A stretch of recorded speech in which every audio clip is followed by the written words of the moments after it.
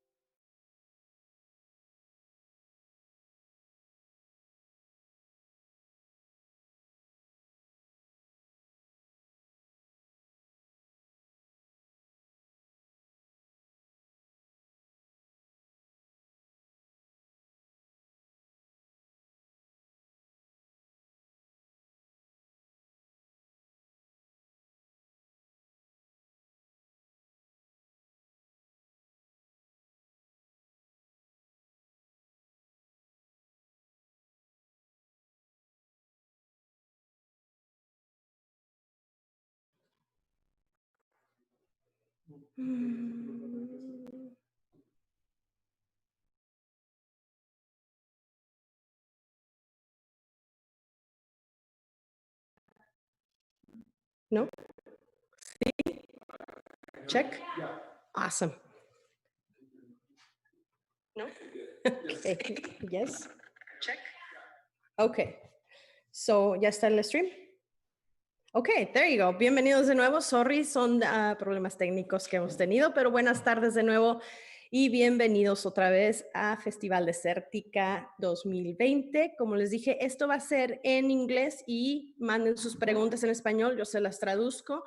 Y ahora, ¿me puedes poner el escrito otra vez, Dani? Thank you. Les introduzco nuestro ponente de hoy. Siguiendo, les recuerdo que las preguntas las sigan mandando, pero se las voy a dar hasta los últimos entre 10-15 minutos. Sabremos con el Q&A.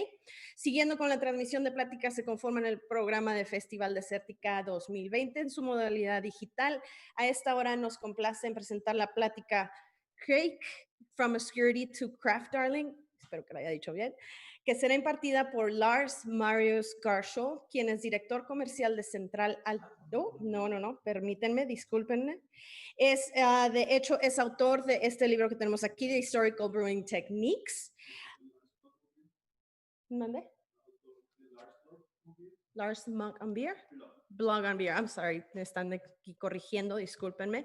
Y el tema de hoy será, como dije, From Obscurity to Craft Darling, desde Farmhouse. Estamos hablando de Farmhouse Style Beers. Ok, bueno, disculpen por todo esta confusión, es domingo y entonces todos estamos aquí de nuevo cansados.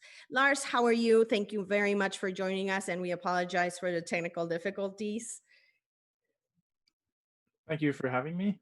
There's always technical issues, but yes, yeah, I apologize about that, but go ahead. You have the floor right now. Go ahead with your... So I would like to share my slides, and to do that, I need to share the screen, and Yes. it's not allowed. I don't know who the host is. Is it Eric? Eric? Eric is going to go ahead and do it right now. And you're up? I can do it now. Awesome. Okay, good. Just a second. Yeah.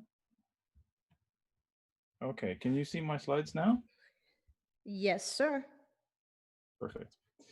Okay. Thank you all for coming to this talk. I'm trying to share with you a little story about a type of yeast that comes from Norway. We could do this in the technical way and just walk through the microbiology, but I think that's a bit boring. So although I will share the microbiology with you, I'm trying to turn it into more of a story.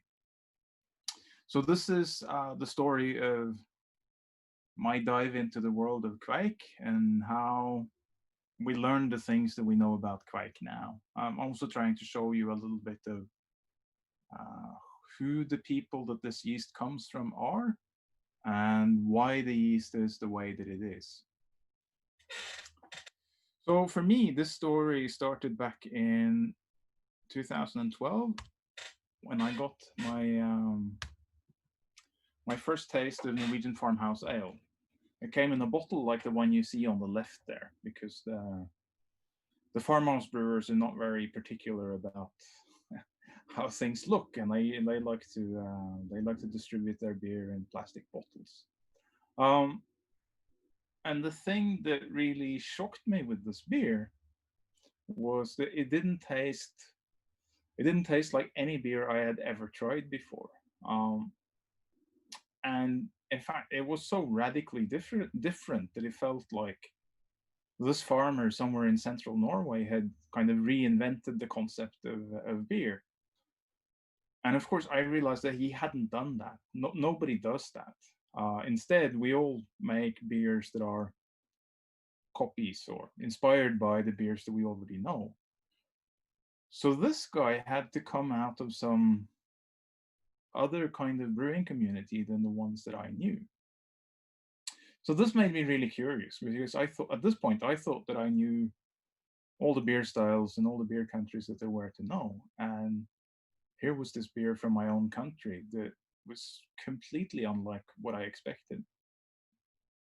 So I started digging into Norwegian farmhouse brewing. And the following year, I was really lucky and was invited to actually join a brew session.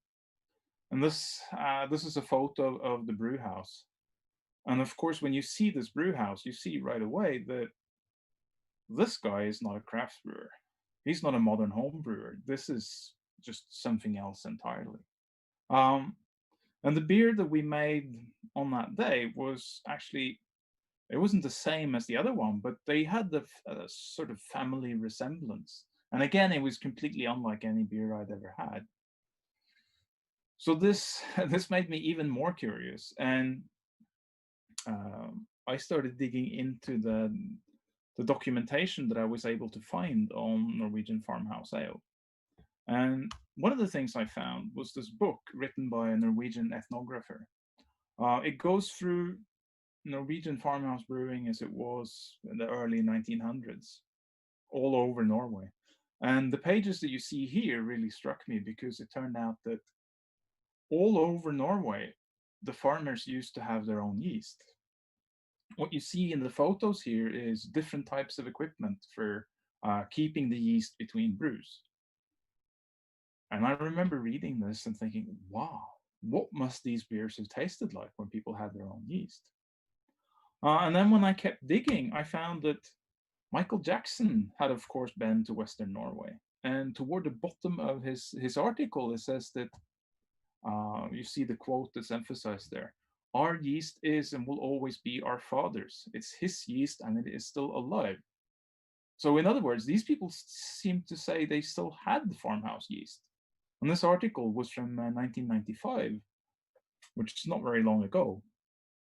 So this made me really excited, but then that was all that it was possible to find. Could find a few mentions of some yeast called KVEIK, and that was it. So it's clear that in Voss, which was where Michael Jackson had been and where I also found the other bits and pieces from, people had some kind of yeast. They said it was old, and that was it. And a lot of people were skeptical about this, that they really could keep their own yeast cultures going for so long, and whether this really could be clean, pure yeast like what modern brewers are using. I didn't know the answers to any of those questions, and that's actually what made me curious. So we spent a ridiculous amount of time doing research and trying to find brewers who would be willing to show us what they were doing. And in the end, we were invited to come and brew with Sigmund Järnes, who you see on the upper right there. This is his brew house in Voss. And as you can see, it's very similar to the other farmhouse breweries. Same type of copper kettle, and so on and so forth. And just to give you a little hint on the geography here. So Norway is already not just in Northern Europe, it's basically on the edge of Northern Europe, as far north as you can get. And Voss is in the western part of the country, and quite unusual in that it's an agricultural district that's not by the sea. So it's not by a fjord, it's by a lake. And this actually matters for the story because people got cars in Norway roughly around 1960. And before then, they traveled by water for the most part. So Voss, where this brew house is, was actually quite isolated until 60 years ago. And of course, it's not, that's part of the reason why these people still have their own yeast. So when Sigmund brews, the first thing that he does is to fill this copper kettle with water and then stuff it full of juniper branches. So when you brew Norwegian farmhouse ale, you don't actually brew with water. What you're using is juniper infusion, einerlog in Norwegian, which is a kind of tea that you make from the branches. So you heat the water until 80 degrees and let the branches steep there a good while. And this brings out really strong kind of fruity, herbal, woody aromas from the juniper. And when I was taking this photo, Sigmund was using the sieve that you see there to remove some stuff from the kettle. And of course I asked him, why are you doing this? And he just looks at me and smiles and says, well, all sorts of stuff come with this juniper, like spiders. You don't want that in the beer. And when we tried it ourselves at home, we could see that, yeah, he was right. You do get these bugs with the juniper. Of course, the wort gets filtered quite well, and then it gets boiled for 4 hours, so it's not an issue. But yeah, you can see why he's taking them out. So when we quizzed him about his ingredients, that was another surprise. So he said he uses juniper branches, Pilsner malts, Saas hops, which is the same type of hops that's used in Pilsner, and his own yeast, the KVEIK. And we were really puzzled by this. It was like, is he making just a Pilsner with juniper and a weird yeast? It didn't seem to make any sense. And he told us that he didn't have any beer left, but that turned out not to be quite true because there was a little bit left in his tank, and he didn't really want to serve it to us because it was just the dregs, but we kind of forced him to. And when we got it in the glass, that was the first surprise that was another surprise because didn't he say he was using Pilsner malts? And then this beer is roughly the color of red wine. So how did that happen? And then the second surprise was that it smelled of oranges. So Pilsner malts and Pilsner hops, that doesn't give you orange flavor, and neither does the juniper. So at this point, we started getting quite seriously excited because as far as anybody knew at that point, there was no yeast in the world that was making juniper aroma. Next step, once he's done the mashing, which of course is what you see here, he puts everything into this barrel-like vessel, which is called a rost in Norwegian. And then he lauters the wort through juniper branches. So he filters the liquid off from the malts, basically. And this takes quite a few hours because you have to run it off slowly. And then as it comes off, it goes in the kettle. And he starts a really serious fire under this kettle and starts boiling the wort. And he, like I said earlier, he actually boils the wort for 4 hours. So if you look on the wall of the kettle above the liquid there, you can see there is kind of a dark band. And that's the amount of liquid that has been boiled away. And he starts with 300 liters, but he boils away half of it. So the batch size is actually 150 liters. And the reason people in Voss do this is actually quite clever. Norway is not, let me say, the best country for agriculture. It's too far north. There's not a lot of sun. So people had to squeeze as much as they could out of their ingredients. And one thing people in the Voss area figured out was that in normal brewing, you lauter wort until you hit your target original gravity. And they do the same by tasting the wort. But they realized that when you hit the gravity that you want, there's still sugar left in the malts. Of course, if you lauter it, you start watering out your wort, and it gets you lower the OG. But you can get rid of that water just by boiling it away, which is what they're doing here. So this is actually a trick to get a stronger beer from all of the sugars that are in the malts. And of course, it adds to the flavor as well. And again, Sigmund is out with the sieve, and he's removing this foam and knocking it off on the floor and taking more foam and removing it. And so, of course, I ask him again, so why are you doing this? And he laughs and says that, well, in Voss, we call this foam the headache. You have to remove the headache, he says. Which sounds really weird, but what he's been taught is that there are oils in the juniper that will give you a headache, and they stick in this foam. So if you remove the foam, people are less likely to get a headache. Whether that's actually true, I don't know. Nobody's tested it scientifically. Here you see the result when we tried to make this beer ourselves at home. We used gas, and we didn't boil for quite as long as Sigmund. So on the right is the wort before we boiled it, and there you see what you would expect from Pilsner malts. And then on the left is the boiled wort.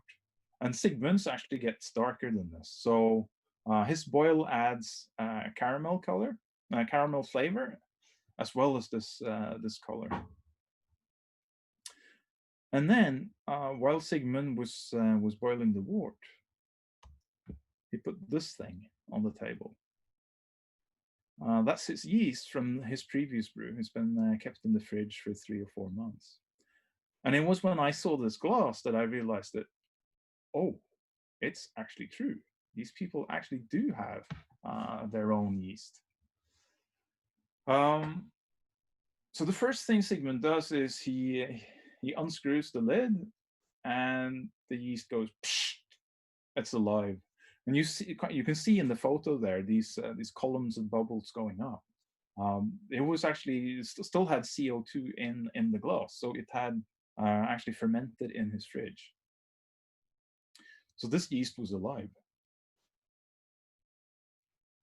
And when you look at this, you realize that this is actually a kind of domesticated animal that he's keeping in his fridge, that he inherited from his uncle, who got it from Sigmund's grandfather, and so on and so forth back the line.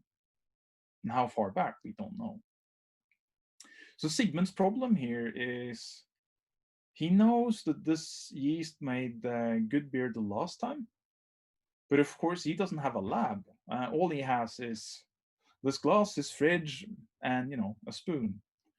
So he has to do some QA to be sure that this is going to make good beer. And what he does is he takes the spoon, and you see the little amount of liquid that's on top of the glass. He tastes that to see that there are no off flavors.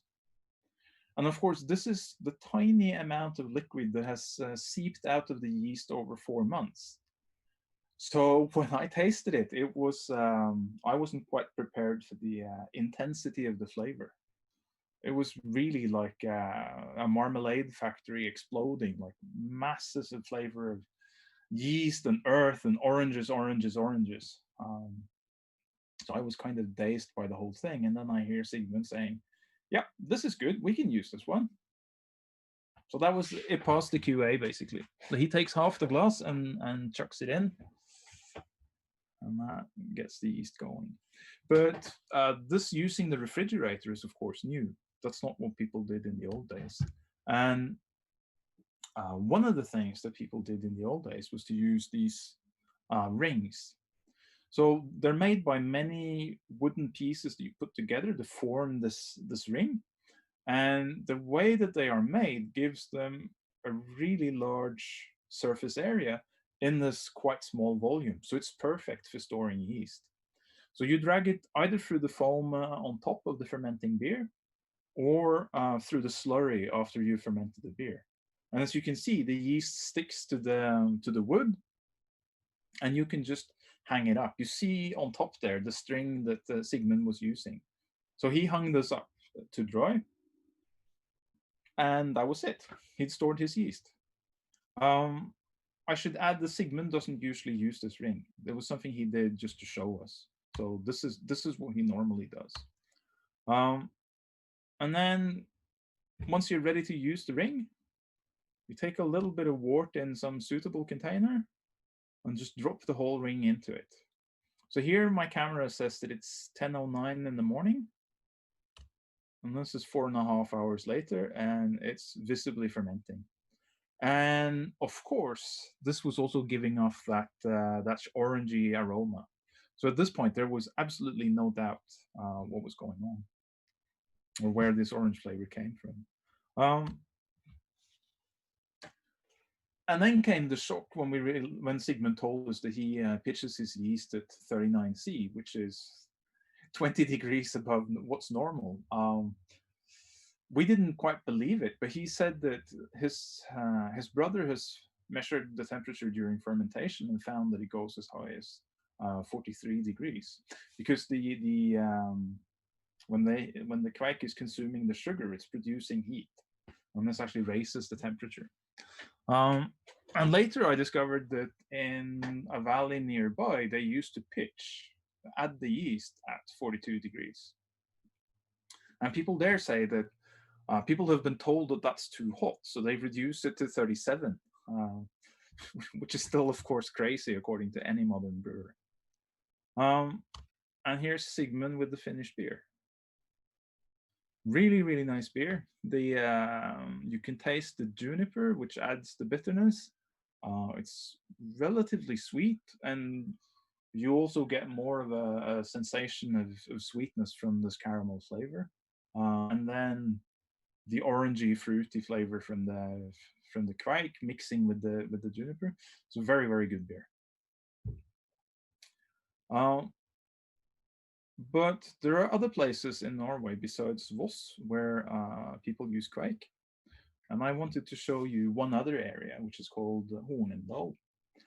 And this looks like standard fjord Norway, right? But it's actually the same as Voss in the sense that this is not a fjord, what you're looking at in the photo. It's actually a lake.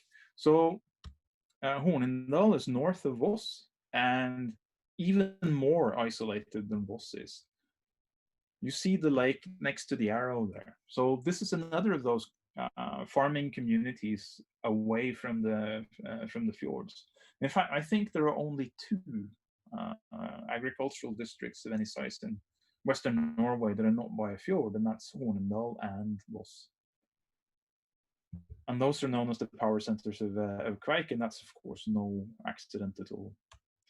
So in this case, I was brewing together with Terje Raftevold, who you see in the photo there. He learned to brew from his uncle when he was 17. And his uncle learned to brew when he was 14. That's in 1944. And they still brew in the same way that Terje's grandmother used to brew. So he, differently from Sigmund, he doesn't boil the wort at all. He doesn't even boil the hops. So he's making a raw ale, a completely different kind of beer from what Sigmund is making. I'm not going to walk through the whole brew process because the technology and all of those things it's pretty similar as for Sigmund, even though he skips the boil. So here he's making the yeast starter. This plastic box he has picked up from his father-in-law's freezer that morning. So he actually freezes the yeast. And while we were doing other things, it was just sitting there in the brew house, and the yeast thawed. So now we have the first bucket of wort, and it's cooled down enough. So he just drops the dried flakes into this bucket. And when he does that, he looks at me and he says, "We call this Marius," he says, "this thing that you make in the bucket, the starter." And that kind of makes sense, because when you see it fermenting, these bubbles are a little bit like ice, which is what this means. Marius literally means the eyes of Mari. Mari is a common Norwegian woman's name. So the eyes make sense, but Mari, who is Mari? It wasn't actually until I found this word in an old dialect dictionary that it started making sense, because the dictionary said that it's not actually Mari, it's Maria. In other words, the Virgin Mary. So this yeast starter is called the Eyes of the Virgin Mary. And Norway has been Protestant for 500 years. So this is not a new term, let's put it that way. So another thing that's remarkable about this is that, according to my camera, when he drops the yeast into the bucket, it's 2:30 in the afternoon. And this, when the yeast is visibly fermenting, is 31 minutes later. And this is actually normal for KVEIK, this incredibly rapid start. In fact, if it hadn't started within an hour or so, then Terje would have gone down to his father-in-law and got a new box, because he would have assumed that his yeast was dead. And then once he has all the wort cooled and into the fermenter, you just take the whole bucket and you pour it in, and the yeast is pitched, and you just have to wait for the beer to be ready. And then 48 hours later, there's a party in the brew house. So oppskåke in the local dialect means two different things. So the first thing it means is basically what's called in English racking. So that's when the beer has finished fermenting and you transfer it into whatever it is that you are going to store it in. And you harvest the yeast and all that stuff. This takes a little while, right? So the brewer has to transfer it into the containers. He has to harvest the yeast. He has to clean the fermenter. So there are a few things to be done, and he's going to be in there for a few hours. And he's got a beer that has finished fermenting, a drinkable beer. In fact, with KVEIK, this is actually going to be a good beer, really enjoyable beer. So of course he's going to have a pint, and of course his neighbors know that. And they have seen the smoke from the brew house, and they have seen him working in front of the brew house. They know that the beer ferments for 2 days. So some places in Western Norway, you would have 15, 20 people showing up, and the brewer is sitting there with 150 liters of finished beer. So of course there's going to be a party. And other places in Western Norway, this developed into something more formal, where you had to be invited to the oppskåke, and there were certain of your neighbors you had to invite because that was the custom, and other people you might decide whether you wanted to invite or not.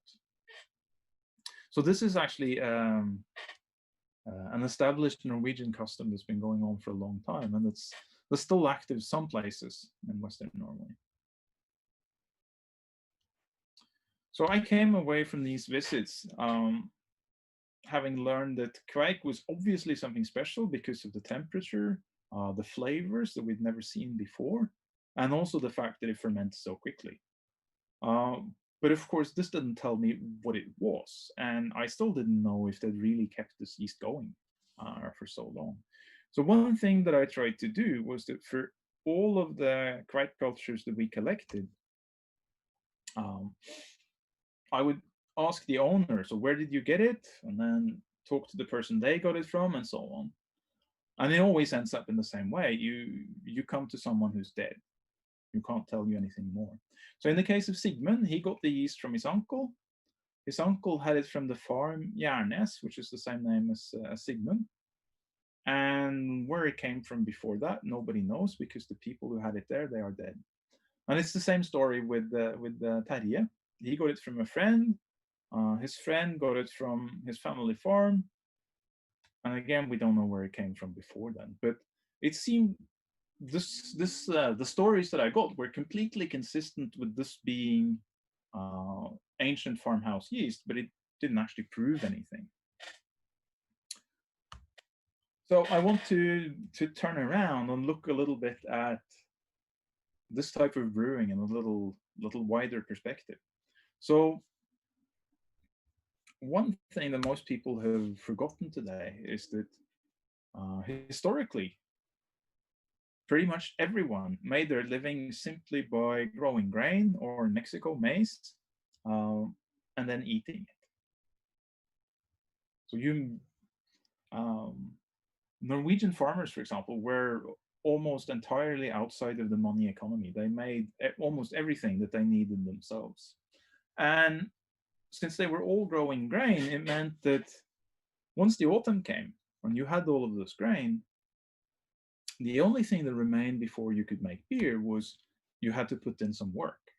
You had to malt the grain, and then you had to collect hops that were probably growing along the wall of your house, and the yeast you already had hanging on the ring.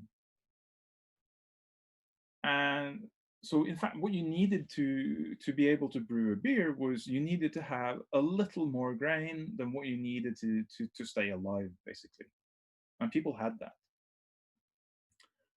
And technologically, everything that you needed to make beer was available already in the Stone Age. And in fact, people did brew in the Stone Age. So this is a burial mound in Denmark, neighboring country to Norway. In 1500 before Christ, a young girl was buried in this mound with a bucket made of birch bark. And when they dug out the grave, they found this bucket, and it had some dried up remains in the bottom.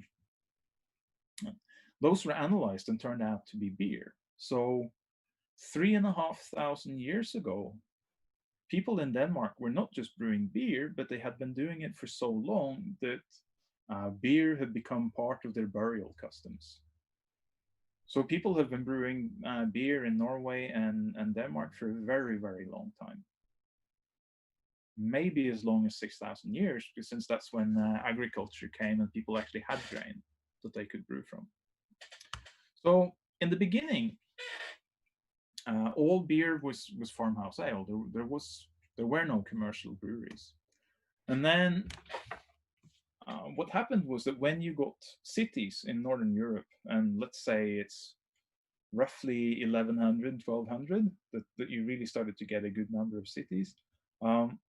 In a city, the people who live there, they don't grow grain, so they can't make their own beer, not without buying the grain, and then they have to malt it and all of that, which is not really very easy in a city. So the moment that a city emerges, you have a market for beer. All of these people in one place who can't make their own beer, and that you can sell beer to. And of course, all around the city is farmhouse brewers who already have the grain. They know how to brew. They've been brewing for a long time. So commercial brewing grew out of farmhouse brewing. It was farmhouse brewers that moved into the city and just kept doing the same things that they'd done before. Until the Germans came up with the idea of boiling the wort with hops in it, because this makes a beer that keeps better. So you can transport it to the next town, sell there, and you have a much larger market. And when this happened, there was an explosive development, basically. So within roughly 200 years, by the 1400s, commercial breweries had copper kettles that were 4,000 or 5,000 liters in size. And of course, when that happens, you're not really a farmhouse brewer anymore. You've started to leave that way of thinking and brewing. And this development went on. So in the 18th century, you had the English porter breweries in London.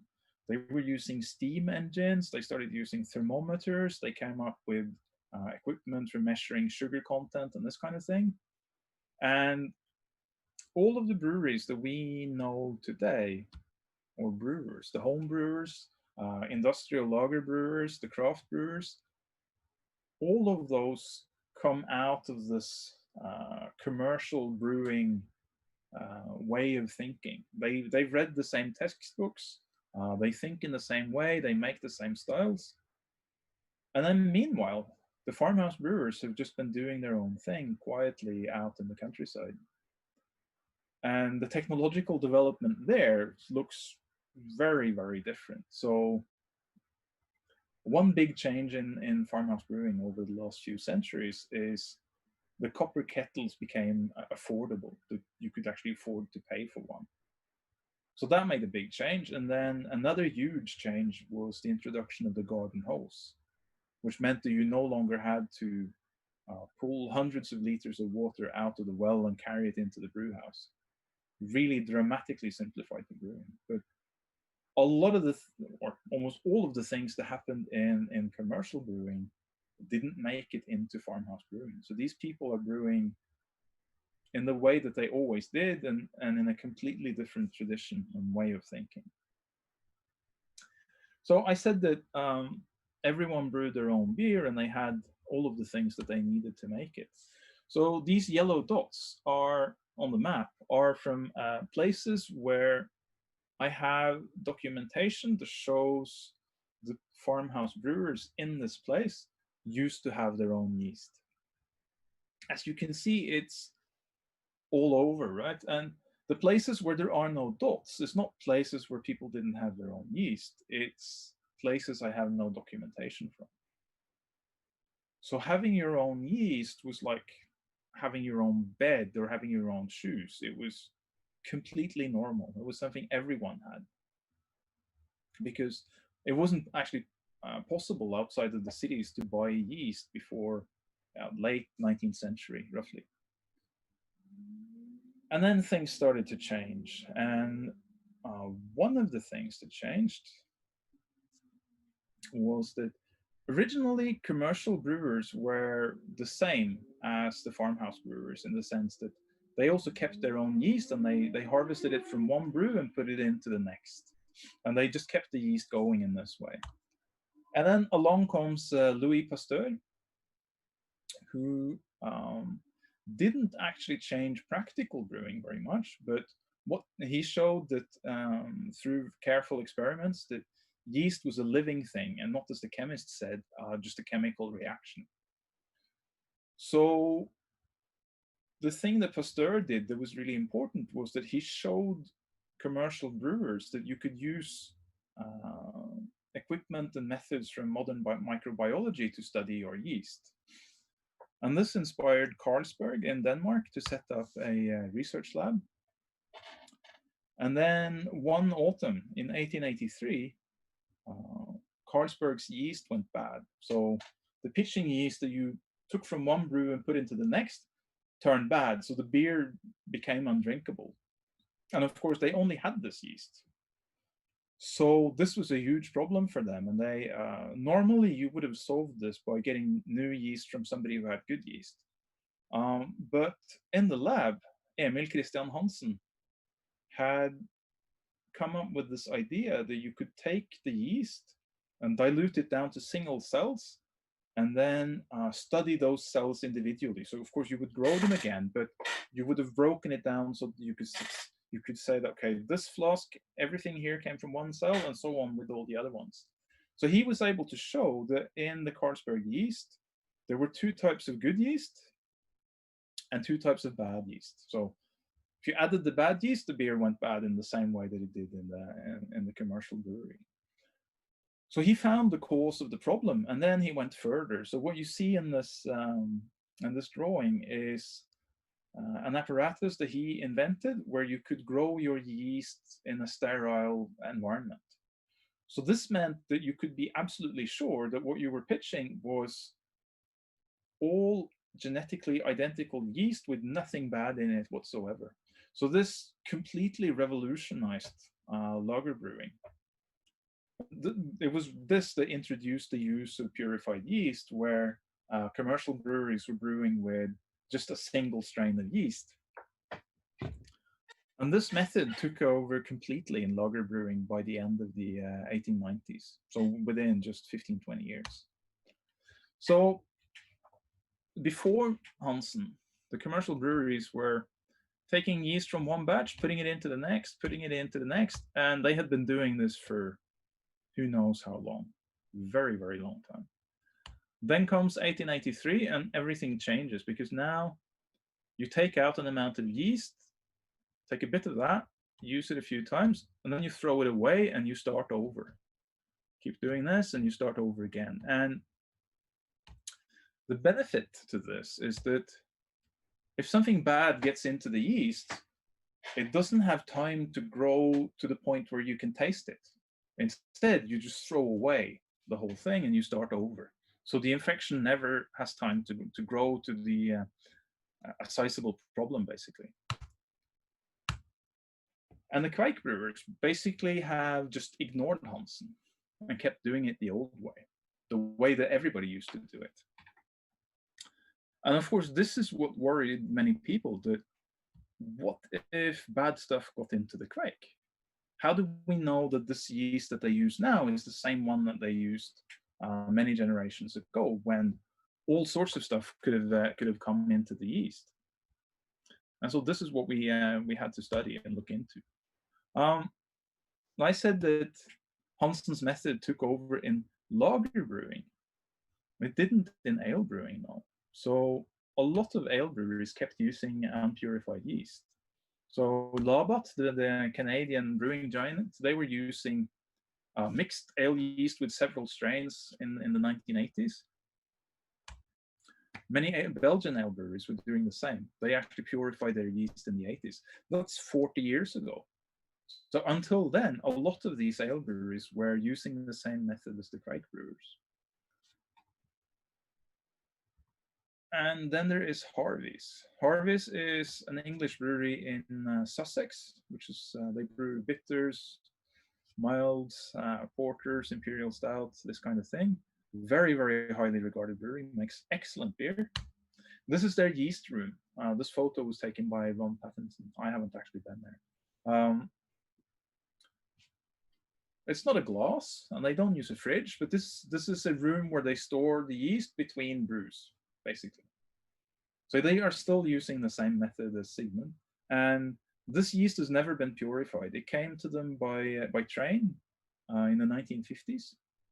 It consists of 2 strains of brewer's yeast and 2 strains of a really obscure yeast species. So they are actually still brewing in the same way. In farmhouse brewing, there were a lot of changes throughout the 20th century, because agriculture in Europe was totally changed, and the countryside societies basically were totally reformed. So people started, some places people stopped brewing, other places they started buying red yeast and fermenting on that instead. So you can see that kind of decade by decade, various regions by turns lose their yeast. So I spoke to people from Estonia, for example, who before 1990 actually used to have their own yeast, which they could remember, but now they've been using baker's yeast for 30 years. So they used to have farmhouse yeast until quite recently, but they lost it. It's gone. So this, as far as we know, this is the places where people still have living farmhouse yeast that's being used. This is all that remains, basically. Now, I wanted to know what this was. So I packaged up the yeast and sent it off to a lab and got the analysis results back. So for Sigmund's yeast, they told me there are 3 strains of yeast in here, pretty similar to what Carlsberg found, for example, or Harvey's. There's no bacteria, and it's Saccharomyces cerevisiae, the same species of yeast that the ale breweries use. That's the upper photo, and then the one below it is showing analysis of a yeast from another valley quite near to Sigmund. And in this photo, you can see that these 2 yeasts are closely related. The lab thought that they must have been the same yeast a few decades ago. So it does look like people have been able to keep it going, but this is still not definitive proof. We want more than this. So Saccharomyces cerevisiae, knowing that KVEIK is the species is not very useful, because that contains all brewers' yeast except lager yeast. So Hefeweizen, ale yeast, Belgian yeast, Saison yeast, all of that is Saccharomyces cerevisiae. As is wine yeast, wild yeast, baker's yeast, blah, blah, blah, blah. So we need a bit more precision to tell what KVEIK is. And the main thing we want to know is it brewer's yeast, yeast that has been domesticated, or is it wild yeast? And then, of course, there's the question of where did it come from? And all of the yeast that we use in brewing comes from nature, basically. So you can still find Saccharomyces cerevisiae out in the forest, where, for example, lives in trees and eats the sugar in tree sap. So this is actually a place where you can go and you can collect yeast that you can use to brew. So if we take the history of yeast kind of from a very, very high level, then the first beer that was made has to have been made with wild yeast, because there was no other type of yeast at that point. You can't have domesticated yeast that has adapted to brewing before there is brewing. So the first beer must have been spontaneously fermented. You make the wort and it just ferments by itself. And probably people have been brewing like that for a while, and then they realized that if we don't clean the fermenter when you have a good beer, then the next beer is going to be similar. They don't know it's because you end up fermenting with the same yeast, but they know that it works. So people start not cleaning their fermenters and treating those like magic, like they are special. And there are actually people in South America, in the Chicha areas, that brew this way today. And then eventually people have figured out that, hey, it's not about the fermenter. It's the sludge that remains on the bottom, or the foam that sits on top. You can just reuse that, and it doesn't actually matter with the fermenter. And that's when you get over to the classic way of brewing, the same way that the KVEIK brewers are using today. And if you think about what you need for this reuse technologically, you can use a yeast log like this, which is something people used in Norway, or you can use a straw ring, or just a wooden branch, piece of cloth. That's actually all you need. So it follows that people can have been reusing their yeast for a very, very long time. And what happens when you keep reusing the yeast, when it exclusively lives in the brewery, is that you're changing it. The same thing that happened when we took wolves into our homes and kept them as pets, right? That's also changed the animal. And in the case of yeast, what happens is that you start out with all wild yeast, and then there is a mutation. Usually those are bad, right? But then something happens that makes the new cell grow faster than the wild yeast, right? And then as you keep reusing this yeast culture, the new strain just grows and grows and grows, and eventually it will outcompete the wild yeast, and you only have this new strain that's adapted. So changes that happen in wild yeast when you use it in brewing is it learns to eat sugars that don't exist in nature, but which exist in wort. It becomes more tolerant of alcohol, and it learns to flocculate, that is, to drop out of the beer when it's finished fermenting. And it has really, really strong pressure to drop out, because the yeast that remains in the beer is going to go in your stomach into an acid bath and die. It's only the yeast that you harvest that makes it into the next batch.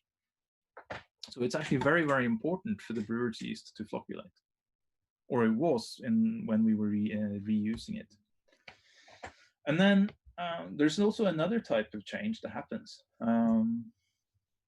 which is that some of the functionality, the ability of the yeast actually goes away. So if you think of a cave in the mountains underground, where it's always dark. There's often fish living in lakes in these caves, and when you look at those fish, they have eyes, but the eyes don't work. So what happens is that the genes that make these eyes get broken through random mutations, but evolution doesn't do anything about it because there's no difference if you have usable eyes or not. You can't see anything anyway. So over time, you end up with blind fish. And something similar happens to brewer's yeast, that in nature, the yeast has to be able to survive drying. But you saw the harvest yeast, right? It was still wet. So you'll sit in those buckets for maybe 2 days, and then it goes in the next beer. And then another 2 days and into the next beer. It never dries. So it actually loses the ability to handle drying. And what we've gone through now kind of gives us a signature properties that we can look at to see whether a yeast is domesticated, is brewer's yeast, or it's wild. So if it has good alcohol tolerance, it can attenuate the beer well, flocculates well, ferments quickly, and can't handle drying, then it's very likely to be brewer's yeast. And there's another marker as well, which is quite important, which is this phenolic flavor. So wild yeast, as I said, makes its living from, among other things, fermenting sugar in tree sap. Of course, the tree doesn't like that. It wants the sugar for itself. So the tree makes acids in the sap that are harmful to yeast. And Saccharomyces cerevisiae has learned to break those acids down. And the byproduct is actually this phenolic flavor. And some brewer's yeast still does that. But there isn't a lot of these acids in wort, just a little bit. So most brewer's yeast actually can't make this flavor. And that's a very strong signal that it's a domesticated yeast, if it's not phenolic.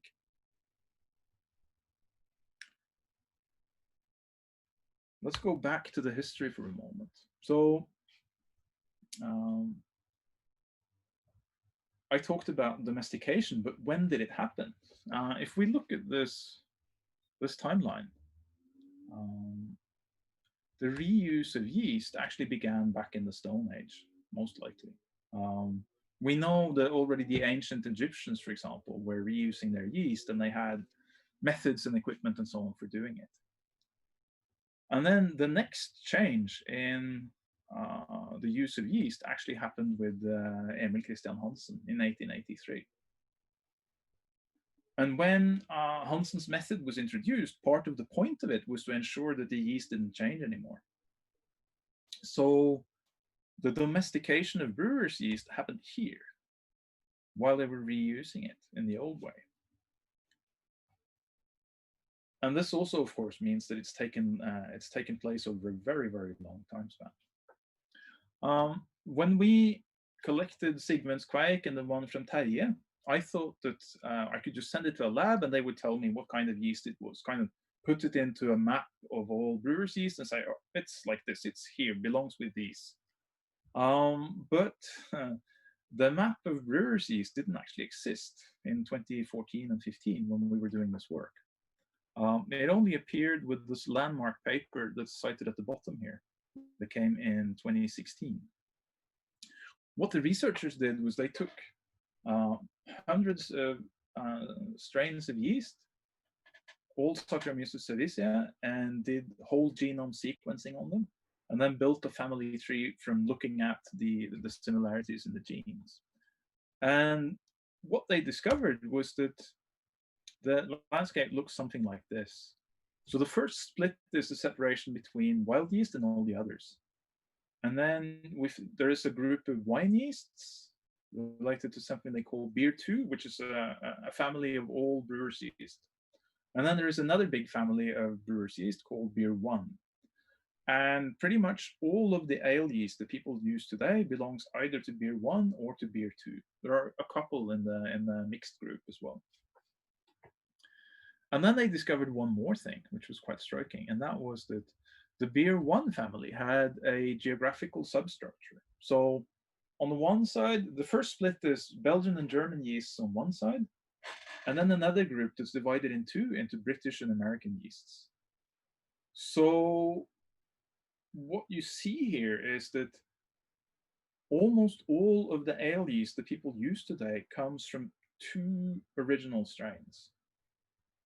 And these strains are then shared between brewers, and they've spread far and wide, but it's almost always descendants of those same two yeasts that people are using. In other words, once a brewer got hold of a good yeast, they kept reusing that yeast, and it spread.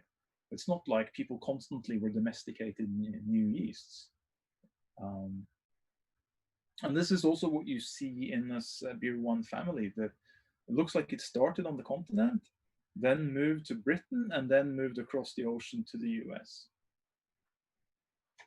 And then once they got to these new places, the yeast kept developing, and you got this British and American families. And since we're talking about farmhouse yeast, the saison yeasts belong to beer too. That's why they're so different from other yeasts, actually. They belong to a different family.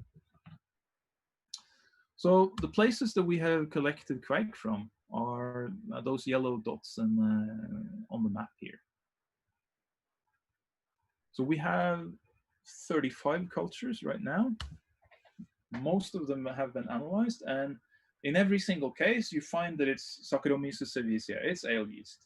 And then the other thing that you find is that no matter where you go in Western Norway, when you find a farmhouse yeast, it's always more closely related to other yeasts from Western Norway than to any other yeast. So KVEIK is actually a family of yeasts that are related to each other and kind of a separate branch of the tree. Sometimes we find bacteria in these cultures, but usually not. And a couple of times there have been wild yeasts there, but usually when there are contaminants in these cultures, you can't actually taste them. They're there, but they don't affect the beer. So clearly the brewers have very good control over the yeast that they are using. And if we look at the properties that KVEIK has, I put KVEIK in the middle column there. It actually goes with the ale yeast. So alcohol tolerance, phenolic, all of these things make it look exactly like a domesticated yeast, except for these last two properties. Because it can be dried and it has the same high heat tolerance as wild yeast. And that's a bit odd. Like, why do we get this? It's like brewer's yeast, except in some cases it's like wild yeast. Some people have seen this as a sign that KVEIK is less domesticated, but I would argue that that's actually wrong. I think it's actually the other way around. So I have collected documentation of farmhouse brewing from 10 different countries in Europe and built a huge database of all of this data. So here we're looking at the pitch temperatures that people used all across Europe, UK, Russia, Norway, Finland, and so on. And along the bottom, the x-axis is degrees in centigrade, and the height of the bar is how many brewers pitch the yeast at that temperature.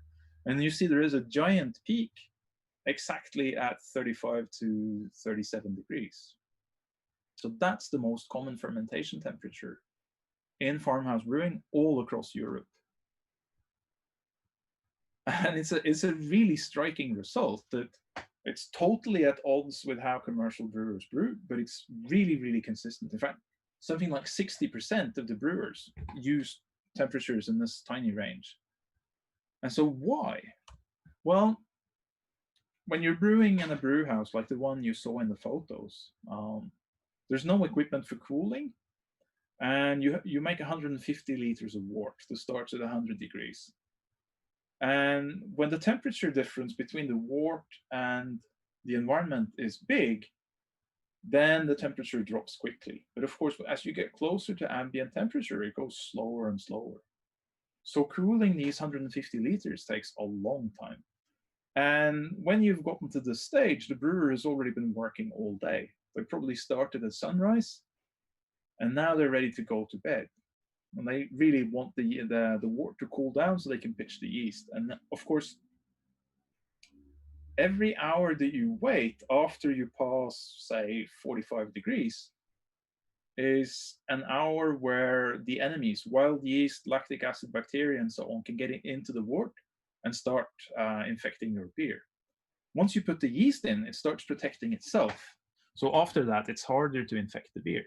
So in other words, the warmer that you could ferment, the sooner you could go to bed, and the better your chances of not having an infected beer. So this is why the brewers fermented so hot. And that's also why the yeast can handle this. It has evolved to fit farmhouse brewing, which is different from commercial brewing. And it's the same actually with the drying. So the reason that KVEIK can be dried is, if we look at the historical documentation, you see that almost everywhere in Norway, you see the yellow dots, people dried their yeast. In eastern and southern Sweden, and also in Denmark, you see a lot of black dots where people kept the yeast wet. So the reason for this difference is that in Denmark, southern and eastern Sweden, people were using beer as the daily drink. So they would brew beer every 2 weeks or every 4 weeks. So they could just keep the yeast wet and it would survive just fine. But Norway doesn't have enough grain for that. So in Norway, people brewed strong beer roughly twice a year. And then you have to keep the yeast for 6 to 12 months. And to do that, you have to dry it. So KVEIK never lost the ability to handle drying because people were forced to dry it. So another example of how the yeast has adapted to farmhouse brewing.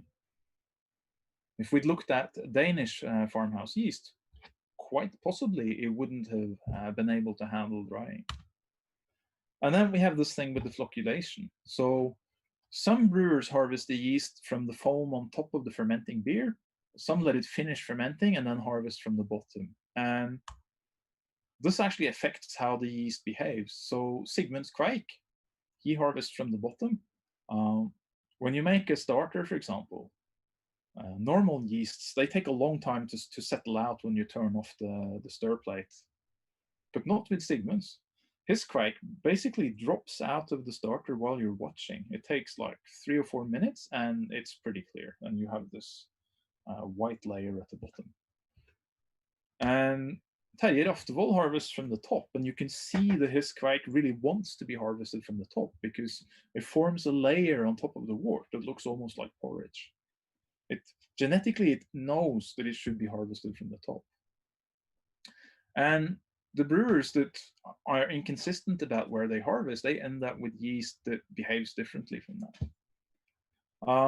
And if we look at the fermentation time, so why does the KVEIK ferment so quickly? Well, here's one of those histograms again, where you have hours across the bottom and the number of brewers is the height of the bar.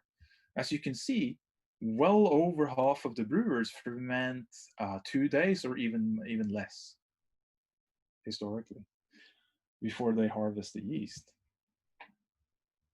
Which is again striking because it's totally different from modern brewing and it's surprisingly consistent. So why is that? Well, these people are harvesting the yeast, right? And when you have an infection in your beer, it usually takes time to develop.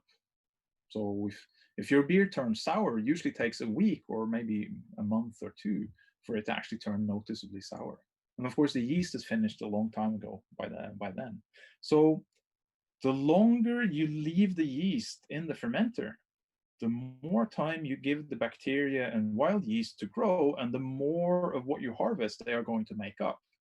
And then you're reusing this culture over and over and over again. So if the problem is allowed to grow, it's just going to grow and grow and grow, and your yeast is going to go bad.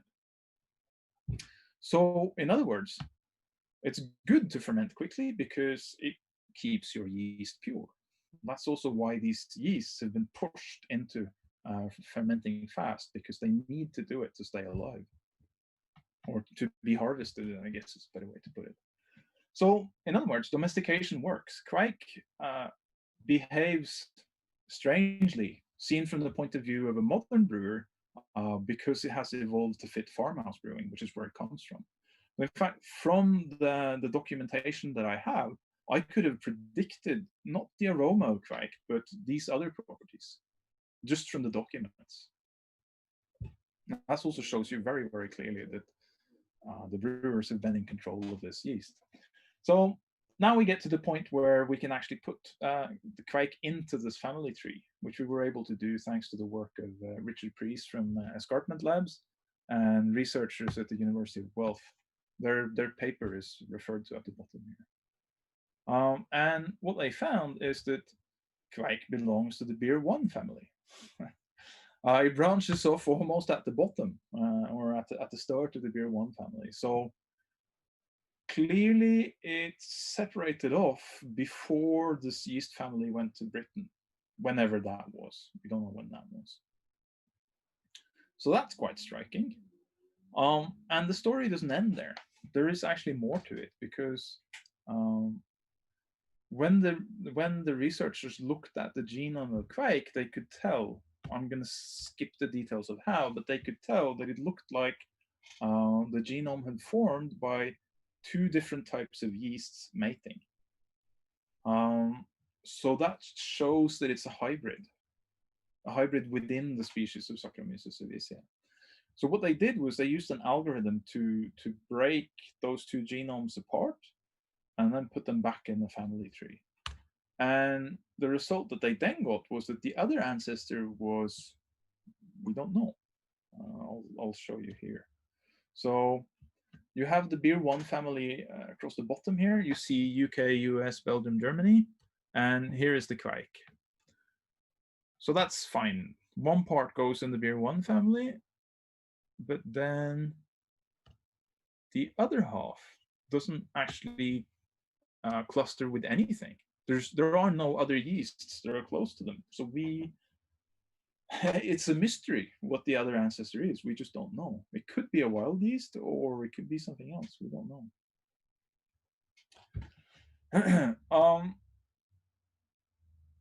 I want to say a little bit about the word. So KVEIK, the word, means yeast in some Norwegian dialects, but there are actually other words that it came out of. So you can use it to say that you are giving something new life. So in Western Norway, people will say, I am kveiking the fire. Or if you search the Norwegian National Library, you'll find people saying that they're going to put kveik into the work to get rid of alcohol, for example. You're going to put new life into that. And of course, when you put yeast into the beer, it comes alive in a way. So it does make sense. And you find the same word in English as quick, which can be used in the meaning of being alive or healthy. So the quick and the dead is an English expression, for example. The word kveik in the meaning of yeast, you can actually find in Old Norse literature from 8 centuries ago, where it's very clearly used to mean beer yeast. Of course, that doesn't mean they are referring to the same type of yeast, but it does show that the word is that old. Here's just a quick map to show what words people used in different places. So the white dots are kveik, and you see it's the inland and coastal area in southern Norway, Hardanger, Voss, and also the area around Hornindal. But there are we have actually collected kveik from areas where people don't use kveik to mean yeast, but we're calling their yeast a kveik anyway because it belongs to this family. And that's another point that's important to note, that just because you've tried one kveik doesn't mean you know what the others are like, because the flavors that you get from these cultures are actually very different from each other. So this is a family of yeast where the different members behave differently from each other to some degree. They produce different aromas and so on and so forth. And the other thing that you really need to know is that what we collect from the farmhouse brewers is not strains, but cultures, so mixes of many strains. So you see this this photo on the lower right here. That's from the University of Leuven, who've done genetic analysis on the strains in the number 17 Midtbust culture. And you see that crazy looking family tree. That's actually how many different strains they found in this yeast and the family relationships between them. So they don't have all of the KVEIK cultures, but they still found 1,550 individual strains in the KVEIK cultures that they have. So that gives you some sense of this is actually a big family of yeast, and we are nowhere near finished exploring it. Okay, I'm gonna wind up now. So what is KVEIK? It's a brewer's yeast that's domesticated, and it descends from continental brewer's yeast, the same family of yeast that's used in porter and IPA, but it has mated with some ancestor that we don't know what it is, and that's part of the reason why it behaves differently. It's a family of yeast, definitely very old, but we don't know how old. And as far as we know, only exists in Western Norway. And it's different from modern yeast because it's been used in farmhouse brewing, basically. And so what we've learned is that, yes, saison yeast is farmhouse yeast, and it's a special yeast, but it's just one type of farmhouse yeast. And there are more besides KVEIK. So I took this photo in eastern Norway, not in the west, on the other side of the mountains, in the kitchen of Sverre's Grindo. So this is his yeast, which he calls gong. And it's related to KVEIK, but it's different from KVEIK. So we're still studying it, and we need to learn more about it. But this story is not over. And this is Marina Ivanovna in Chuvashia. So what she's got in that big ladle is a yeast that she inherited from her mother. So she's making a yeast starter here. These yeasts we don't know a lot about either. And then you have the ones from Latvia and Lithuania. And then we discovered another region in Norway that also has yeast that we don't know what is yet. So there's a lot of work to do for the researchers here. Yes, the book that Michelle showed you, I just published that in April.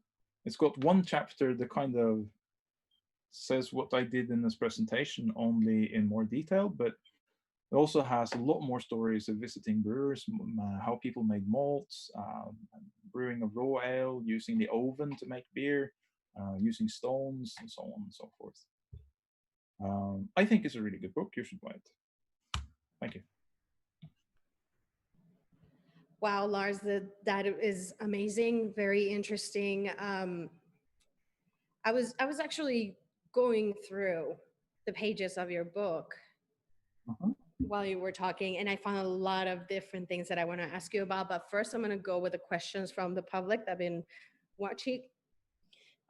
So I had to translate a couple for you. So Chris Hernandez asks, could we use KVEIK yeast to ferment at normal temperatures of 18 degrees Celsius? Would we have a cleaner profile? Sure. KVEIK will happily ferment it at 18 or even lower. You can go below 10 C as well, maybe as low as 4. In general, you do get a slightly slower fermentation and less esters when you ferment at lower temperatures. So yeah, that's totally possible. Depends on the beer you want to make, basically. Mm-hmm. Thank you for that. Do you know what? You're still sharing your screen. Would you mind turning that off? I mean, even though it's a really nice scenery. There we go. Are we back? Yes. Can we see him? Okay, awesome. All right, we're back. All right, another question is from Paco Mora. What is the lifespan of a KVEIK yeast that has been refrigerated to reuse? Right. It will survive in the fridge for several years. But if you have it in the fridge for, say, 9 months or longer, then probably there's a good risk when you pitch it that you will end up with low attenuation. So you need to make a starter before you pitch it. If you want to keep the KVEIK for a long time, dry it into little chips and put it in the freezer. Then it will keep for 20 years. Wow. Okay. Awesome. Well, while you were talking, I also took advantage of a beer here that we got from Dead Beach, which is a local brewery in El Paso. They have, I got this a couple years ago, I believe, and it's called the Melange. It is a farmhouse ale. This is a saison. So, skål. Yeah, I'll open a can of Vossaöl. All right. Okay. All right, we have another question, Lars. Carla asks, what method of sequencing was used to identify differences between KVEIK strains? I don't remember offhand, but if you look at the paper, the method is given in the paper, the one that Richard Priest is the main author for. So it has all the details on that, and you can download the genetic sequences as well. Okay, awesome. Thank you so much. Now, while I was going through your book, I found something quite funny that I want you to elaborate on, and it's about the superstition section about the yeast scream. Yeah. So people actually scream into the barrel, or how does that work? If you can tell people that are watching. Yeah, I was being interviewed for the radio here in Norway, and I was talking about traditional brewing. And afterwards, the lady who was interviewing me said that she used to rent in a house in Western Norway, and every time they brewed there, they would scream so loud that it gave her chills down her back. And this was the yeast you heard. This has been practiced not just in Norway, but across much of Northern Europe. So when you ask the brewers, why do you do it? They say, well, it's so the beer will be strong and people will be, excited when they drink it. And then if you pay a little closer attention, you hear that many of them scream variations of, get away, go away. So I found a story that's in the book that shows that what they're actually doing is they're frightening away the spirits, supernatural creatures, so that they don't take the beer or don't make it go bad. So there's people would also you see this in South America, in Bolivia, in the chicherias. People pour a little beer on the floor, and people did the same in Norway. So you might throw a little beer out to the door of the brew house and say, "There's yours. Now I want the rest for me." Yes, people do that in Mexico sometimes too. Right. Yeah. It's really interesting. I did have an opportunity to try some chicha in GABF a couple of years ago from Dogfish Head. That was quite interesting. Those are really interesting flavors. I didn't want to try it because I know how it's made, so it's kind of weird. But you just have to forego the fact that some people have been chewing that and spitting it into it, and then you're good. So there are people in South America that actually malt the maize, so they don't have to chew. They don't have to chew it. Okay. Those chichas instead.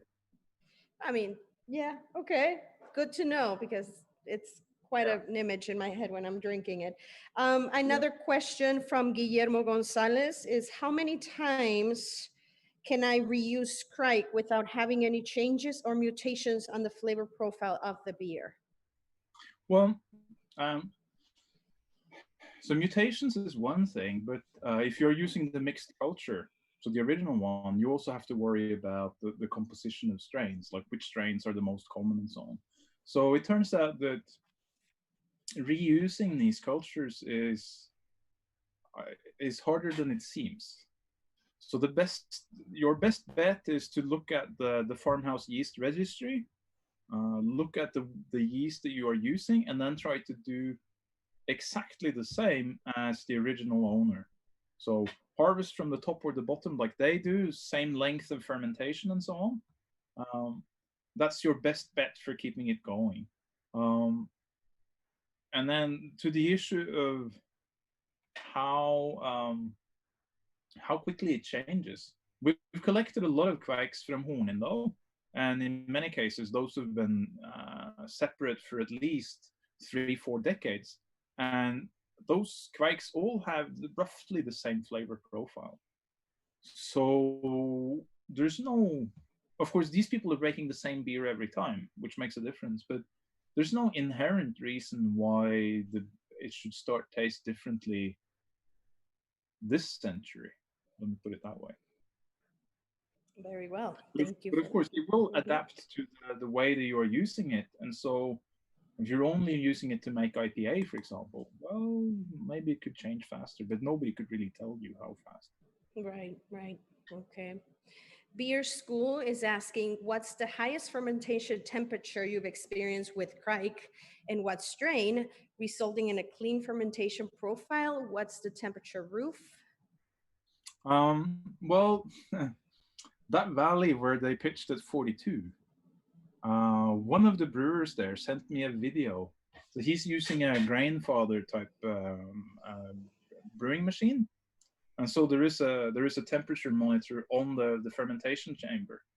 So he was fermenting with number 2 at Evenes, the same one that's actually used in this Vossar. Mm-hmm. And while it was fermenting, the dial was showing 45 degrees. So that's the record as far as I know. Interesting. Okay. That's really high. It's kind of like the weather. It's the weather that we have here in El Paso, literally. Yeah. There are some, there is a limit there, because when you get above 45, 46, 47, mm-hmm. Proteins in the cells will basically come apart, and mm-hmm. and they can't ferment. So there is a limit there, but you don't get any off flavor. What happens is the fermentation stops. Right. And I do have a personal question.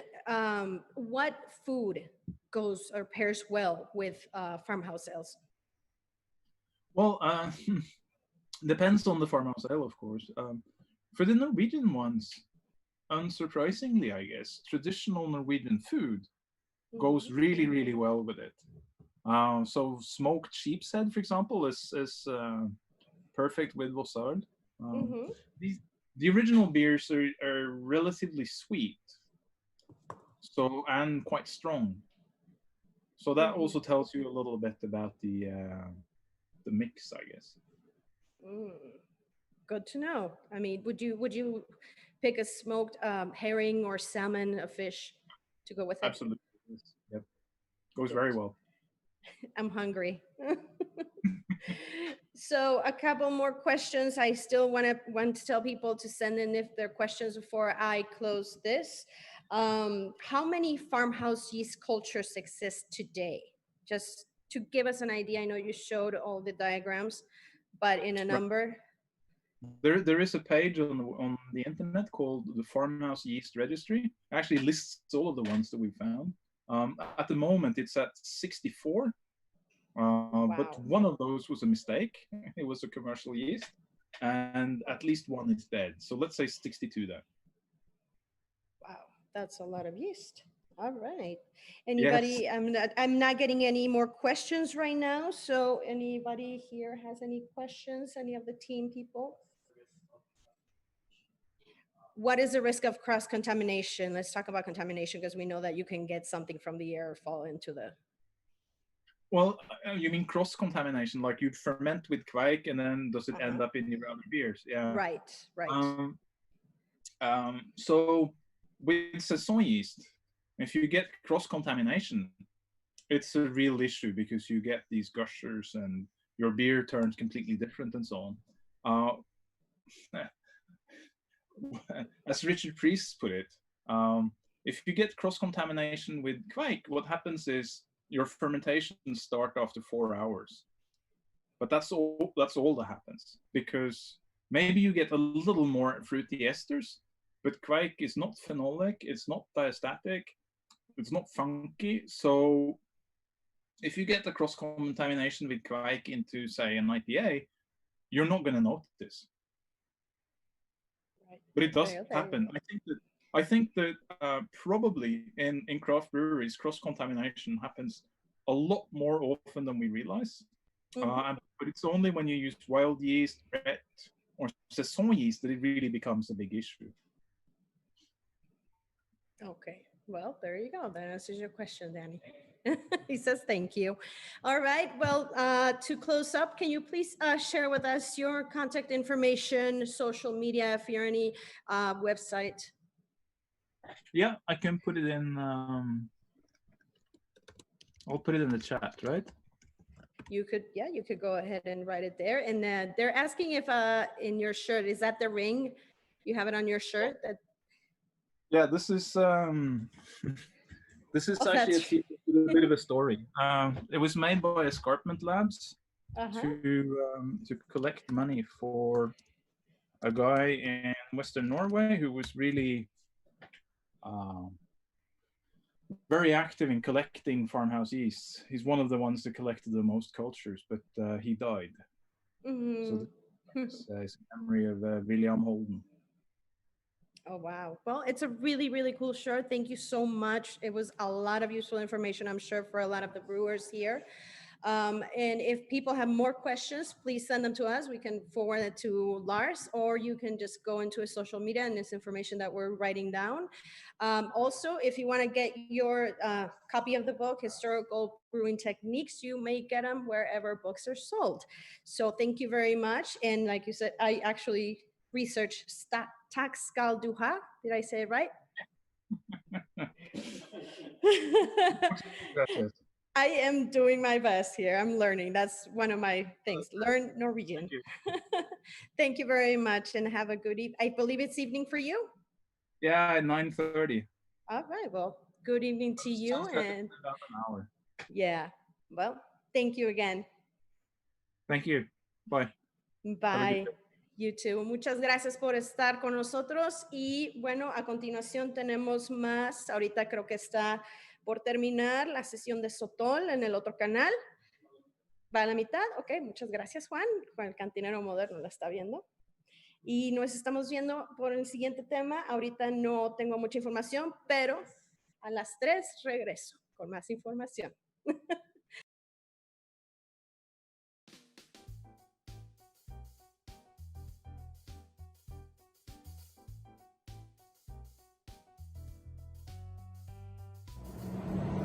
Cervecería Baby G presente, Desértica 2020.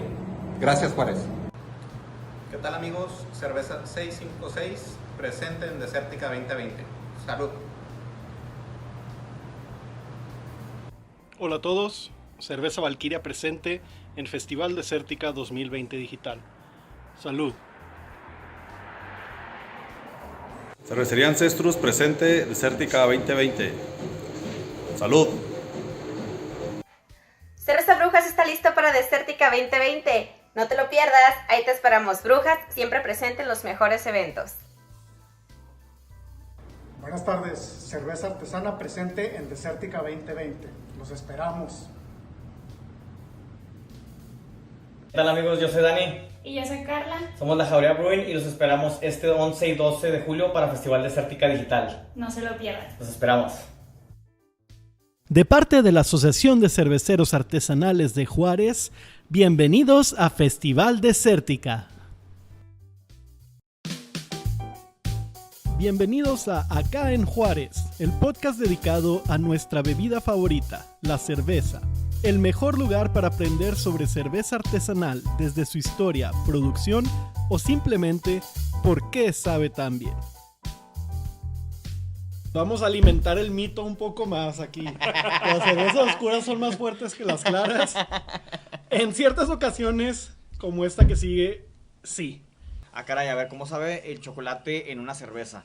¿Qué significa stout? Significa robusto en inglés. En Estados Unidos no se utiliza tanto esa palabra. Ya no me tiene que decir gordo, ya me tiene que decir stout. Ya te robusto, stout. Robustito. El stout. Para mí, una vez que ya estoy dentro, pues ya no hay regreso. Yo me quedé en lo artesanal. Ya después ahí empecé a producir. Después de consumir, a producir. Y pues ahorita es una experiencia que pues ahí estamos ya varios años dentro. Y pues es un estilo de vida más que nada.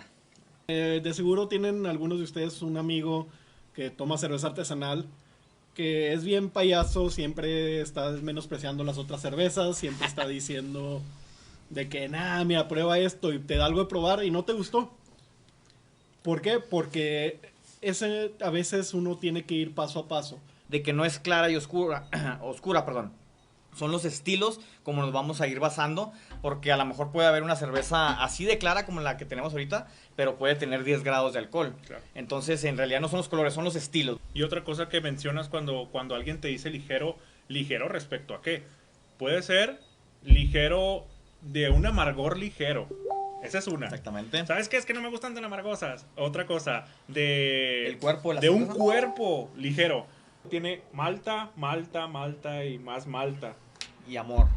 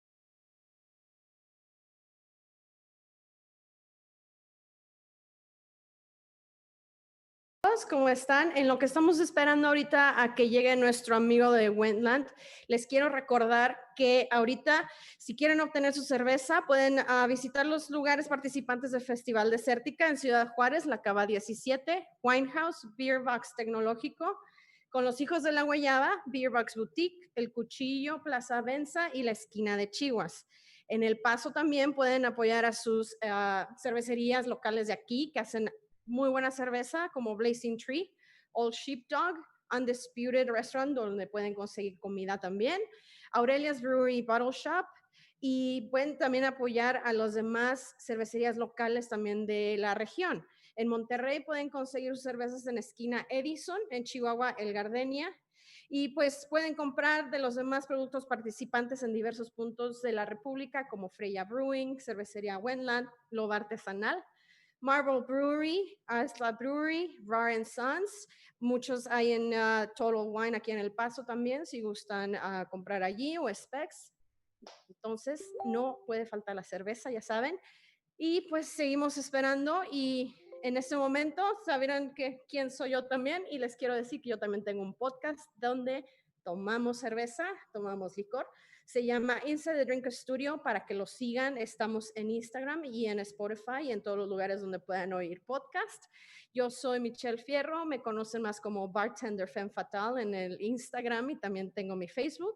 Y pues adelante, síganme y les voy a seguir trayendo información en lo que seguimos esperando ahorita a Wendlandt. Muchas gracias por seguir con nosotros. Voy a seguir tomando cerveza.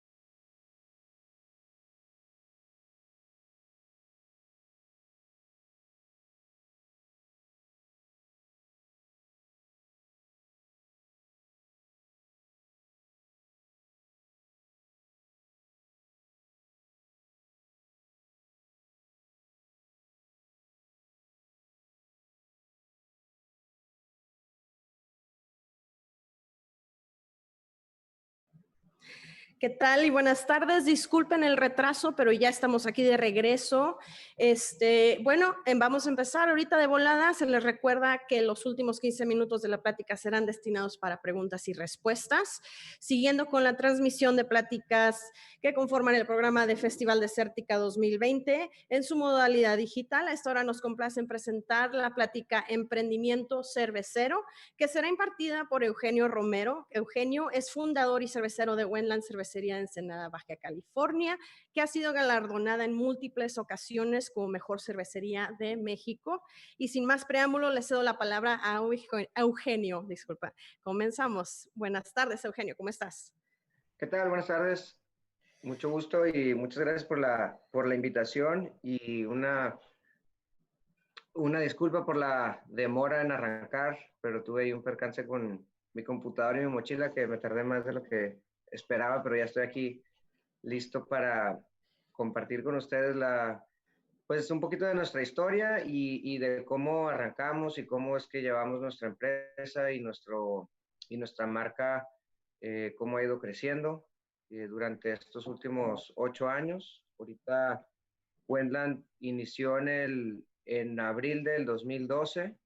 Empezamos con un formato de un brew pub donde hacíamos la cerveza y ahí mismo la vendemos y se consume ahí mismo. Eso dura alrededor de un año, donde pues no era suficiente la capacidad instalada en la pequeña planta que teníamos adentro del bar, que no era suficiente ni para mantener la misma demanda del bar. Entonces fue cuando en el 2013 decidimos mover la planta de producción al Sausal, que es ahora donde está la planta de producción. Así es como arrancamos. Este modelo lo hicimos así porque en el 2012 pues la cerveza artesanal todavía no estaba donde está ahorita como industria. Digo, era como un volado. Aquí en la ciudad había muy pocas cervecerías o muy pocos lugares donde podrías encontrar ya sea cervezas de importación o artesanales, ya tanto sea como mexicanas o de otros lugares. Entonces la idea de este bar fue como traer muchas cervezas de muchos lados y aparte de la nuestra, para ver si al público de aquí de Ensenada le iba a gustar esto de andar probando diferentes estilos en lo que es la cerveza. Siempre ha sido, pues es un lugar pequeño, es un lugar que no tiene televisión, la música está bastante tenue. Lo que queríamos hacer era que la gente llegara a probar y si pudiéramos lograr que en las mesas se platicara un poco de la cerveza que ya viste. Tienen, no sé, más de 80 diferentes botellas. Eso sería, pues ya íbamos ganando. Esa fue la idea del comienzo de Wendlandt. Y afortunadamente sí, la gente tuvo muy buena respuesta. Vendíamos, pues hasta la fecha vendemos todavía de muchas cervecerías, en barril, en botella, aparte de las nuestras. Actualmente ya el bar está como meramente bar, ya no tenemos producción ahí.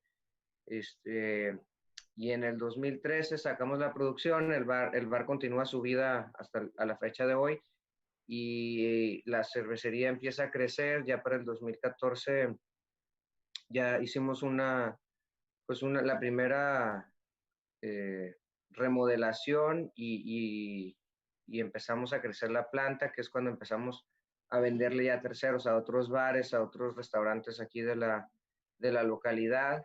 Ya teníamos, en el 2014 se hizo la ampliación a una casa de cocimiento de 7 BBLs. Entonces ya teníamos un poquito más de producto para poder vender pues aquí regionalmente, y mandábamos algún par de cajas a la Ciudad de México, a Tijuana. Así es como empezamos ya en el 2015, que fue el año que ganamos Mejor Cervecería en la competencia de Cerveza México. Ahí es donde se exponenció pues las ventas. Nos ayudó mucho a llevar el nombre de Wendlandt a más lugares. Ya empezamos a distribuir pues en varias ciudades de la República, aparte de la Ciudad de México. Ya estábamos en Guadalajara, en Monterrey, al sur allá en Playa del Carmen, en Hermosillo, y así fuimos creciendo. La planta siguió de 7 BBLs, se compraron fermentadores ya más grandes de 15, de 30, y así es como pues seguimos creciendo. Por ahí del 2015 empezamos a exportar a Estados Unidos, lo cual nos abrió un poquito el panorama por aquel lado, y empezamos a ser más constantes con nuestras etiquetas, ya que al principio pues nomás teníamos la capacidad muy limitada, el cual nos dejaba nomás haciendo 2 o 3 cervezas. Ya para el 2015 traíamos un portafolio de cervezas de línea de unas 6 cervezas, más tenemos la regla aquí en Wendlandt de que cada mes tenemos una cerveza de temporada. Entonces tenemos las 6 de línea más la de temporada, y eso nos ayuda pues a estar dándole a nuestros clientes y a nuestros seguidores un poquito de variedad, ya que la cerveza de línea a lo mejor pues la prueban frecuentemente, y las de temporada pues siempre son diferentes y no se repiten. Entonces eso nos sirve para la gente que está como buscando algo diferente siempre. Normalmente esas en la actualidad se hacen para en barril o en lata. Antes pues hacía puro barril. Eso fue uno de los cambios de crecimiento en el 2015. Ya en el 2016 nos veíamos pues muy apretados con la demanda y con lo que podíamos producir. Nos urgía hacer una otra ampliación de la planta. Entonces empezamos pues a recurrir de todo tipo de financiamientos y demás para poder crecerla y que no se nos fuera el barco de toda esta demanda que habíamos generado. Y entonces por fin encontramos la manera de volver a crecer. En el 2017 empezamos, y en el 2019 terminamos una ampliación de la planta otra vez, que está ahí mismo en el Sausal, donde empezamos en el 2013, nomás que fue creciendo. Ahora ya tenemos una casa de cocimiento de 30 BBLs, tenemos fermentadores de 30, de 60 y de 120, lo cual satisface pues algunas de las necesidades ya de esta última ampliación. Ya estamos en nuevos mercados para nosotros, que son las tiendas de autoservicio, los mercados, los supermercados. Ya tenemos una cadena de distribución un poquito más robusta a través de toda la República. Se cambió de distribuidor para Estados Unidos. Estamos empujando mucho la lata, o sea, que la cerveza venga en lata. Nuestra cerveza más vendida actualmente es Perro del Mar, que es una IPA.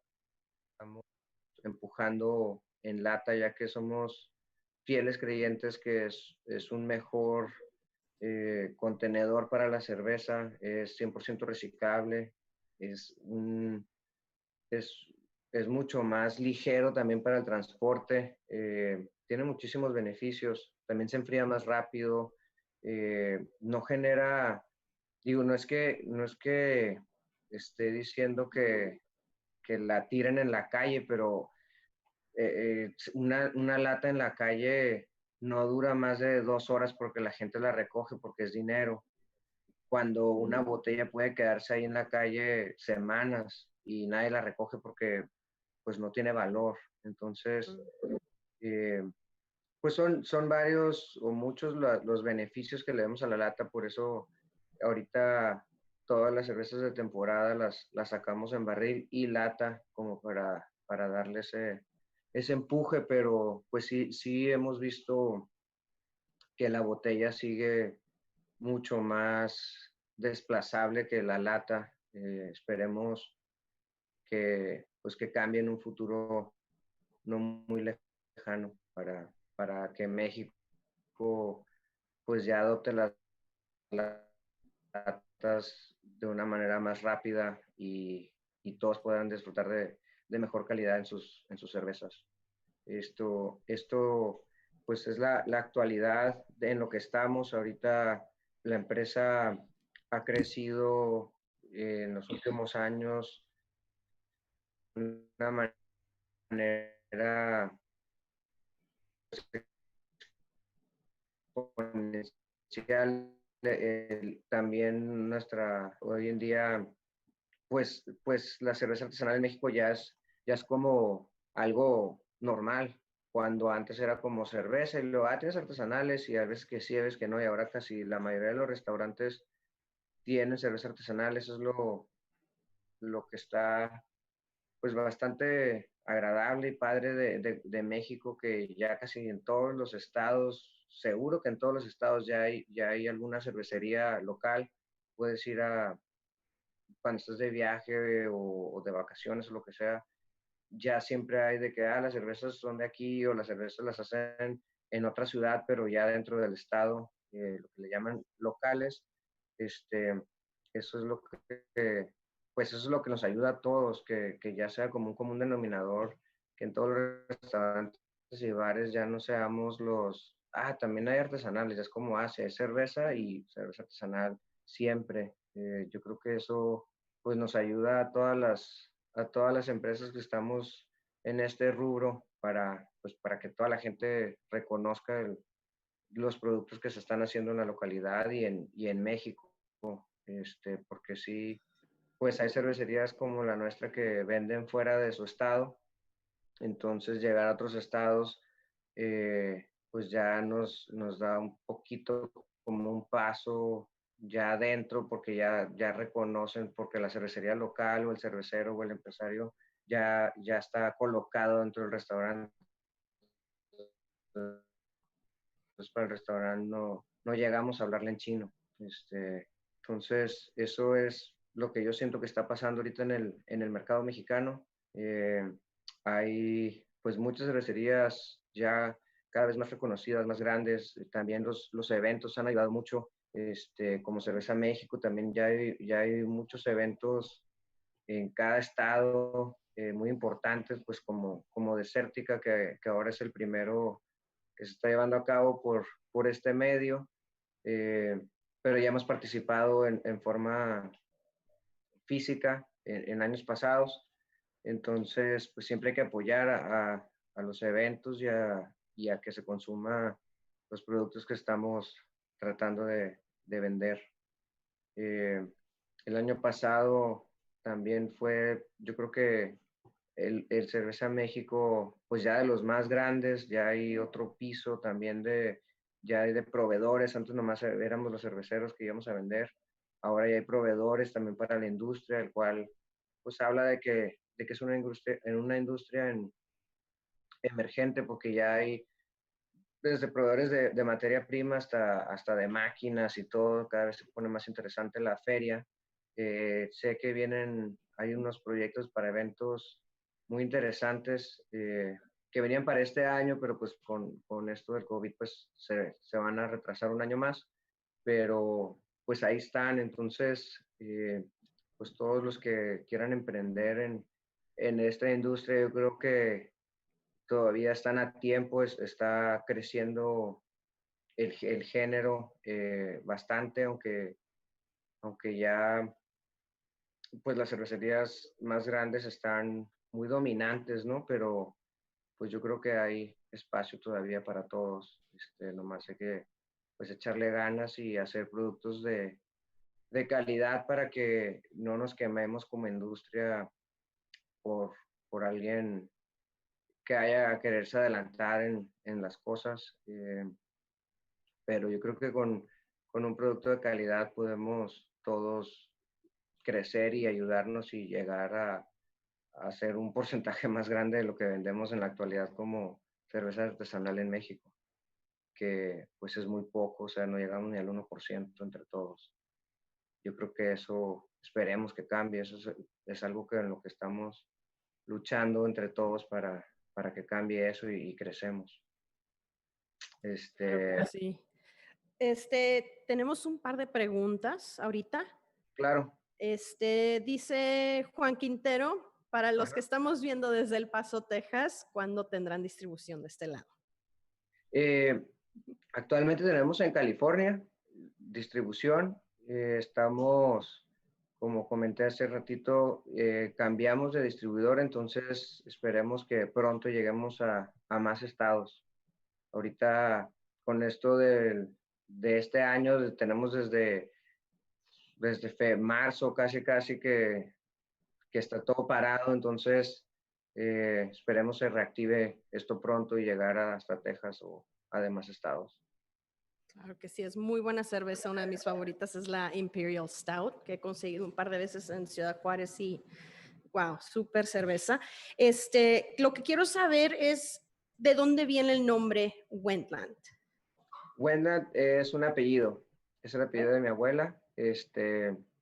Cuando iniciamos, pues creíamos que no queríamos hacer como mucho ruido y donde está el bar, lo único que hay afuera es la W, que es el logo, que está compuesto por 2 tanques de fermentación que al principio eran los únicos que teníamos 2 tanquecitos de chiquititos y con esos arrancamos, entonces con eso hicimos el logo de la W y luego pues la empresa ya creció, entonces había que ponerle ya como el nombre completo porque la W, pero al principito era como, el bar ese que tiene una W ahí afuera.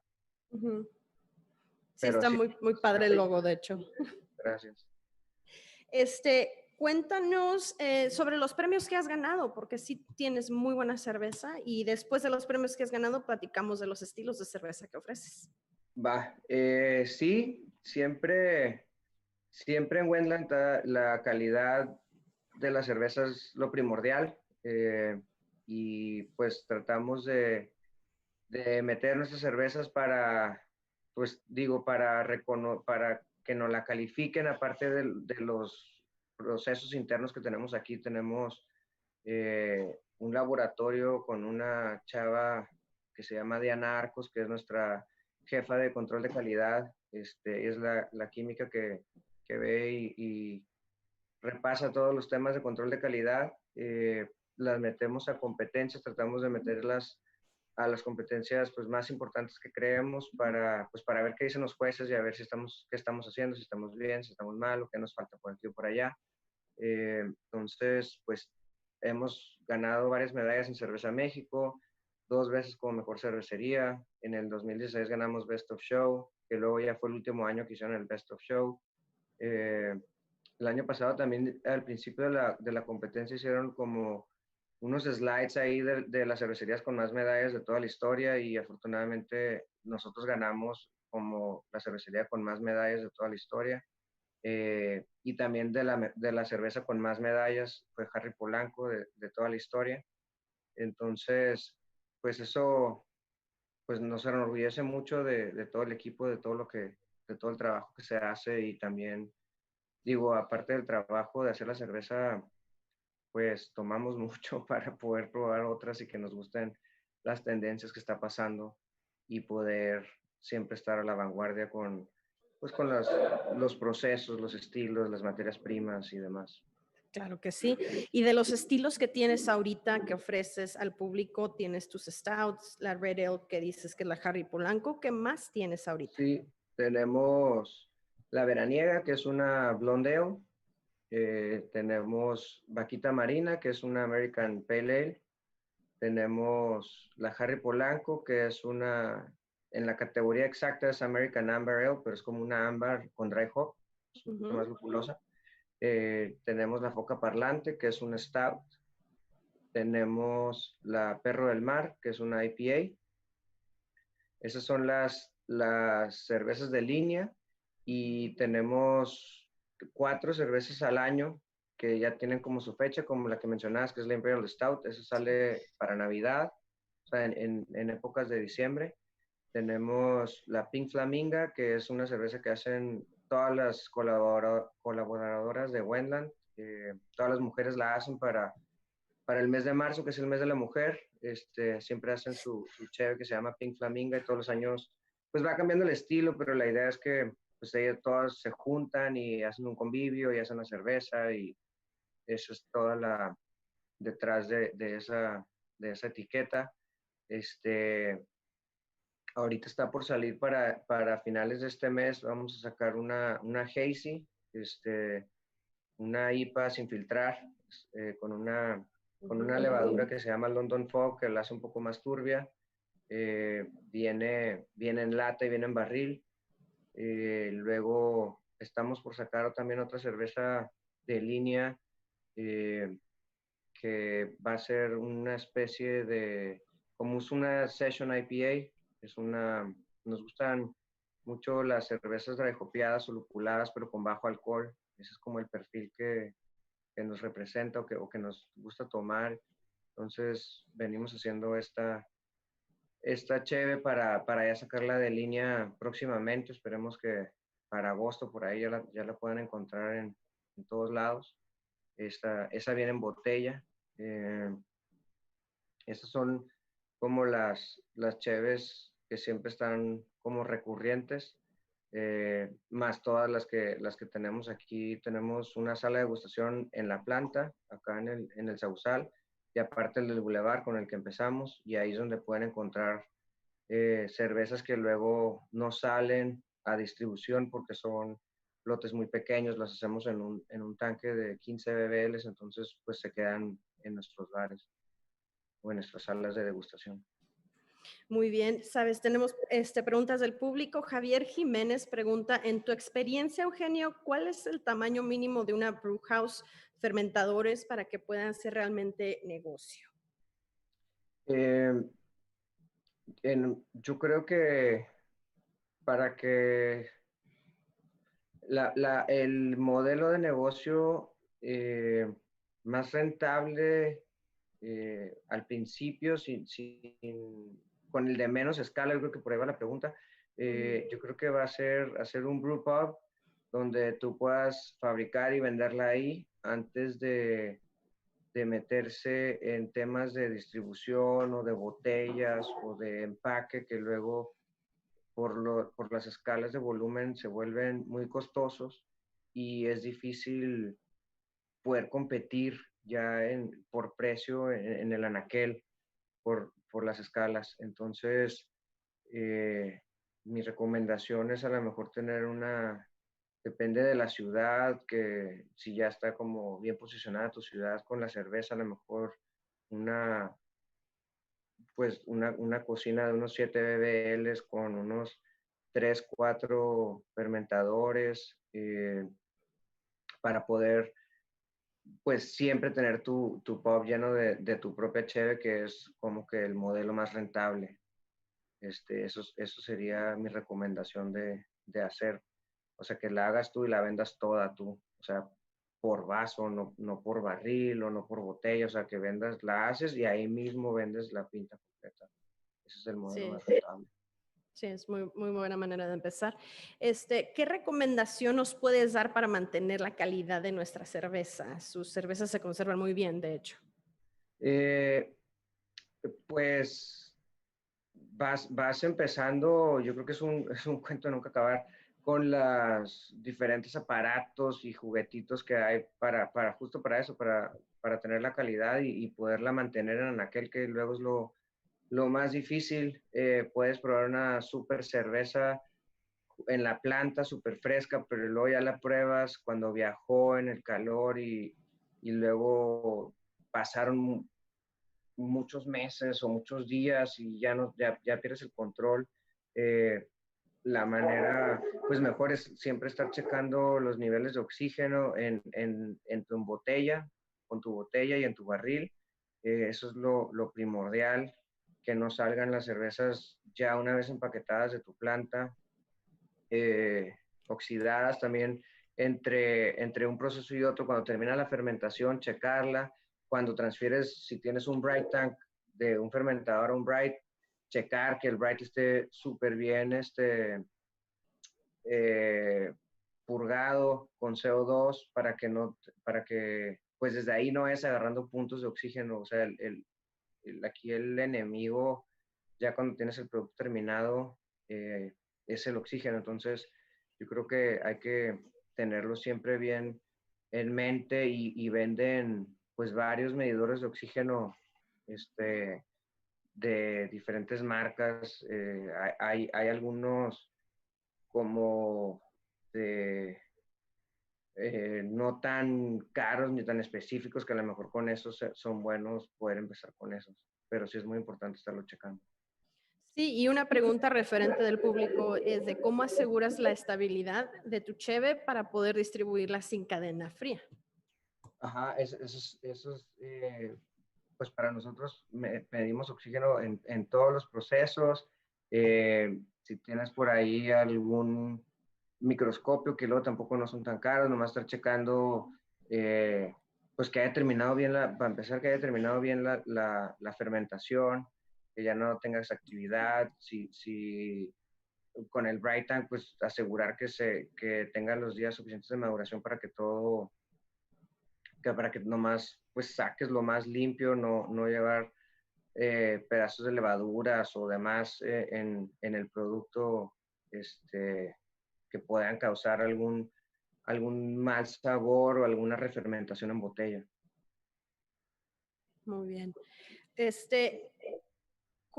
lo que ves, más bien, a dónde ves el crecimiento de las cervecerías artesanales en México en los siguientes 2 a 5 años? Yo creo que vamos a estar en un, como que siento que ya cada vez es un producto que está llegando a diferentes lugares. Antes se veía mucho la cerveza artesanal en restaurantes y en bares nomás, y ahora pues ya hay muchas cervecerías que las encuentras en tiendas de autoservicio, en mercados. Entonces ya la gente es mucho más fácil de encontrarla y eso pues se va a ver reflejado en las ventas. Cuando antes era, no sé, vas por ejemplo a, no sé, a una reunión y vas tarde, pues lo más fácil es llegar a una tiendita y comprar de las las cheves que están en la tiendita, ¿no? Y llevártelas, por no mencionar nombres. Y ahora, gracias a algunas marcas de estas tienditas de autoservicio, que ya ampliaron su cartera de cervezas, pues ya puedes estar ahí. Y ojalá que alguna vez esta gente que va como a las reuniones de última hora, pues a agarrar cerveza artesanal, al igual que en los supermercados. Antes nomás había de las grandes y ahora pues ya estás en el supermercado, entonces ya estás haciendo el súper de toda la semana, y si estás ahí, pues igual y te la llevan, y esos son como los nuevos canales que ojalá que crezcan. Claro que sí. Tenemos, ¿qué consejos le das a los nuevos emprendedores? Alguien como yo, alguien como, no sé, cualquier persona que hace cerveza en casa y quieren empezar una cervecería, los métodos me imagino que más técnicos. Sí, yo creo que hacer una cheve, ahorita hay tanta competencia también en todos los estados, en todas las ciudades, que yo creo que hay que hacer un estilo, una cheve muchas veces para darte a conocer por esa, y luego que las otras se la vayan sumando. Que digan, no sé, la Pale Ale de Michelle está perrísima. Entonces ya siempre la Pale Ale de Michelle, la Pale Ale de Michelle, la Pale Ale de Michelle. Uh-huh. Y ya cuando le subes una Stout, pues si la Pale era buenísima, la Stout esperemos que también esté buena, y entonces la van a comprar o la voy a pedir porque sé que tu Pale Ale está buenísima. Algunos, no errores, pero maneras que se ha hecho es de que todavía la cervecería no está reconocida por un estilo, no son tan perfectos, que de repente ya salen con 12 y está muy difícil porque hay mucha competencia en todas. Entonces mi recomendación es como enfocarse en uno y ser los mejores en ese, y luego ya irle sumando las demás. Muy bien. ¿Cómo mantienes la cervecería sustentable? Ahorita estabas hablando de las latas que estás enlatando. ¿Hay alguna otra manera que estén ahorita adaptando en la cervecería?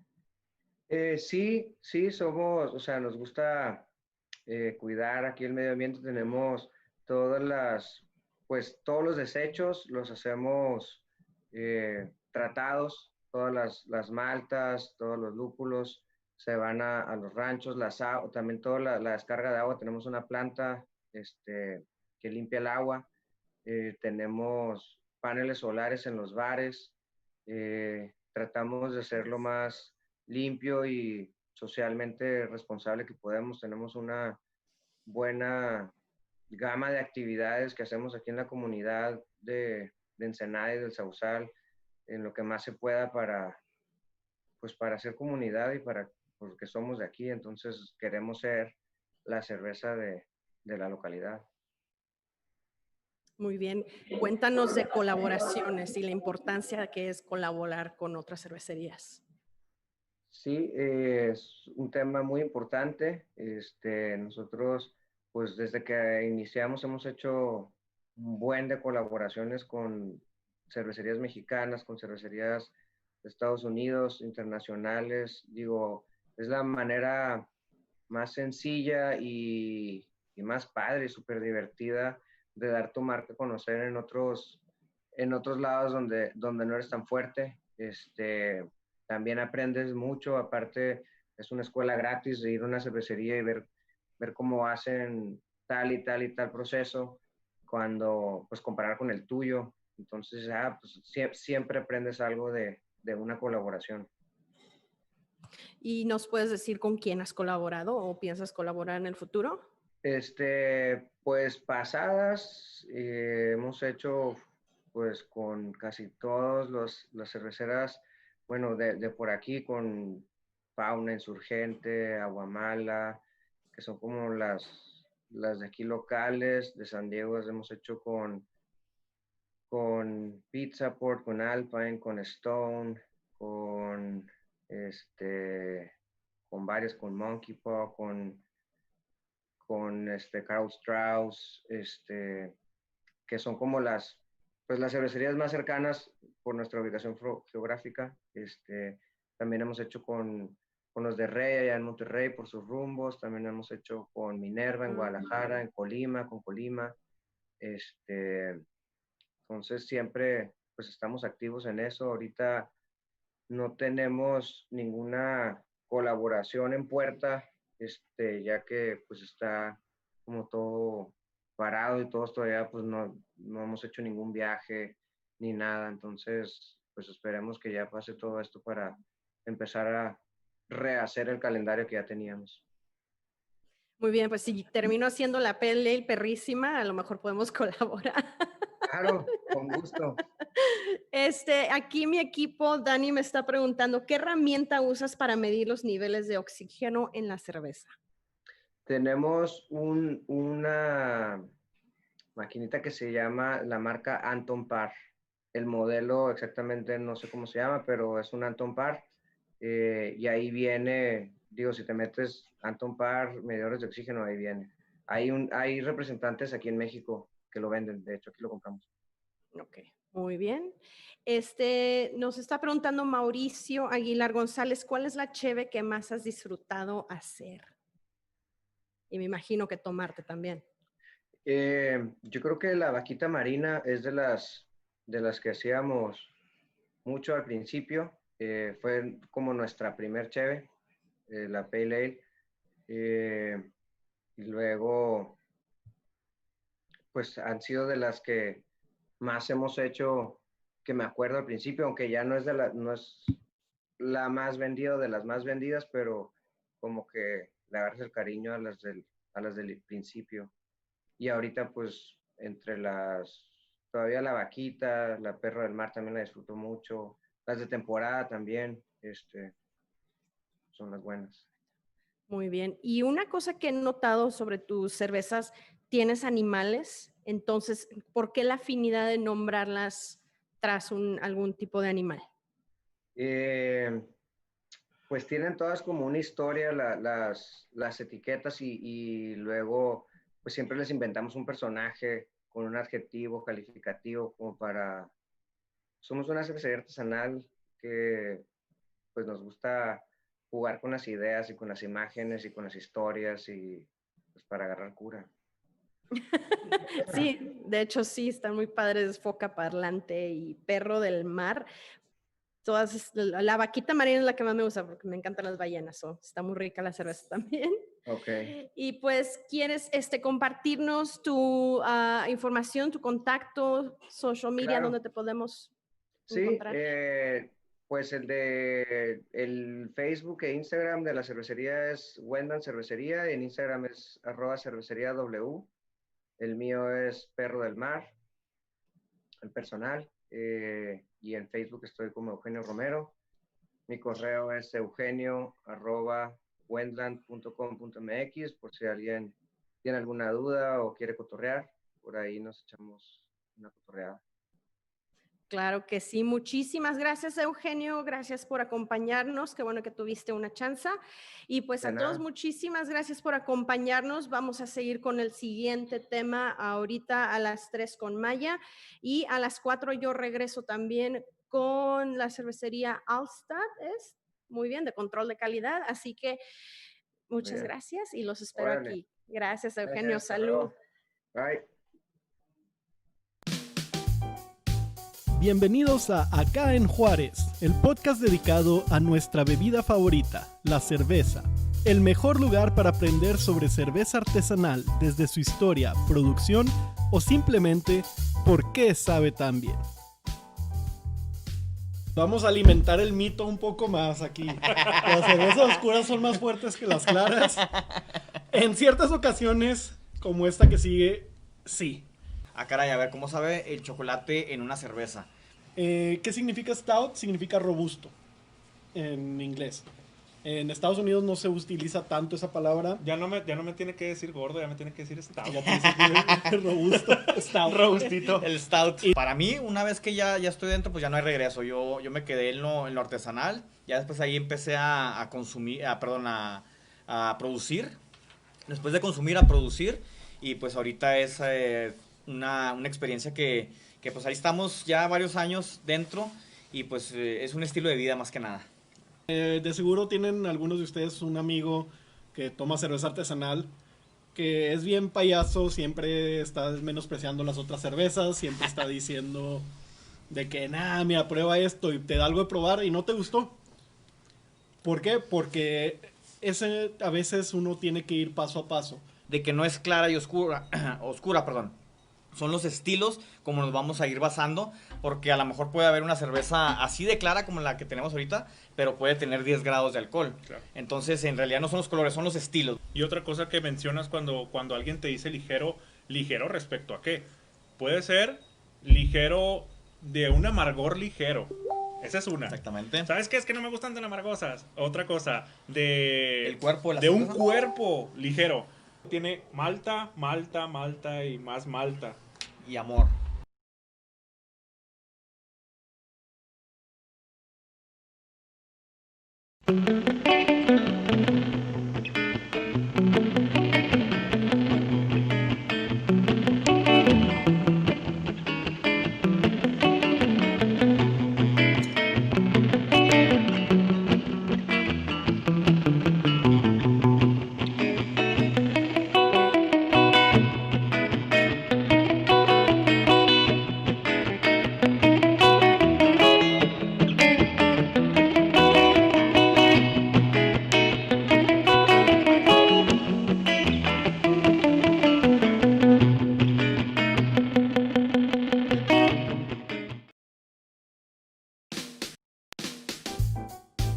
Bienvenidos a Acá en Juárez, el podcast dedicado a nuestra bebida favorita, la cerveza.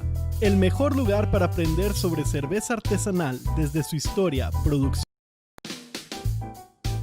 Bienvenidos a Acá en Juárez, el podcast dedicado a nuestra bebida favorita, la cerveza. El mejor lugar para aprender sobre cerveza artesanal desde su historia, producción o simplemente por qué sabe tan bien.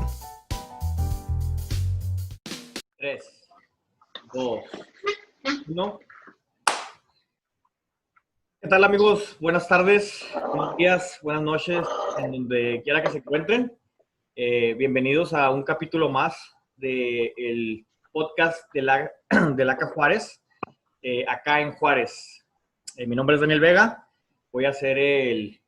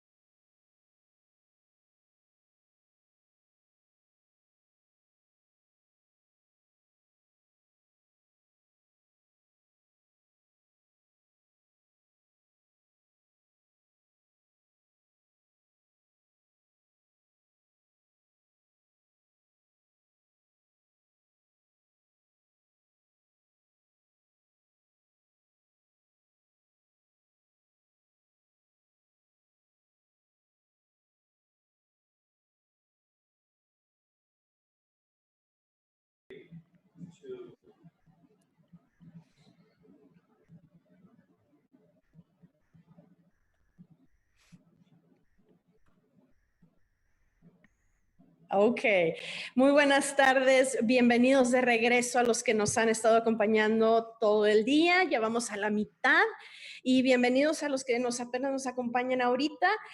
Se les recuerda que los últimos 15 minutos de la plática serán destinados para preguntas y respuestas como lo estamos haciendo.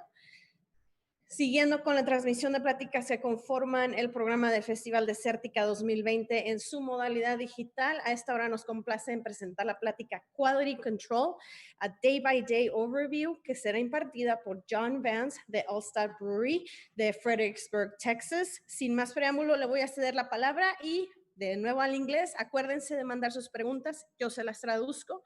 Si no lo entienden mucho el inglés, de todas maneras, quédense y traten cualquier pregunta que tengan hacia mí. Así que, welcome to our talk, John. How are you doing today?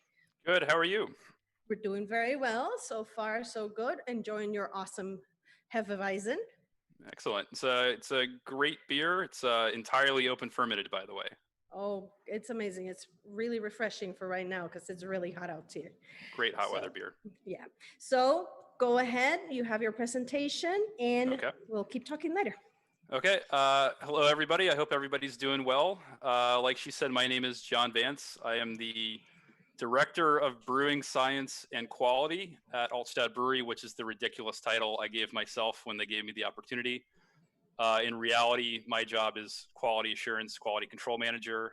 I'm the lab guy. I'm the guy who's pulling samples, making sure the beer is coming out consistent, making sure the yeast is good to go, make sure flavor consistency is good long-term across, all of our beer, be it packaged as in cans, bottles, and all the different formats that comes in, keg beer, all that sort of stuff.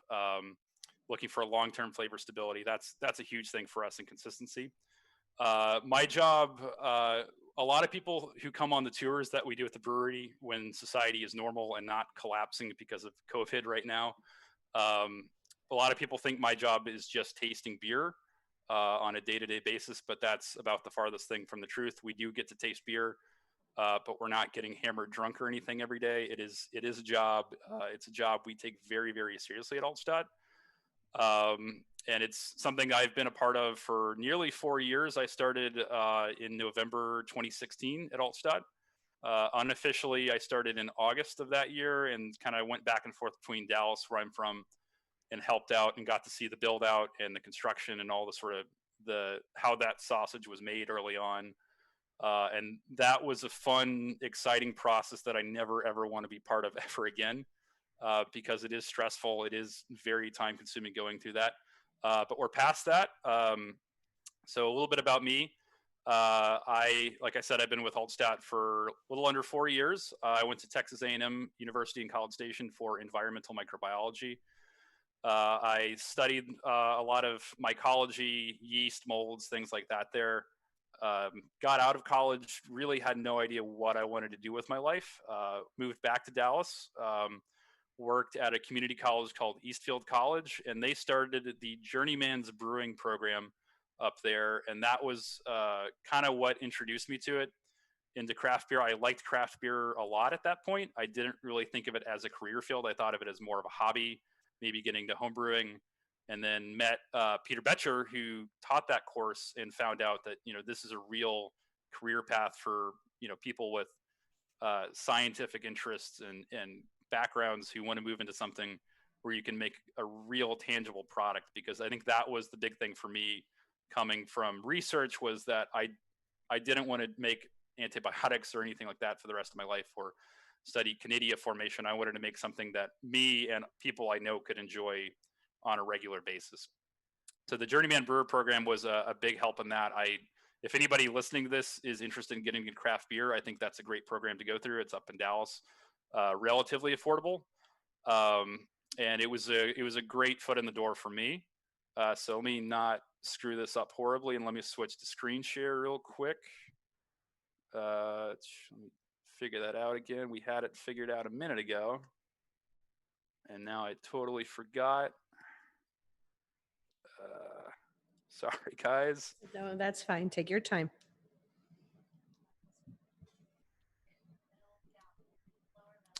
Okay. Found it. Thankfully. Took me a second. Okay. Can anybody confirm that y'all are seeing my desktop real quick? Yes, sir, we are. Okay, awesome. A nice selfie. Nice selfie, nice yeasty selfie. Let me put this in Oh, slideshow. okay, yeah. Yeah, so this was a picture from a few years ago. This is me. Oh, it wants to move on its own. This is me a few years ago trying to get a yeast sample out. Oh my God, this is going to get annoying. We'll get through it though. Trying to figure out how to, we might just have to do this from the desktop and that's okay. Me trying to get a yeast sample out, yeast in a big tank like what we have, which is about 120 hectoliters. By the way, we do everything in metric at Altstadt because it's the way the Germans taught us, and it's just better to do everything in metric, I think, from a scientific standpoint. That yeast was probably under about 1.5 bars of pressure and had a little clog in it. You'll see one of those clogs later on in a picture that I have. This is me trying to get that sample out and that clog coming out all over me. So this was the picture I was going to use on my PowerPoint before I had some issues. This is the backside of Altstadt. This is the beer garden. It's a huge place. It's this big castle that we have out there in the Texas Hill Country, just about 4 miles east outside of Fredericksburg. What you see on the right side of the picture, those windows on that higher wall, that is the actual brewery side of the building. The middle, that is that bottom floor, that's our tap room. We've got this really cool cellar down below. We have another bar down there. We have a few beers you can't get at any of the other bars in the building. We do have 4 bars total. And then over here on the left side, that near wall to where I took this picture, that's our event hall. So if you're looking to get married, you can totally rent that place out. And we do have a full service restaurant as well, it's kind of a mix of German food and some other stuff as well. It's not just straight, Wiener Schnitzel and pretzels and stuff, though we do have that too. There is other stuff that goes into it, but I'm not a chef, so I won't even attempt to talk about any of that. This is a really, really old picture of the brew house. So this is a Rolex built brew house. It's a German company. This is all copper plated on the exterior, stainless steel on the inside. Copper is a traditional old thing in brewing, but it turns out it's actually not great for consistency in your wort production. So it's stainless on the inside. That stainless is nice and non-reactive. So it's just copper because it looks pretty, because people like to take pictures of it. People really like to take selfies of it when they come out on the tour. I said this is a really old picture. This is proof of it. If you look through those windows, because there is not that tower or any of that other stuff that you see in there. This is probably, God, maybe sometime in 2017. When I took this picture, also it's way shinier than it is now on any of those copper vessels. We actually have 2 brew houses. The first 3 vessels you see in front of us, this is that Rolex system, that German built system. And those 2 behind it up near the window, that's another brew house entirely. We haven't been able to use that. It's a weird, quirky old system that ownership got kind of as a showpiece. You can see that right when you come in the tap room. Again, we haven't been able to brew on it. It's got its weird quirks to it. We don't use that for regular production stuff because it would be hard to get that consistency that we're looking out of. But again, it's pretty. It looks good in the windows. People like to get their picture taken of it in front of it whenever they get married there for whatever reason. But yeah, everything at Altstadt's been going really well the past couple of years. We're probably going to go over 10,000 barrels total production this year, which is a really big milestone for us. We only did about 1,800 barrels the first year, moved up to, I think, about 3,500 barrels the year after. And then last year, I can't remember what we did, but it was a definite increase. This year, we're really doing well despite the pandemic. The numbers are really looking good despite losing all of that keg beer business that I'm sure, all the other breweries pretty much in the world right now have lost to, unfortunately.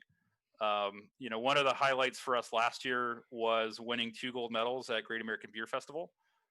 This is a terrible, terrible picture I took of the medal. I think right after we won it, when we walked back to our seats, we won Munich style Helles for what we call Altstadt Lager, which is the blue label one. We call it lager because, a lot of people aren't really familiar with German beer styles. They don't really know what a Helles is. If they see Helles, they kind of shy away from that on the shelf, as opposed to something simple like lager. So we won gold for our lager, and then we also won gold for our German style Kolsch, or Kelsch if you're actually from Germany. I can't come anywhere close to adopting that accent. And then moving on, this was just a fun picture I included. This is our booth at GABF last year, because this is the busiest our booth has ever been in the 3 years we've been. Normally we have 2-3 people at a time at the booth. This year we had this was right after we won the gold medals, and we ran out of beer, I think, within 3 or 4 hours after winning the medals, which had never happened before. We always had some beer left with us. So it was just a really cool moment, having been there from the start, to see all of these people who aren't from Texas, who have never heard of us before the award ceremony, coming and lining up and waiting for 10-20 minutes sometimes to just get 2 ounces of our beer, and then have to get back in line and try another one. But moving on, this is just more pictures of the brewery. Kind of a very smooth segue into those rooms back behind through the window. That is the laboratory, which is actually 2 rooms split up into one. I like to tell all of my friends that I have 2 offices, which isn't really true. But these 4 tanks over here on the right, these are our 4 horizontal lagering tanks. Horizontal tanks are great for lager beers and things like that. You have way less vertical space for that yeast to travel out, and for proteins and everything else, all the cold break with the cold true, to settle out to the bottom of the tank. So it really clarifies that beer really well before you move into filtration or anything else like that. We only do tap room beers in here. We don't do any of our regular production stuff because these are pretty small tanks. We'll show you some of the other big stuff here in a second. This is the original layout of the brewery. So you can see where we just were up in the brew house on the top left, the horizontal lagers on the right. And then we have all of the 8 original production tanks that we had. You can see there's a ton of empty space here. Working back at Altstadt back then was very different than it is now, because we would brew 2-3 times a week at most if we were really pushing it, filter maybe once a week and package once a week, and then split that packaging day between bottling and kegging. We didn't have a can line. We weren't doing 4 days of canning and bottling like we're doing now. And then you can see those 4 little tanks in the middle right there that are sticking out right next to all of those pumps with the cords wrapped around them in the middle. Those are the yeast tanks. We're going to talk about those more here in a few minutes. That's one of the big things I do there at the brewery is yeast management. I just like to include this picture because it just shows kind of how far we've come. This is just another one from a different angle. So in January of 2019, all the dates are starting to run together. I guess I'm getting older.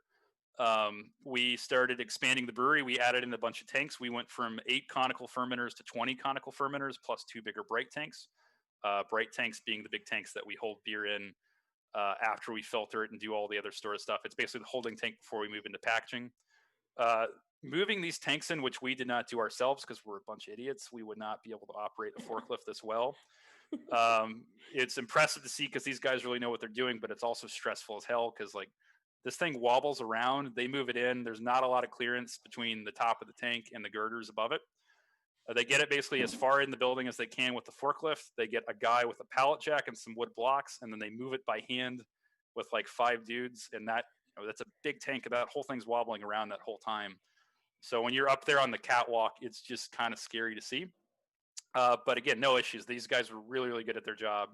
We got all the tanks in, and I think they got it in a week ahead of schedule too, which was great for us. This is the cellar from down below that catwalk I was just standing on. So this is, you can see where we have most of the tanks. We filled up that middle aisle, just back into the left of all the tanks that you see here. That's where all those little yeast tanks I showed you were. So we really filled this up. It was weird the first couple days working here because we had all this nice natural light coming through, very picturesque, and you come through and it got a lot darker all of a sudden, but it was a good problem to have, having all these tanks and learning to not bang your head as you come around corners or stick yourself in the rib with a valve, which I still do on occasion because I'm in a hurry and I haven't had my coffee yet. But yeah, this is closer to what the brewery looks like now. This is still when they were installing stuff. So please forgive a little bit of the mess that you see here. It's much cleaner now because we're not actively going through construction. And so now onto my world. So this is the lab. Again, this is a little bit of an older picture. But this is where I spend not all of my day, but a good chunk of my day. So we have a lot of different equipment in here. I was super lucky to come to Altstadt. Like I said, I went through the Eastfield Journeyman Brewer program, went through there, learned brewing, and then got hired at Altstadt to start up the lab because of my background, and then got into a brewery where they said, okay, go get what you need. And that was really about the only stipulation, was just get what you need to make badass beer. And that's like word for word what the owner told me. So that was what we went ahead and did. We took the approach of, we're a small, big brewery.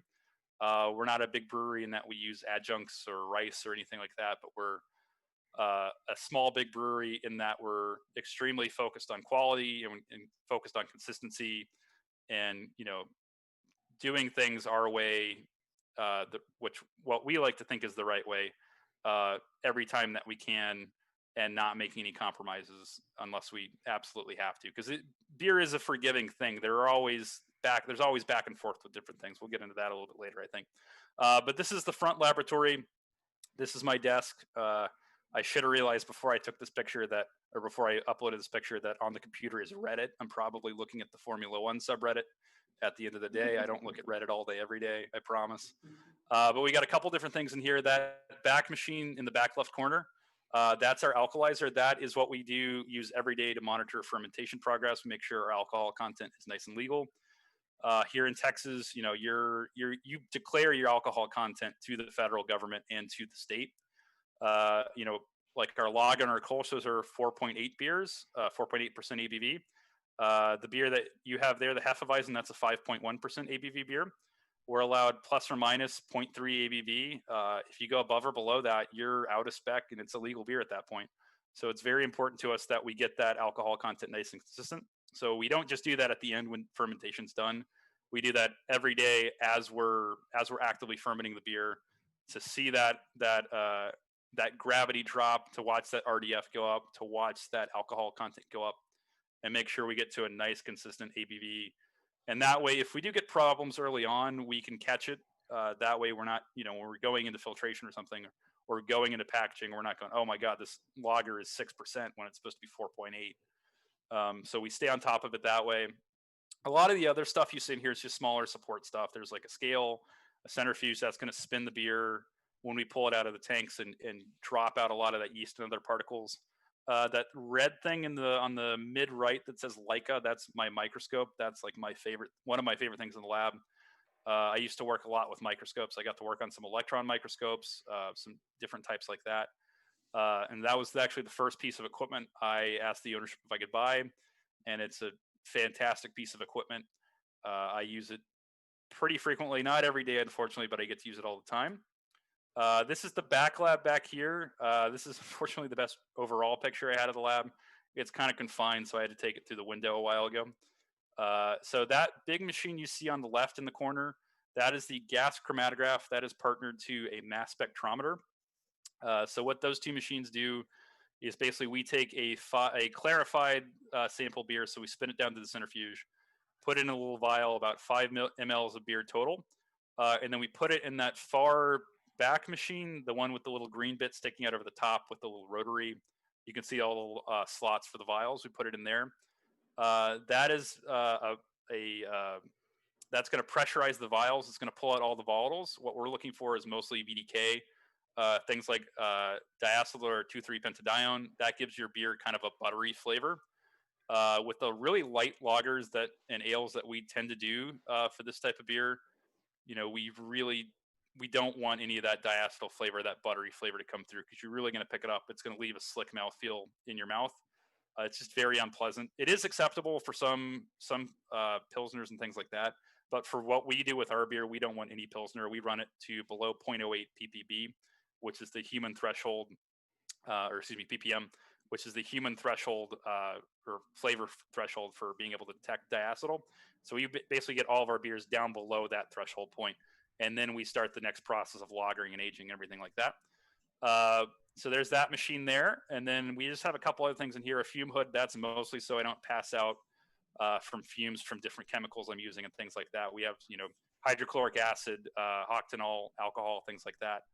And then we have a couple other things in here. We have the old autoclave. That thing was, I think, used from a dentist office. Worked for a while, and then it just died on me one day. And then this is, so we'll get kind of into daily operations here. So what my actual life is like day to day at the brewery. So usually I get there early.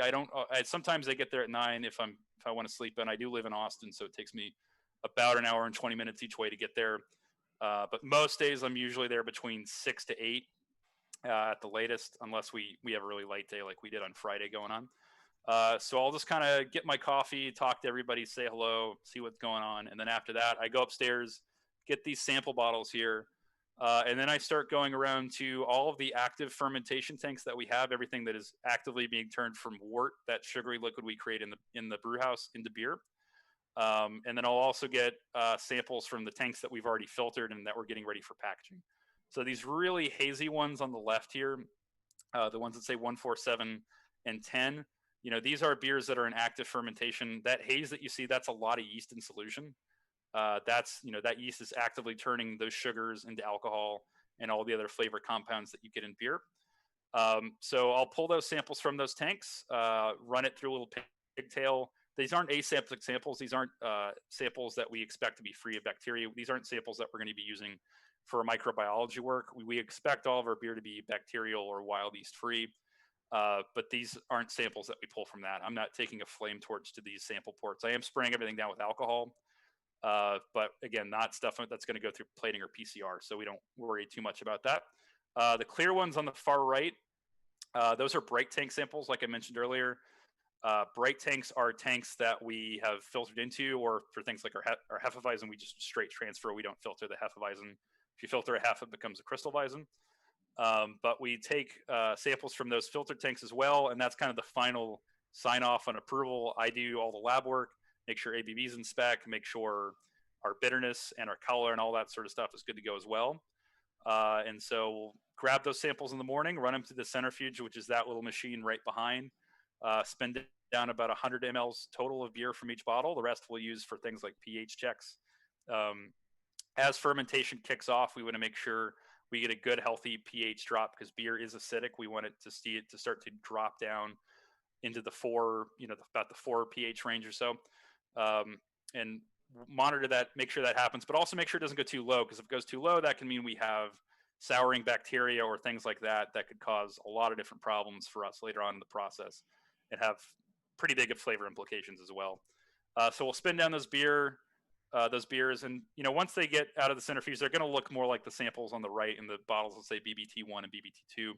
We need to clarify that beer and get the yeast out of there so it doesn't screw up the machines later on. So this is part of that process. This is actually the brewing office. This isn't the lab.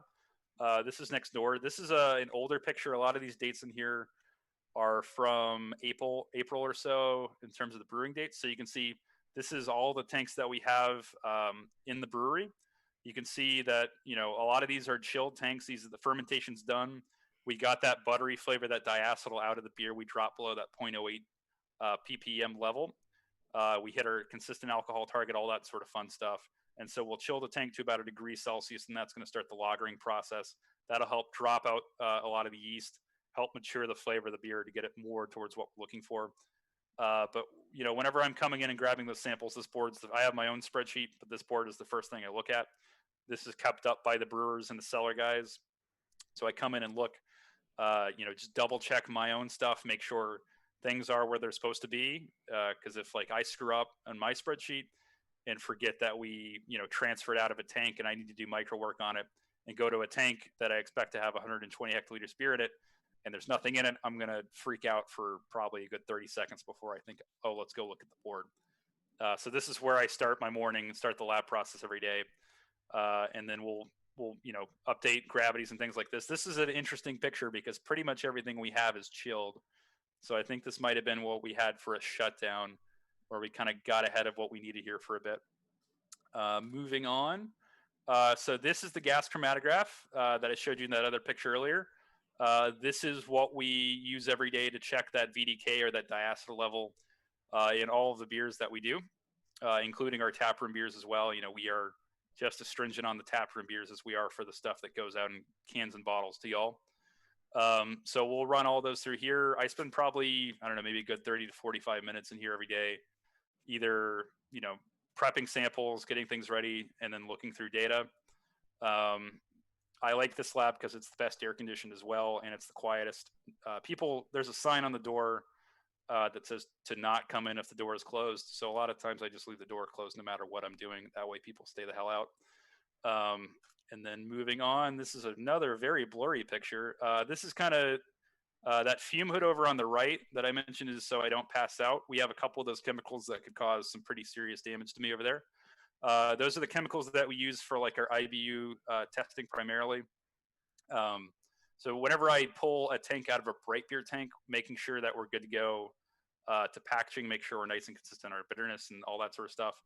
I spin those samples down and then I bring it over here, do all the chemical work that needs to be done, and then I take it back over to the other lab and run it through a UV spec, which that's just a little machine that blasts a certain wavelength of UV light.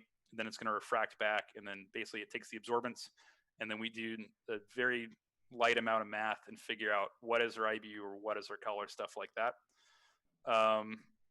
Yeah, and then also, oh, sorry, here's a better picture from the setup over here. I'm pretty sure I took this picture at about 1 a.m. When we were in a huge production crunch, and I think I worked from about 7 in the morning to about 1:30 in the morning. So this is me in a weird manic state, about to pass out probably. I think I took a nap in the lab on a tarp for about 20 minutes that day. But we're well past that production crunch. We've got a better handle on, you know, making beer in a timely fashion and getting it ready to go than we were now. So one real quick thing, if you are in the process of setting up your brewery lab, which I'm, you know, a very fortunate person and can say I've done that before. Here's some things to consider. You have all these nice pipettes back there, the little gray and orange things. Invest in a good set of pipettes because you're going to need them. When you're doing lab stuff, if you're doing yeast counts, you know, most hemocytometers I think are 10 microliters. So it's a very small amount of liquid. You want basically nice, consistent pipetting. You want something that can go, so that bigger blue one up there on the wall, that goes up to 10 milliliters. That's about the biggest quantity I need for most things. And then the smaller ones go from 1 ml all the way down to, I think, about a microliter or so. So you need that full spread really to do a lot of the different lab work that you might be doing. A microscope is a big thing because you do need to count your yeast cells. You need to make sure, you know, how much yeast do you have per milliliter to pitch before you go into the tank. You know, what's your peak cell count like at high Kreuzen in the tank, things like that. You need to check yeast vitality and viability, and you make sure you have a live yeast and yeast that's going to replicate when you recrop it later on. And then again, fume hoods are a big thing. I highly recommend them. Don't do stuff with harsh chemicals that have, you know, big safety warnings on them in an unventilated room. Please just don't do that. And then this is moving on to more daily stuff. These are the yeast tanks that I talked about earlier. They're the smaller black tanks or silver tanks with the black handles. So you can see those first 3 tanks right in the middle there in the front of the picture. Those are our CIP tanks. Those are cleaning tanks basically. And then the 4 beyond that, those are the yeast tanks. As we're ramping up production pretty much more and more every month, more of my day is yeast management and going through and cleaning these yeast tanks. In fact, you can see that's what that pump and those hoses are coming out of the bottom of the tank. That's what that's for, is just getting it clean.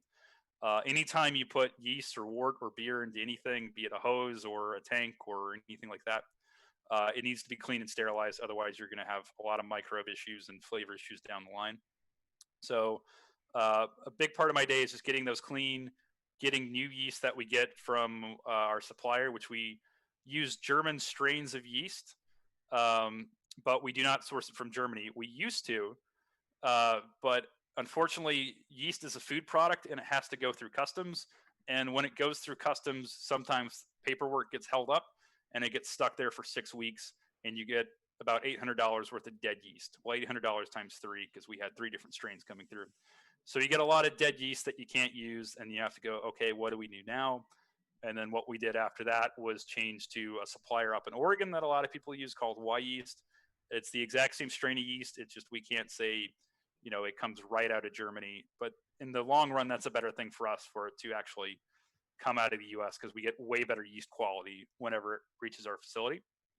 So I'll clean those, get the new yeast in there. As we propagate, we put in wort, we put in that sugary liquid. The yeast is going to eat that, but we're also pumping in oxygen into these tanks on a regular basis. Fermentation of beer is an anaerobic process, so it's going to eat up all the oxygen, and then it's going to go into anaerobic metabolism, and that's going to produce the alcohol that you're looking for in beer. When we're doing propagations, it's mostly an aerobic process. So that way those yeast cells are nice and healthy. Yeast cells really don't want to go through anaerobic fermentation. It stresses them out.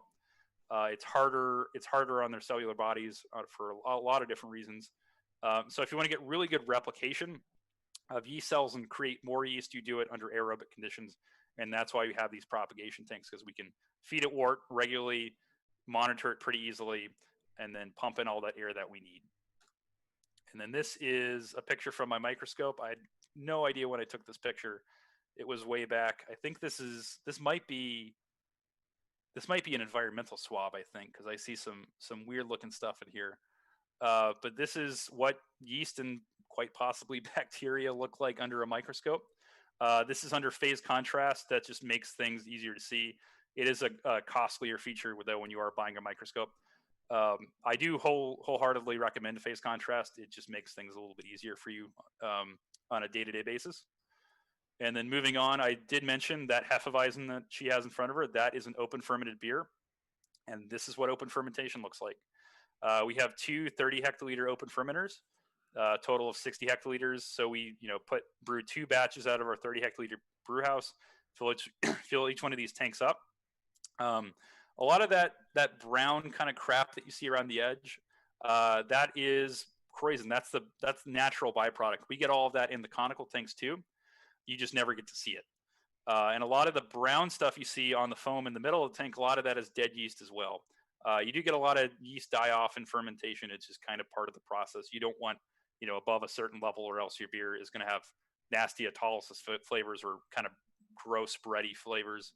But yeah, so we knock the wort in there into that tank. It doesn't have any foam layer. We put the yeast in line from those yeast tanks as it comes upstairs.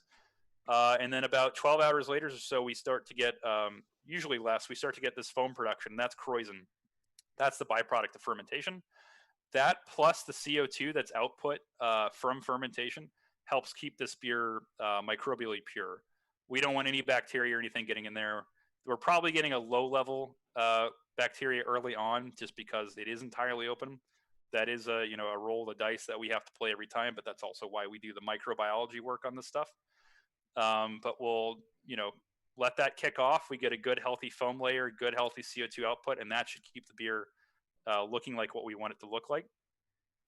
Once we get to a certain gravity though, or basically a certain amount of sugar left in the beer, we're going to pull that out of open fermentation and transfer it into a closed tank, because that krausen or that foam up top is going to start to collapse eventually. And that's when you're really open to infection. So we want to get that out of there in a timely fashion. Typically, we brew most of our Hefeweizens on a Friday. People will come in and monitor gravities over the weekend. They'll just come in and grab a quick sample and then go home. And then if they have to, we can transfer out. But typically, those transfers happen on Monday, where we've got a pretty good grasp on how this beer ferments out. So typically, those get transferred out on Monday. This is kind of more of the other stuff that I do. That stuff that I just mentioned, that stuff I do every single day. A lot of my job has changed in the past couple of years as we've gotten bigger. One thing I've always done ever since I was a brewer / lab tech a few years ago was transfer yeast. We used to do just, what we call dummy transfers. Just hook up and sterilize a line between 2 tanks and then just crop yeast out until you think it's good. We got this machine with the red light on it that you can see towards the bottom of the picture. That is called an Aber. That is actually going to count yeast cells as we go from tank to tank to make sure we get nice consistent pitches. We don't over pitch, we don't under pitch. If you under pitch, you're going to stress that yeast out. You can get some pretty nasty flavors. Your fermentation is going to take forever. You could potentially be exposed to infectious bacteria, things like that. So it's very important for us that we get these yeast pitches right. And that's the machine that we do it with. Obviously, this was done during our expansion at the beginning of 2019. It was super fun having to do all this stuff, all this brewery work with construction and rigger crews in there as well. But they were actually very nice. They were very interested in a lot of what we were doing.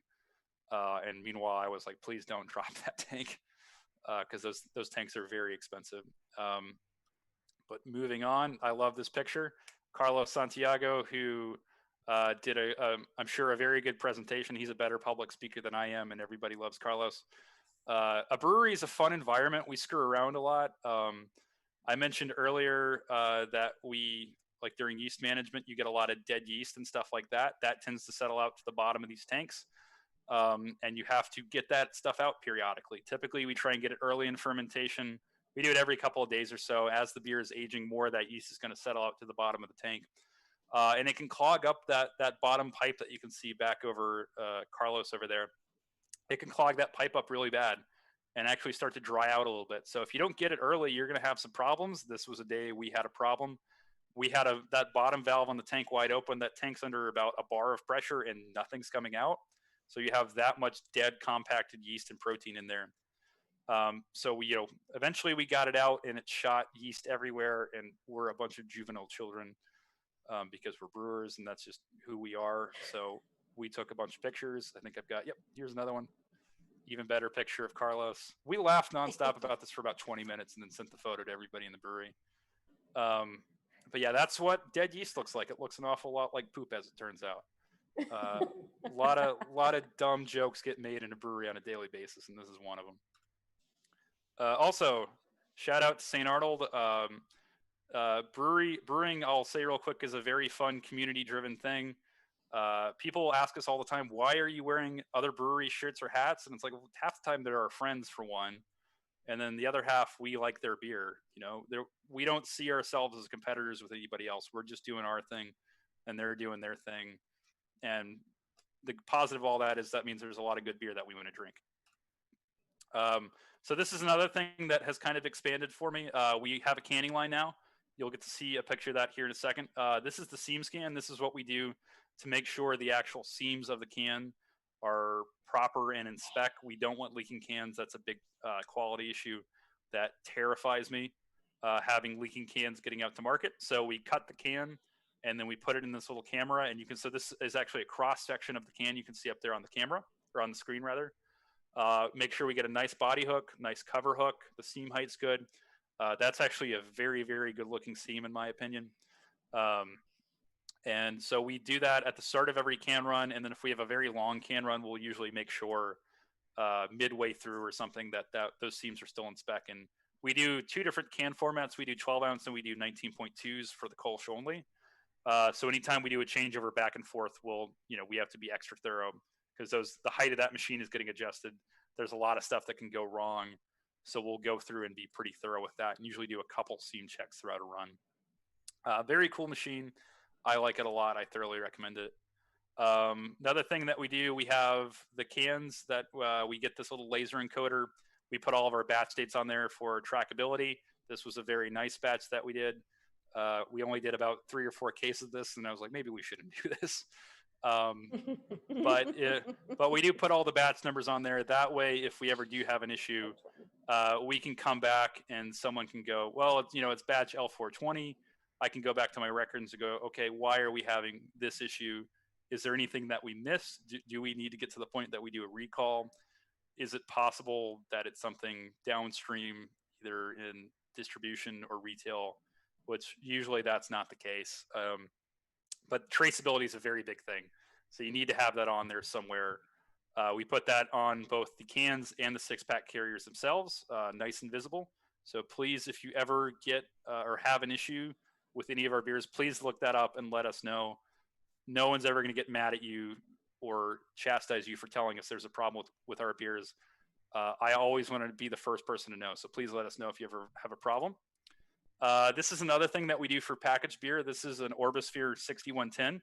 So this is where we put in cans and bottles. It's going to pierce that package, and it's going to tell us the oxygen content, the CO2 content, and the fill level for that beer that's in that package.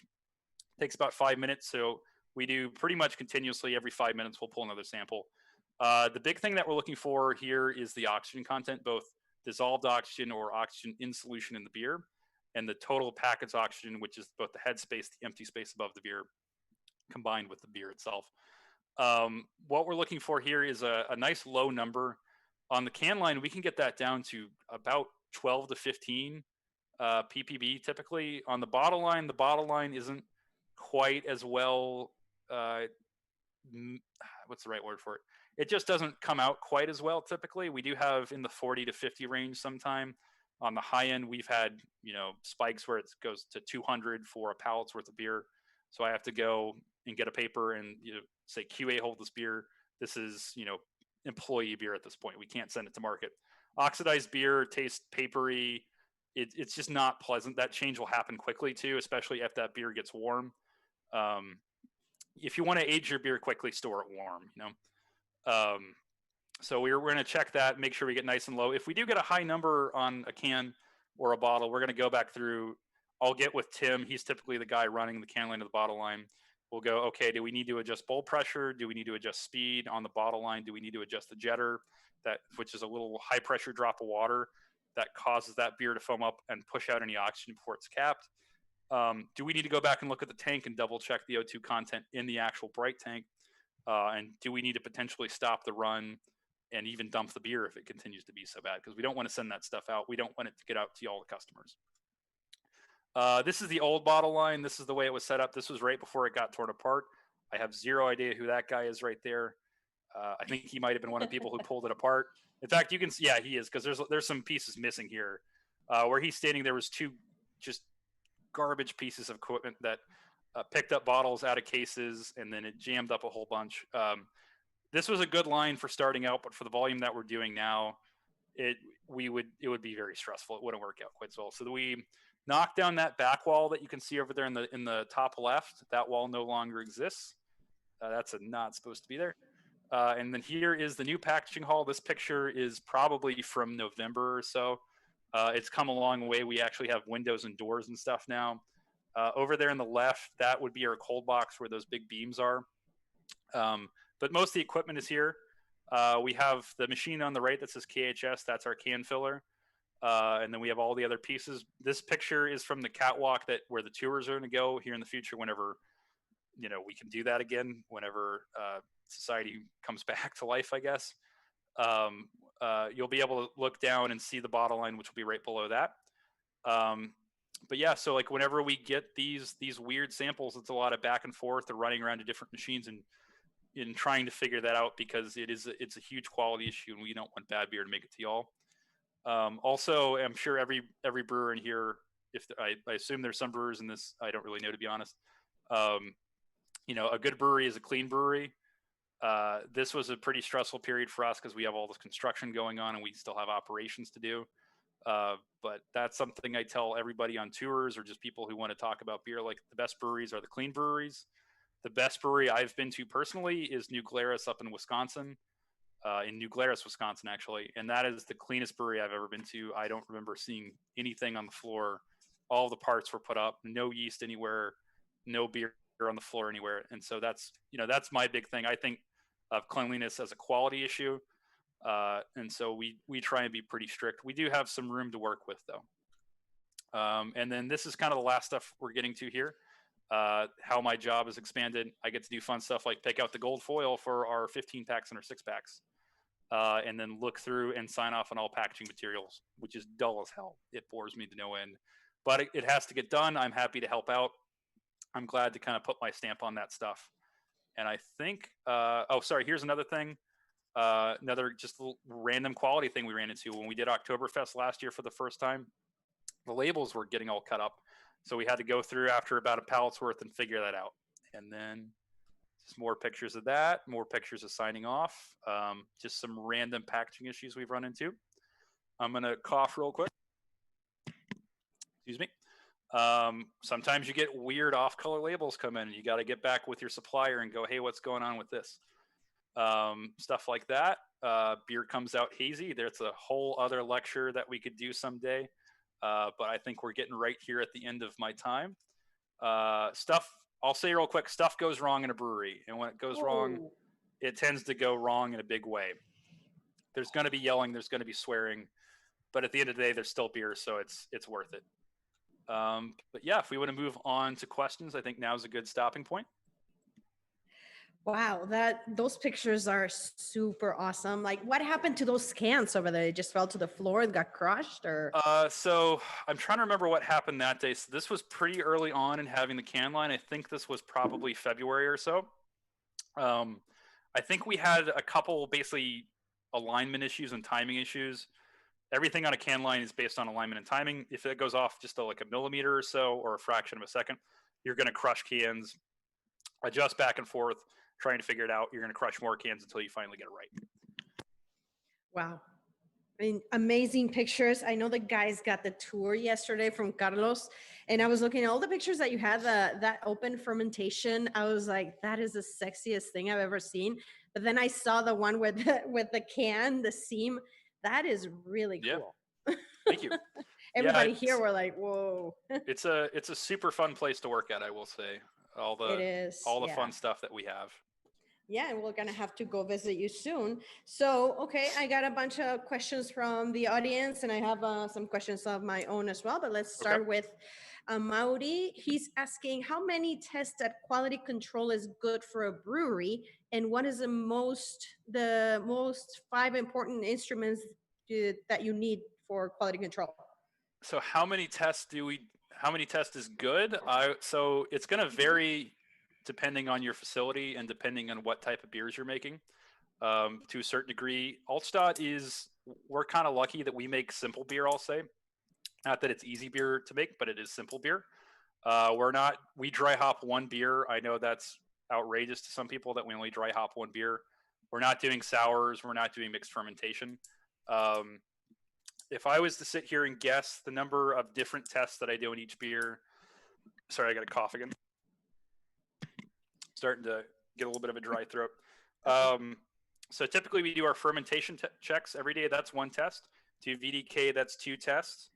Then we'll do 4 different types of micro. So what are we up to? 6 or 7 tests, I think, at that point. Also pH. So let's say 7 or 8 tests. Then we'll filter it. We'll do more micro there. Then we'll do the BU and color.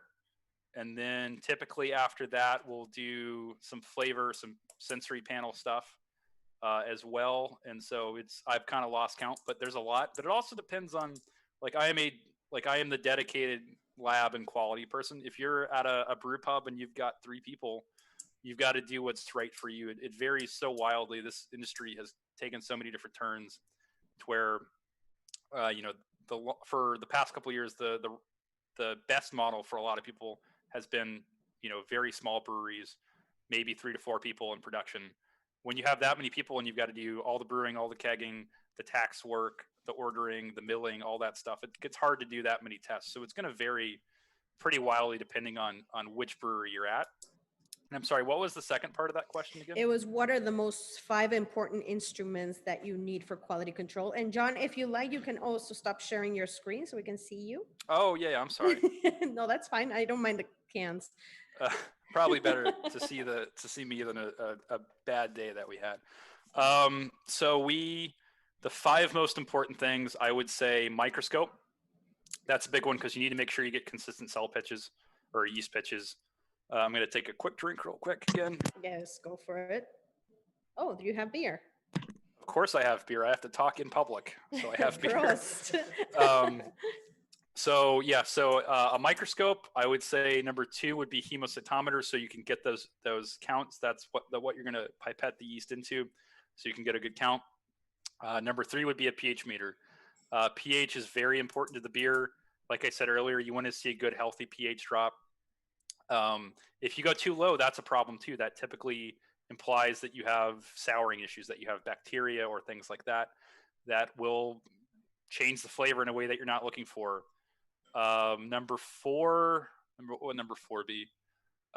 Number 4 would probably be a good set of pipettes, again, so you can do all that lab work. And then number 5 would be either, I would say, a tie between a UV spec. Actually, we'll say 6 things. This is a big thing in brewing. Whenever you have a plan, just double whatever amount of money you need typically. So we'll just add 1 thing on here. A good set of glassware. You need all that good glassware for, measuring things. You want your volumetric flasks and things like that. You want your good beakers, things that are temperature safe, that you can clean easily. And then number 6 would be a UV spec. So you can do some water testing on that. You can do your BU and color. If you ask a different lab person, though, they're probably going to have at least a few different things on there. So it's going to vary depending on who you talk to. That would be my suggestion, though, from the beginning of from what I said earlier, unless my notes say something different, because I actually wrote this down. A pressure cooker would be a good one as well, because if you're doing, any of the plating or things like that, you're going to have stuff that you need to sterilize before you put beer or put yeast on it. So that would be my 6 to 7. 6 to 7. Yeah, we went over the 5. That's great. He's also asking, in times or whenever the price of a lab is more expensive than a brewery, in this context, do you recommend maybe subcontracting the service for another lab? That's definitely an option. There are a lot of good laboratories out there. I know a lot of people who do that. The price does add up. It depends on how much stuff you're sending off, though. If you're getting your ABVs sent off, or if you're doing it as needed, kind of like, we think we might have an infection issue, and we're going to send off 1 to 2 samples every so often, that's totally doable. If it gets to the point where you're sending stuff off constantly, you're really going to feel it in the wallet with how much money you're spending there. So there's kind of that, that intercept point between those two curves where it starts to make more sense. But that's going to vary wildly between brewery to brewery. Sorry to keep going back to that, but I think that's kind of a universal truth, is it's different for everybody. No, that's fine. I mean, people want to know as well, for small breweries and home brewers, what is the minimum in quality control tests that you would recommend us to do, and what equipment do we need for those? And I believe we covered this already, but yeah. Well, for homebrewers are in this wonderful position where they don't have to sell anything. They can do. There is no bad beer when you're a home brewer, because you're not trying to get it necessarily to Target. You're doing it because it's your passion, and you're drinking it with you and your friends. Most homebrewers are going to have hydrometers and things like that to monitor fermentation, make sure you're getting those good gravity drops. pH strips are really great. You can get those pretty cheaply for the same reasons we talked about with the pH meter. A good wort chiller, if you can get your wort chilled down quickly, that's going to solve some problems as well. But for small brew pubs, again, I would say a good microscope goes a long ways. If you're getting haze, you can sometimes look through there, and there's some stains that you can do.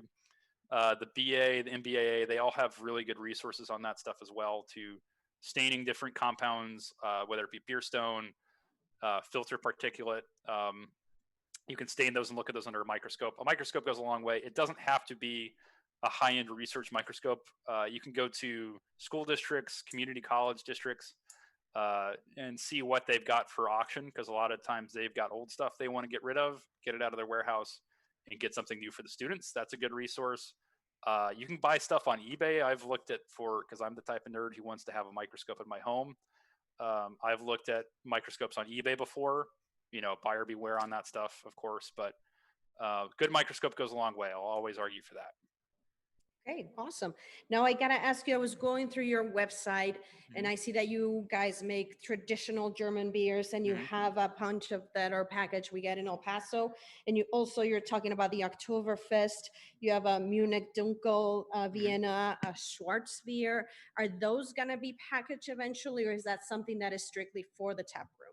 For the moment being, those are strictly for the tap room. You can get beer to go, crowlers and growlers, of course.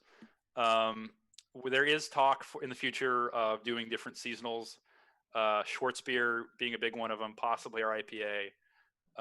But that's a different department than me, thankfully, so I don't have to make those decisions. But there is talk of expanding. We just don't want to eat up our own shelf space. So it would probably fall into that same spot as the Oktoberfest, where it's a rotating seasonal, because Oktoberfest is our only seasonal at the moment. Yeah. And obviously you're in the peach capital of Texas. Are you guys planning on using peaches in any of your brews eventually? I think we've talked about that every year for the past 3 years, and we haven't actually done it yet. It's got so much momentum behind it. I say it's going to happen. It's something we've talked about probably doing with open fermentation or adding it into the bright. In terms of crazy additions, we haven't done a whole lot of those at the brewery. Like I said, we dry hop 2 beers. One of those is a regular taproom beer. The other one was kind of a variation on that. And most breweries dry hop all the time. we don't add fruit and other stuff for the most part. We've never done it before. The craziest thing we've ever added to one of our beers is coffee. So that'll be a big step up for us when we add fruit for the first time. Awesome. All right. So I'm being told that we're going to have a giveaway right now, and we have amazing shirts from Altstadt and stickers. So the question right now, so that whoever is going to win it, let's see, it is, where is Altstadt and what are their beer specialties? So I guess whoever responds first is going to get it. Ooh, and this has been really fun. John, please tell us your contact information, where we can reach you, social media. I'm not much of a social media guy. I got to look up my Instagram real quick because I don't remember, to be honest. I don't maybe the brewery's contact information. Okay. And don't tell them where it is, because we just asked that. Okay. Okay, I got to figure out I think it's so I think it is just at Altstadt Brewery on Instagram. I couldn't tell you any of the other ones because I'm not on any other social media. No, that's fine. So I think are you looking for like events, or which contact info are you looking for? Yeah, I'm sure that everybody can go to your website, which is, I believe we have all of that stuff posted on there. Yeah. It's Altstadt, altstadtbeer.com. Okay. Unless I misremember. Awesome. Okay, so do we have the correct answer over here, guys? I'm not sure if we do. You need to be more specific if you want to win. Yes, it is in Texas, but where in Texas? So while we wait for people to answer, I'm going to say thank you so much, John, for doing this for us. It's like a lot of information that I know that we don't have enough time, but hopefully we can go and visit you soon. Yeah, come out sometime. Great. Yeah. It's a great place. How is the weather right now? Really hot. Really humid? hot. No, it doesn't get too humid in the hill country, thankfully.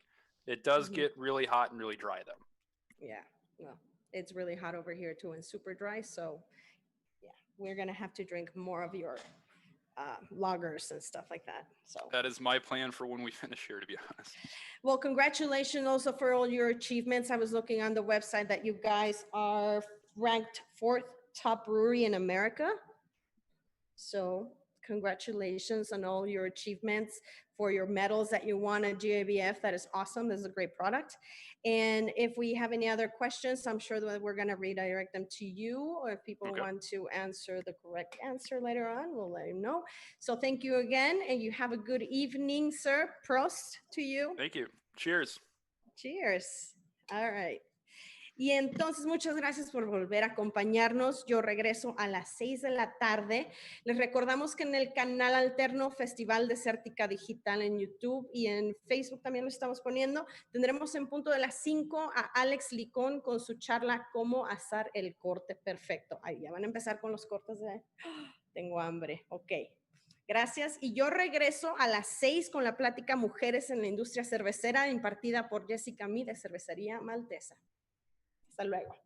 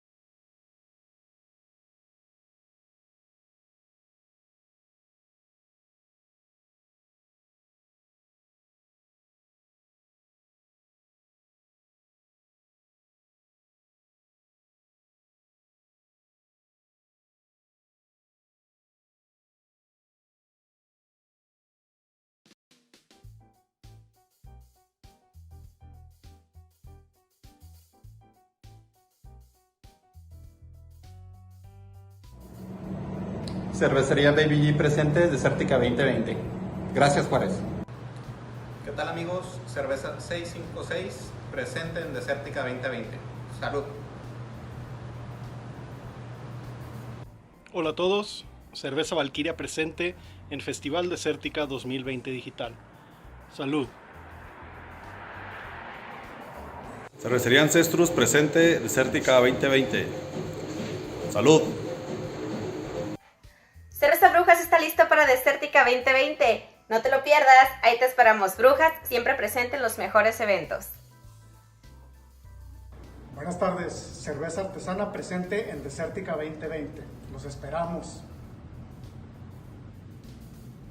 ¿Qué tal, amigos? Yo soy Dani. Y yo soy Carla. Somos la Jauría Brewing y los esperamos este 11 y 12 de julio para Festival Desértica Digital. No se lo pierdan. Los esperamos. De parte de la Asociación de Cerveceros Artesanales de Juárez, bienvenidos a Festival Desértica. Muy buenas tardes, gracias por continuar con nosotros. Estamos al punto de las 6 de la tarde ya en vivo. Y bueno, vamos a continuar con nuestras pláticas. Recordándoles que por favor nos manden sus preguntas, las cuales voy a leer al final, a los últimos 15 minutos. Siguiendo con la transmisión de pláticas que conforman el programa del Festival Desértica 2020 en su modalidad digital, a esta hora nos complace en presentar la plática Mujeres en la Industria Cervecera, que será impartida por Mead, quien es juez certificado de la Beer Judge Certification Program. Jessica es fundadora y head brewer de Cervecería Malteza, que ha obtenido diversos galardones internacionales. Y sin más preámbulo, les doy la palabra a Jessica. Por favor, comenzamos. Bienvenida. Muy bien. Aquí sigo tomando cerveza. Excelente. Salud. Salud. Pues muchas gracias por la invitación. La verdad es que tuve la oportunidad de platicar el miércoles pasado con los organizadores y es una excelente propuesta para estos temas de pandemia, para no detener este tipo de actividades. Y pues bueno, toda esta parte de la organización del Congreso también es pues una excelente propuesta, ya que pues sabemos muchos fanáticos de la cerveza o gente pues que estamos dentro de la industria, que siempre es bueno poder tener como este tipo de acercamiento con más gente de la industria, ¿no? Claro que sí. Esta parte de las mujeres de la industria, en la industria cervecera, últimamente como que ha hecho mucho ruido, ¿no? Evidentemente, pues por la situación que estamos viviendo, no solo en la industria cervecera, ¿no? Sino es una situación difícil en cuanto al tema de género y la violencia pues yo creo que en muchos lugares del mundo, ¿no? También es algo culturalmente a lo que nos hemos enfrentado particularmente en México, ¿no? Tenemos muy arraigada esa cultura machista, digámoslo por ese lado. Entonces, tanto como mujeres y hombres, pues sí tenemos ciertas costumbres, actitudes que pues en los últimos años se ha tratado de ir rompiendo con todo esto, ¿no? Particularmente por la parte de la cerveza,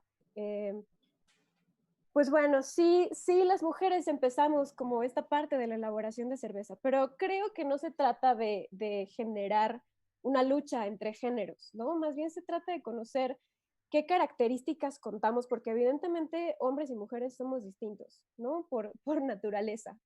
La parte física, la parte mental, operamos y funcionamos diferente. Entonces, hay que aceptar eso y hay que identificar nuestras habilidades y nuestras, pues sí, como nuestras dificultades, ¿no? Nuestros obstáculos para poder hacer equipo y trabajar mejor. A final de cuentas, creo que lo que todos queremos es que esta industria se consolide mucho mejor y que crezca, ¿no? Para tener oportunidades para todos. Entonces, bueno, pues hablando de un poquito como a manera de marco histórico, pues sí, las mujeres iniciamos, ¿no? La elaboración de la cerveza. No por eso es como, sí, nos robaron esta actividad y ahora venimos y vamos a pelear para retomarla. No se trata de eso, y lo repito, no se trata de una lucha, ¿no? Se trata, pues sí, de reconocer, ¿no? Ciertas actividades en otros ámbitos. También hay actividades que las iniciaron los hombres y a lo mejor ya las mujeres las tomamos. Así ha sido por temas históricos, por temas sociales. a final de cuentas lo que hay que resaltar son las cosas buenas, creo yo, ¿no? ¿Cómo podemos funcionar mejor? Entonces, bueno, a manera un poquito como de historia, pues sí, desde hace miles de años, ¿no? Pues las mujeres se dedicaban a la producción de la cerveza, éramos quienes elaborábamos, y por eso también hay registros, ¿no? Ancestrales de diosas, ¿no? De deidades. Por ejemplo, tenemos el himno Aninkasi, ¿no? De Sumeria, que es como el primer registro histórico, la primera documentación que se tiene, ¿no? De un proceso, de una receta de cerveza, ¿no? Y bueno, Ninkasi era una diosa. Tenemos entonces de diferentes culturas milenarias, pues tenemos a deidades que eran mujeres. Va avanzando la historia y bueno, ya pues particularmente por el siglo V, pues ya las mujeres, ya se vuelve una actividad un poco más arraigada, más formal, ya se vuelve un negocio, ¿no? Ya es parte de las actividades esenciales de un funcionamiento de una sociedad. Y a partir de aquí como que empieza a surgir también la parte de la figura de la mujer como la bruja, ¿no? Por esa actividad que realizaba, por las cocciones en las ollas, por el uso de diferentes hierbas, ingredientes, y se le empieza a acusar, ¿no? Se le empieza a generar como una mala fama. Entonces, pues ahí es cuando se empieza como a despojar de esta actividad. Cabe, por ejemplo, mencionar una de las principales mujeres, ¿no? que vino a revolucionar los ingredientes de la cerveza, Hildegarda de Bingen, que es la mujer que introduce el lúpulo, ¿no? en los ingredientes de la cerveza. Previamente, pues sabemos que se utilizaba una mezcla de hierbas, y ella, pues como botánica, como médico, como filósofa y muchas áreas especializadas que ella tenía, pues descubre las propiedades del lúpulo y incorpora este ingrediente a la cerveza. Bueno, ya posteriormente tenemos también en Estados Unidos Martha Jefferson, ¿no? Que era esposa del presidente y se dedicaba también a elaborar cerveza. Tenemos en Canadá también Susan Holland, que pues era una de las fundadoras también, ¿no? y maestra cervecera de la cervecería más antigua de Canadá. Eso como marco general, como marco histórico. Ya me gustaría como enfocarlo más un poco a la actualidad y específicamente en México, ¿no? Creo que voy a hacer, durante toda esta charla, voy a hacer muchísimo énfasis en la parte en que no tendríamos por qué estar haciendo charlas de mujeres, no tendríamos por qué estar mencionando a mujeres para que se nos reconociera nuestro trabajo, ¿no? El día de hoy hay que hacerlo porque pues hay muchas mujeres ocultas. Más adelante les voy a platicar de toda mi experiencia también con Adelitas, porque yo tenía otro concepto completamente distinto. A mí antes no me gustaba, por ejemplo, trabajar con mujeres en general, pero he revolucionado como mi pensamiento, mi actitud, y ahorita les voy a platicar por qué. Todo ha sido un proceso muy interesante. Pero bueno, me gustaría hacer mención como de las mujeres pioneras, ¿no? Que han sido reconocidas por su trayectoria dentro de la industria cervecera. Una de ellas, bueno, en México específicamente, una de ellas pues es Elba Copado, ¿no? De Guadalajara, que ella pues ya tiene, si no me equivoco, como 20 años, ¿no? En la industria cervecera, es de las pioneras. También, si no mal recuerdo, pues es la primera mujer que empezó a elaborar cerveza. Aquí en México, y bueno, ella no se pudo capacitar aquí, entonces tuvo que irse a Estados Unidos, regresó y aprendió por su cuenta, y entonces ahora también comparte todo ese conocimiento que ella ha ido adquiriendo, y eso es también lo importante. También tenemos, por ejemplo, a Pilar Silva de Beerbox, que también pues, fue una de las pioneras en la parte de la distribución. Aquí también nos vamos dando cuenta que la industria cervecera no solo está enfocada y no solo debe enfocarse a la parte de producción. Sí es lo que vemos, pues sí, es lo más visible. Tenemos la cerveza y casi siempre hablamos de los productores de cerveza, pero hay muchas otras áreas en donde, pues que son importantes para poder tener una cerveza ya en nuestros vasos, ¿no? O en la botella, en la lata, en el empaque. Por ejemplo, es el caso de Pilar Silva, ¿no? Que ella pues viene a revolucionar la parte de la distribución de la cerveza artesanal, que también ya tiene, si no mal recuerdo, más de 10 años con este negocio. Tenemos también de Cervecería Jack a Claudia Rivera, que bueno, ella es socia y era supervisora de producción. Tenemos a Rebeca Dovalí de Cervecería Primus, ¿no? En la parte de mercadotecnia, desarrollo de nuevos productos y de calidad. Entonces, o sea, todas estas áreas pues son componentes, son engranes que hacen funcionar la industria cervecera. Igualmente de Baja Brewing, Dulce Rodríguez, la parte de administración, estrategias de negocio, Liz Rosas, ¿no? De Calavera, también con toda esta parte de la imagen, de la cervecería, marketing, a Mónica Sánchez de Beer Factory, que bueno, Mónica Sánchez, pues ella sí básicamente se enfoca en la parte de producción y también le costó trabajo. Bueno, y tenemos a otras chicas que a lo largo de todos estos años, pues han desarrollado diferentes proyectos, catadoras de cerveza, ¿no? Con Katy y Kenia, Madrina, con Tony Carrión, Paz Austin, que bueno, ella es expresidenta de Acermex, Lucía Carrillo, con Itañeñe, Cervecería Milagros, Cervecería Cielito Lindo, que también tiene a Laura Peña ahorita como cabeza de producción, Chantal Hernández de Concordia, ¿no? En fin, o sea, a lo largo de estos años, pues sí se han resaltado, ¿no? Ciertas mujeres por su trayectoria, pero en los últimos años como que se ha desvirtuado un poco. Voy a contar como de manera personal.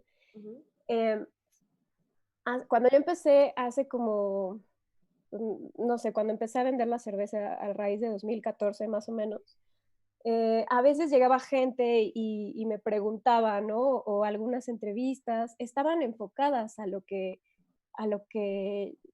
el trabajo que se hacía, ¿no? Y entonces preguntaban sobre, oye, ¿y cómo empezaste? Oye, ¿y cómo decidiste hacer estas recetas? Oye, ¿y qué opinas de tal? Estaba enfocado en realidad al trabajo. Yo me empecé a dar cuenta que a raíz de hace un par de años, literal, cambió ese enfoque. Y entonces, ahora es como tú, Jessica, como mujer, ¿cómo te sientes en la industria cervecera? ¿Cuál ha sido, qué dificultades has visto como mujer? Y entonces de repente a mí la verdad es que me causa un poco como de conflicto porque es, ok, se entiende la situación y sí es alarmante, pero ¿desde dónde vamos a abordar esta situación y desde dónde vamos a generar un cambio? Creo yo que tendría que ser desde la inclusividad en la industria cervecera en general. No solamente de mencionar a las mujeres por el hecho de ser mujeres. En realidad, la importancia debería de estar, o sea, no en el género, debería de estar en la cerveza, en el producto, en el profesionalismo, sin importar quién esté detrás. Entonces, sí me he enfrentado como a estos temas últimamente, a que el foco ya no sea el trabajo que realizas, sino tú como mujer. Y me parece, no sé tú qué piensas, pero a mí me parece que la importancia debería de estar en eso, en el trabajo de cervecero o cervecera, en el trabajo que realiza la persona y si lo está realizando bien o no lo está realizando bien. No, sí, completamente de acuerdo. Ahorita estamos en unos tiempos cambiantes y desgraciadamente no nada más en México, pero también en Estados Unidos estamos viendo todo lo que está saliendo. No sé si sea la pandemia, que está saliendo la gente con todo este coraje, las mujeres, lo del Black Lives Matter, todo eso. Entonces sí estoy completamente de acuerdo. Te digo ahorita hace rato que yo también soy dueña de negocio y he tenido también estas mismas experiencias con compradores, con gente con la que estoy lidiando todos los días, como bartender, con todo lo que llega a la gente y como que se te quedan viendo, como te dudan de ti, y es algo que sí estoy de acuerdo, tenemos que hacer algo, pero ¿cómo podemos llegar a eso? Entonces, ¿cuál ha sido el conflicto, Jessica, de los más fuertes que has tenido en esta industria personalmente y como pues obviamente cervecera? Pues mira, personalmente, sabes que justo el momento en el que se me abre el panorama y el momento en el que me doy cuenta de muchas cosas fue cuando inició Adelitas, ¿no? Adelitas es un colectivo que se enfoca justo en mostrar el trabajo de las mujeres en la industria cervecera, no nada más cerveceras, sino en diferentes áreas de la industria, mostrar su trabajo, ¿no? Y bueno, en el profesionalismo, en ayudar a profesionalizar a la industria cervecera. Entonces, yo también esta parte de todas las experiencias que tenemos, dificultades, problemas, ¿no? Por el tema de género, creo que también dependen mucho de todas las experiencias, pues sí, sociales, culturales, en las que nos hayamos desenvuelto. Particularmente y afortunadamente siempre, pues dentro de mi familia no sufrí ninguna agresión, ¿no? Enfocada al tema de machismo. También a lo largo de mi carrera profesional, cuando incursiono en la industria cervecera, desde antes, ¿no? Yo soy comunicóloga de profesión. Y pues ya cuando entré a trabajar, cuando salí de la universidad y entré a trabajar, yo trabajaba en una casa productora, trabajaba en el área de producción, ¿no? De fotografía y de video. Entonces era un ambiente también de puros hombres. Ahí no te veían como bicho raro, ¿no? Pero también dependía mucho de una misma, porque de repente pues teníamos que cargar luces, teníamos que cargar cámaras, cables, ¿no? Entonces, de repente sí era como, pues yo cargo esto, ¿no? Y me veían que iba a cargar algo. No. Acuérdate que las señoritas no cargan. Tú no debes de cargar eso. Y entonces yo era como, yo lo puedo cargar, o sea, yo sé mis capacidades, yo sé hasta dónde, sé mis límites. Y es como, no, o sea, yo lo cargo. Y entonces yo lo agarraba y lo cargaba, ¿no? Y entonces ahí ya después ya cambiaba esa visión. O sea, sí se trata de romper muchos estigmas, muchos paradigmas, pero se trata de una actitud que tenemos que adoptar, ¿no? Entonces ahí pues es ir rompiendo, ¿no? Que está el otro lado, a lo mejor hay alguien que dice, ok, sí, tú cárgalo, ¿no? Y yo no lo cargo, o sea, creo que sí depende mucho de cada una. Sí, y el punto aquí, ¿hasta dónde llega el límite o digamos, hasta dónde puede un hombre llegar a ser caballeroso con una mujer? Y que no nos ofendamos tampoco por eso, porque yo también tengo el problema de no quiero cargar un barril de cerveza lleno y sí le tengo que decir a alguien que está más fuerte, pero también yo me aviento y hago mis cosas. Entonces, ¿hasta qué punto tú crees que está ahí ese boundary, esa línea? Pues mira, respecto a la parte física, pues yo creo que, o sea, evidentemente no somos iguales. Yo mido 1,53. Evidentemente sé hasta dónde puedo cargar, sé qué puedo hacer, sé qué no puedo hacer.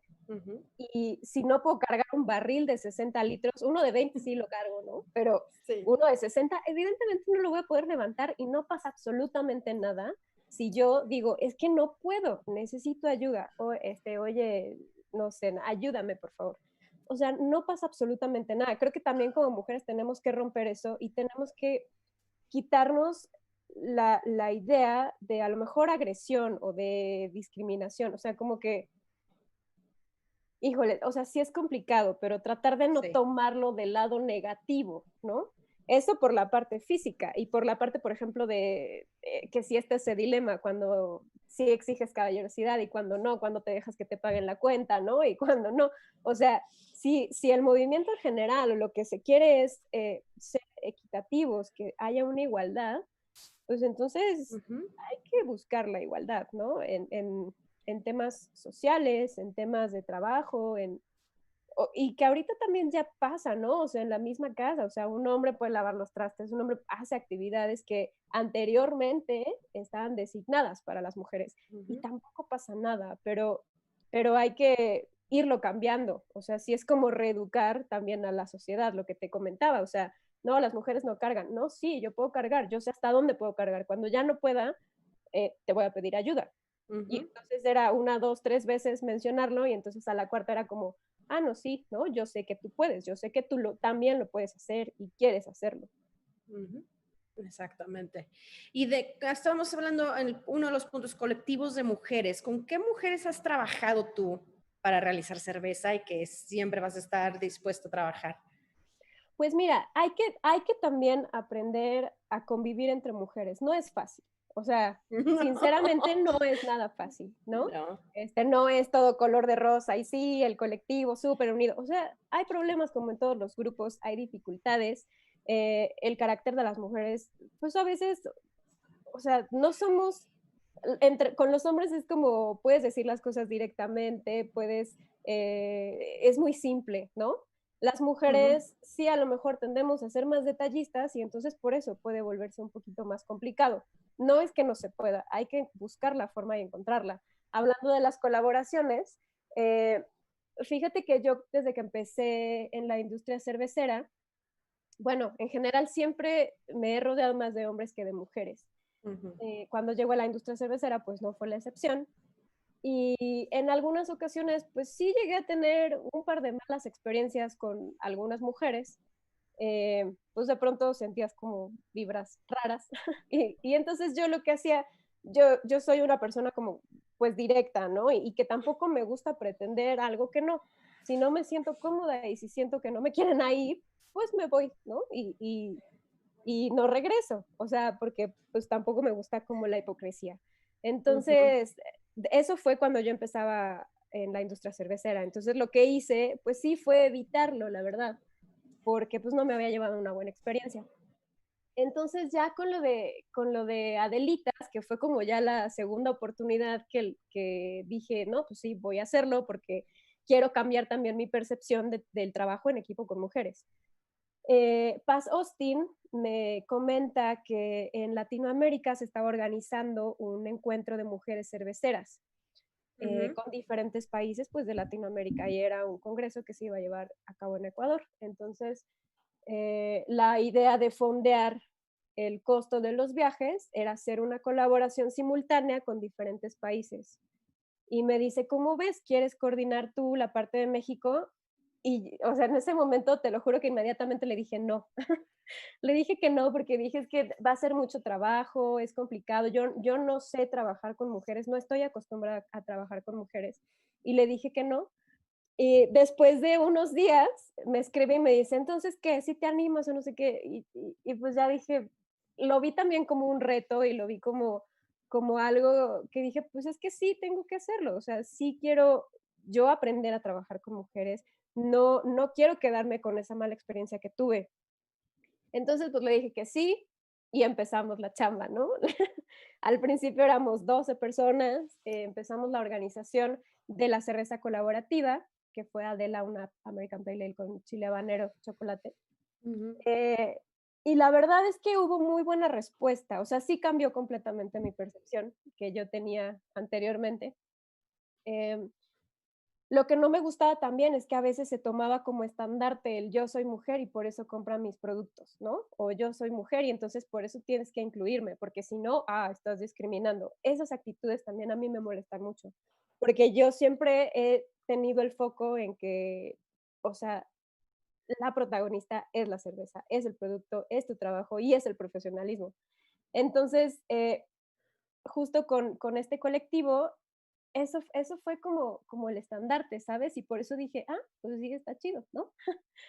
y entonces, pues funcionó bien, fluyó bien. Sí ha sido un trabajo y una labor complicada, pero va fluyendo bastante bien la comunicación, pues sí, las actividades, cada vez como que hay más chicas que van saliendo, ¿no? Y que te dicen, yo soy biotecnóloga, yo soy microbióloga. Y también te vas dando cuenta que de verdad muchas veces eres tú misma quien te pones las barreras o quien no crees en tu trabajo, en tu conocimiento.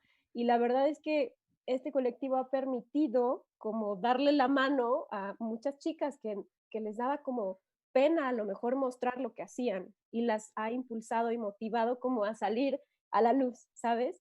Y eso es muy padre. Y entonces, o sea, al ver todo eso, como que se amplió mi panorama y cambió mi perspectiva y pues evidentemente borró esa mala experiencia que yo había tenido. Y justo también me hizo ser más empática con las diferentes situaciones que han vivido otras chicas, ¿no? Afortunadamente yo no he sufrido como de alguna discriminación o algo por el hecho de ser mujer, ¿no? Claro. Pero hay muchas otras chicas que sí, y no porque a mí no me haya pasado, significa que es una situación que no exista, ¿no? Sorry, iba a ir a la industria cervecera de cómo crees que ha afectado en México y en el mundo en la presencia de las mujeres en la cerveza. ¿Qué es lo que tú has visto? Pues mira, sí creo que no se le está dando el enfoque correcto. Creo que el primer paso que se debe de hacer es justo mostrar o difundir el trabajo, porque no se conoce. Y como te lo acabo de mencionar, hay muchas chicas que están ocultas, ya sea por temas personales o ya sea porque no les dan difusión, ¿no? Y se tiene que conocer su trabajo para que entonces las consideren para realizar actividades dentro de la industria cervecera. Por ejemplo, digo, hay un congreso como muy importante en el país, no voy a decir el nombre, pero bueno, hay un congreso muy importante en el país, en donde yo llevaba varios años intentando participar como ponente. Entonces yo mandaba mi currículum, mandaba mis propuestas de ponencias bien fundamentadas, estructuradas, y bueno, comprobando la experiencia que yo tenía en esa área, ¿no? Y nunca me pelaron. Pero el año pasado me invitan a dar una charla de mujeres. Entonces la verdad es que yo dije, a ver, solo por el hecho de ser mujer me estás invitando, creo que por ahí no va. O sea, creo que lo ideal sería, a ver, voy a hacer un congreso y entonces ya al conocer como la cartera de expertos en esos temas que tienes, pues tengo a Karen Peraza que me puede hablar de levaduras, tengo a Caro Aragón que me puede hablar de calidad, tengo a Vicky de Perruchona que me puede hablar de estrategias de negocio, y no solamente las invito por ser mujeres. Y entonces ya al tener esa charla, ya estoy poniendo mi granito de arena porque ya les di espacio a las mujeres. No, somos más que eso. O sea, tenemos que incluir a expertos en temas cerveceros, en general, independientemente de si eres hombre o eres mujer, ¿no? Te tengo que considerar por tu experiencia y por lo que puedes aportar a la industria cervecera, más que por el hecho pues sí, de ser mujer y entonces con eso ya soy socialmente responsable, ¿no? Porque abrí mi espacio para mujeres. Entonces creo que estamos como en la oportunidad de poder como redireccionar este tema de la inclusión de las mujeres en la industria cervecera. Y creo que va por ahí. Primero es mostrar, o sea, por ejemplo, todos los colectivos que hay, ¿no? Que creo que surgen bajo esa necesidad de, pues, de mostrar el trabajo de las mujeres. Entonces, creo que a través de esos grupos, ¿no? Podemos mostrar a profesionistas, a expertas en diferentes áreas de la industria, justo para que se dé a conocer su trabajo y su expertise. Y una vez que ya las tengamos como en el foco, bueno, como, pues sí, la gente sepa de ellas, entonces ahora sí, o sea, ya las podemos invitar, ya las podemos incluir, pero como no se conocen, pues ¿cómo invito a un experto en levaduras? Pues sí, sí, no sé de su existencia, ¿no? Claro que sí. Creo que bueno, ese es el panorama que tengo yo ahorita respecto al tema y creo que podría redireccionarse de esa manera. Sí, tenemos una pregunta ahorita de Carla. Dice, ¿qué crees que podríamos hacer las mujeres para involucrarnos más en la industria cervecera? Yo soy mujer en la industria cervecera y me gustaría aportar más en esto. Pues mira, estos colectivos sí pueden funcionar como, particularmente, hablo de Adelitas porque es al colectivo que pertenezco y porque sé perfectamente las actividades que desarrolla. Por ejemplo, en el colectivo de Adelitas lo que hacemos es eso, es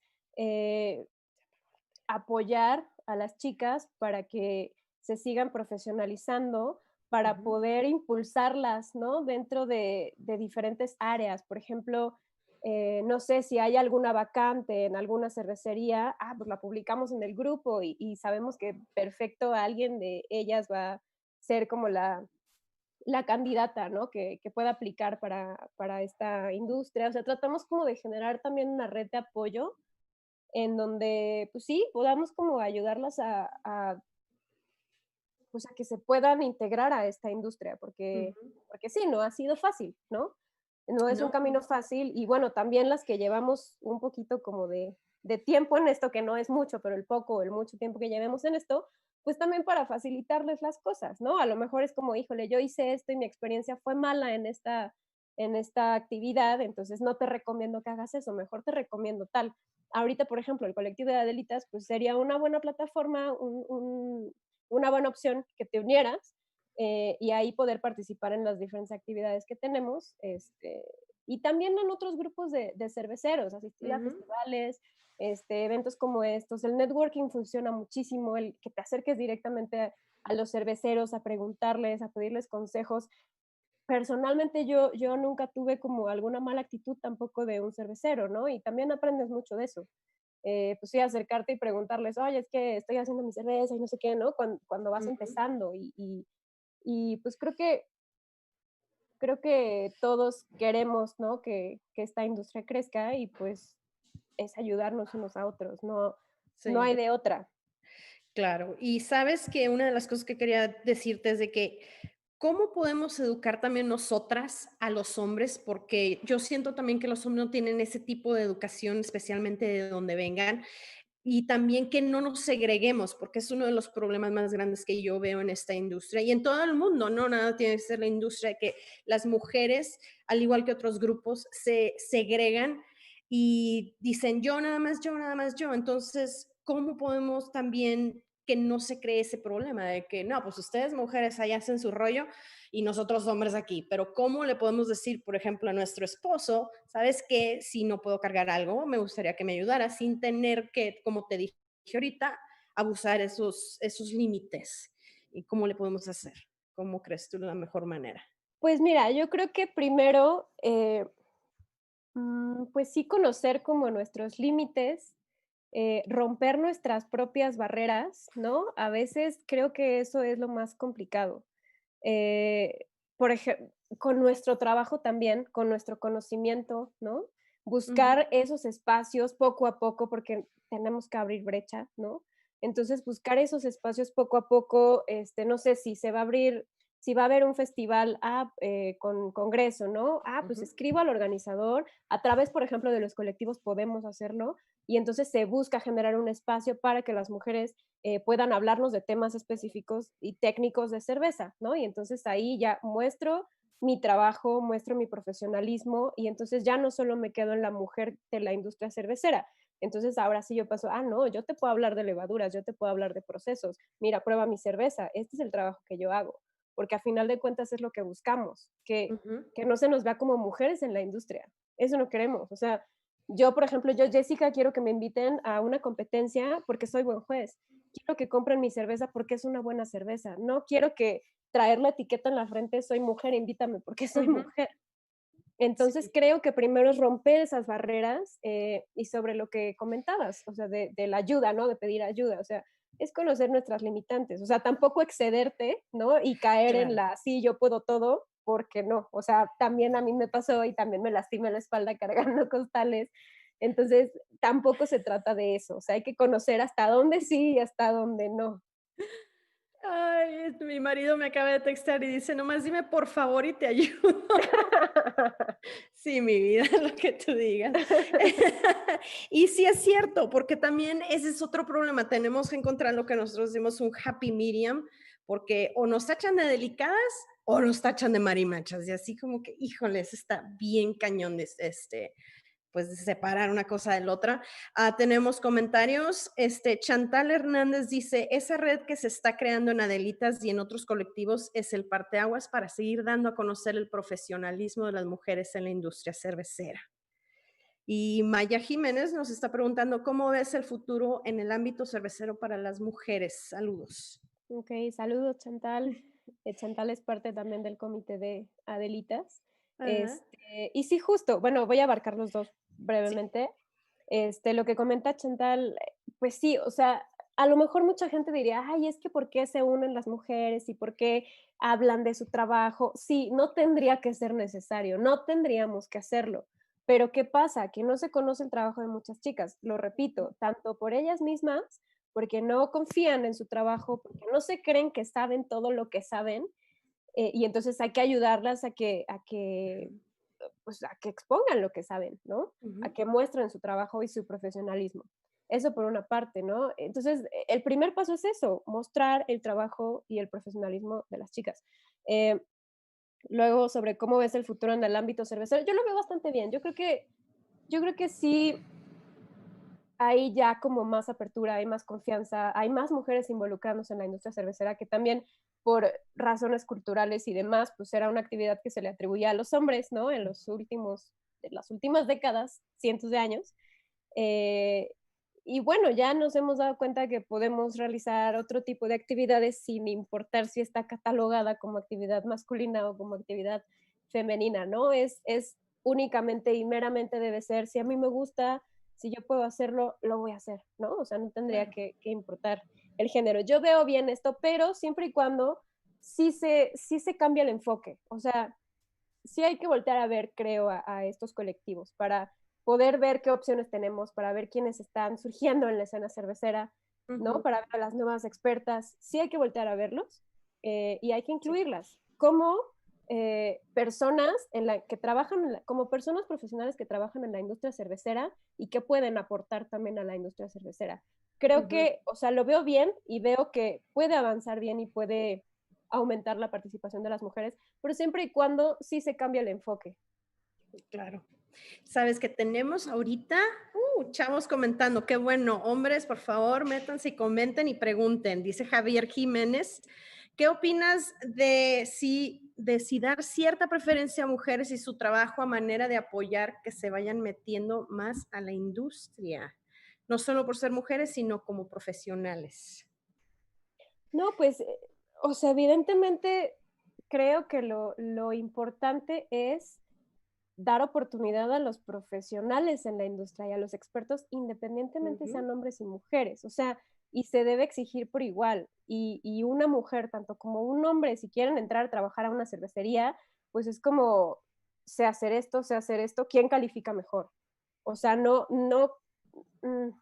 como que si tienes un experto que sabe más que una mujer, pues evidentemente te va a convenir más el que tenga mejor experiencia, o viceversa, ¿no? O sea, creo que, al menos en mi opinión personal, no creo que haya darle preferencia a las mujeres solo por el hecho de ser mujer. O sea, tenemos que exigir lo mismo y tenemos que exigir el mismo profesionalismo, la misma calidad en el trabajo y no solo por el hecho de ser mujeres, que es justo lo que mencionaba anteriormente con estas invitaciones, ¿no? Que es lo que hay que hacer. Sí, claro. Entonces, sí, no. Daniel Ríos nos está diciendo, hola, ¿qué podemos hacer los hombres para ayudar a impulsar la participación de las mujeres en la industria cervecera? A ver, ¿qué más pueden hacer los hombres? Pues justo voltear a ver, ¿no? O sea, voltear a ver, no juzgar, porque a veces también creo que puede haber algunas etiquetas erróneas, ¿no? O sea, desde el mismo consumidor que cree que a las mujeres nos gustan las cervezas de frutas y que no nos gusta lo amargo, desde ahí, ¿no? O sea, desde todas las áreas, desde consumidor, desde alguien un amigo tuyo que toma una Tecate Light y le dices, ¿esa es una cerveza de nenas? ¿Esa es una cerveza para niñas? ¿No? Desde ahí, o sea, desde el consumidor, desde el que da el servicio en el establecimiento también, ¿no? Sí, a ti por ser mujer te voy a ofrecer la que tiene fresa y rosas, ¿no? Claro, o sea, y eso pasa mucho, discúlpame que te interrumpa, pero pasa mucho eso, sobre todo el juzgar sin saber realmente el contexto y el juzgar nada más porque eres una mujer y que porque yo pedí que alguien pidió una Fruli y una Stout y nada que era la Fruli para mi marido, o sea, ese es el problema que todavía existe mucho. Sí, por supuesto, y que es lo mismo de venir a romper esas barreras que tenemos, porque es una construcción cultural, ¿no? Y pasa en todo el mundo. Y así los medios también de comunicación, el marketing, la publicidad, así nos hemos construido socialmente, mercadológicamente, así funciona. Y sí puede funcionar para ciertos sectores, ¿no? O sea, sí funciona para muchas mujeres, pero la idea es no generalizar. Entonces yo partiría desde ahí, desde romper esas barreras de etiquetas, ¿no? Borrar esas etiquetas que tenemos. Y, por ejemplo, ya para incursionar en la industria cervecera, pues justo, por ejemplo, voltear a ver estos colectivos, ¿no? En el caso de Adelitas, por ejemplo, estamos promoviendo mucho el trabajo de las chicas que integran el colectivo, porque sabemos pues que son profesionales, ¿no? Y queremos ayudarlas a que de pronto en un congreso como este inviten a otras chicas que nunca han tenido participación en congresos. Queremos que en competencias inviten a chicas que nunca se han animado a mandar su currículum a una competencia porque les da pena o porque no creen que van a poder ser parte del panel. Entonces, eso es lo que buscamos. A lo mejor podría ser, o sea, esa parte, ¿no? Acercarse a los colectivos y tratar de integrarlas. Y pues no juzgar y borrar todas esas etiquetas y romper esos paradigmas. Sí, y eso también viene de casa, entonces la educación empieza en casa, como siempre hemos dicho. Ahorita estamos teniendo muchas respuestas de hombres, qué padre. Jaime Ramírez dice, tienes mucha razón, creo que el foco debe de estar en el estudio, talento y lo que han logrado desarrollar, dejando de lado la plática de género. Mucha elocuencia, gracias por tu participación, Jessica. Diego Barragán dice, mi novia hace un pan excelente y además es una microbióloga excepcional. Ayer le pregunté si le gustaría hacer cerveza y solo se rió. Yo creo que ella encajaría perfectamente en la industria cervecera. Muy bien. Wow, bastantes comentarios. Gustavo Castillo dice, yo pienso que no es de qué podemos hacer los hombres porque muchas veces también mujeres no permiten crecer a otras mujeres. Este tema no es de género. Saludos desde Tabasco, pero ¿sabes qué, Gustavo? Es cierto que tienes mucha razón, son las cosas que estamos ahorita discutiendo y de que tenemos que acabar también no nada más con los hombres viéndonos como el sexo débil, pero también nosotras mismas como dejar de estar haciendo el catfight que le llamamos, ¿no? Porque sí hay mucha, que nos juzgamos una a la otra y tenemos que dejar de hacer eso. Sí, sí, por supuesto, no solo, evidentemente ahorita la charla pues sea basada específicamente como entre hombres y mujeres, no es un pleito de género, no debería de ser así, no debería de ser manejado como una lucha de una batalla de sexo, ¿no? No, también justo entre mujeres, ¿no? Y lo que te comentaba al principio, híjole, como ese rechazo que yo había generado por esa mala experiencia que tuve de mujeres hacia mí, ¿no? Entonces sí pasa y también hay que eliminarlo y también hay que, pues sí, hay que luchar también contra eso, ¿no? Porque pues sí existe. Sí, bastante. Tenemos aquí de mi equipo, Dani. Como cervecero estoy muy orgulloso de Carla y su desempeño en la Jauria Brewing. Ella es parte fundamental del proyecto. ¡Ay! Consíguense un cuarto. Allá arriba hay muchos. Comentarios. Manuel Ánimas dice, saludos a Jessica de parte de Cerveza Los Cuentos. Nosotros nos llamamos Los Cuentos porque la dueña, ojo, mujer, es antropóloga y cada etiqueta es una leyenda mexicana. Oye, qué chingón, sorry, pero tenía que decirlo. Excelente, saludos. Sí, Manuel. qué padre y qué bueno que nos están mandando comentarios. Alan, conozco a muchas mujeres cerveceras y admiro todo el trabajo que hacen por la industria. Hasta cierto punto es triste que se tenga que aplicar el género dentro de esta. Son la maravilla de la vida. Pues claro, damos vida también, que no se les olvide de dónde vienen también los hombres, porque sus mamás me la respetan, ¿no? Sí. Sí, pero el enfoque para mí debería de ser ese, ¿no? O sea, exigirnos por igual a todos, no fijarse quién hizo la cerveza, quién hizo el diseño. O sea, hoy en día, evidentemente, sí es necesario mostrarlo para que se considere más adelante, pero no debería de ser lo importante, ¿no? No debería de haber una diferencia. Pues no. Exactamente. Bueno, y ya es hora de un giveaway. Me están diciendo que nombra una cervecería con maestra cervecera. La primera persona en responder será la ganadora. Uy, wow, ok. Vamos a ver. Ya están respondiendo. Ahorita me espero a ver quién ganó aquí, que me digan. Y bueno, entonces, ¿qué más podemos hablar de la industria y las mujeres? Mira, por ejemplo, también un dato curioso, ¿no? En el encuentro de Ecuador, que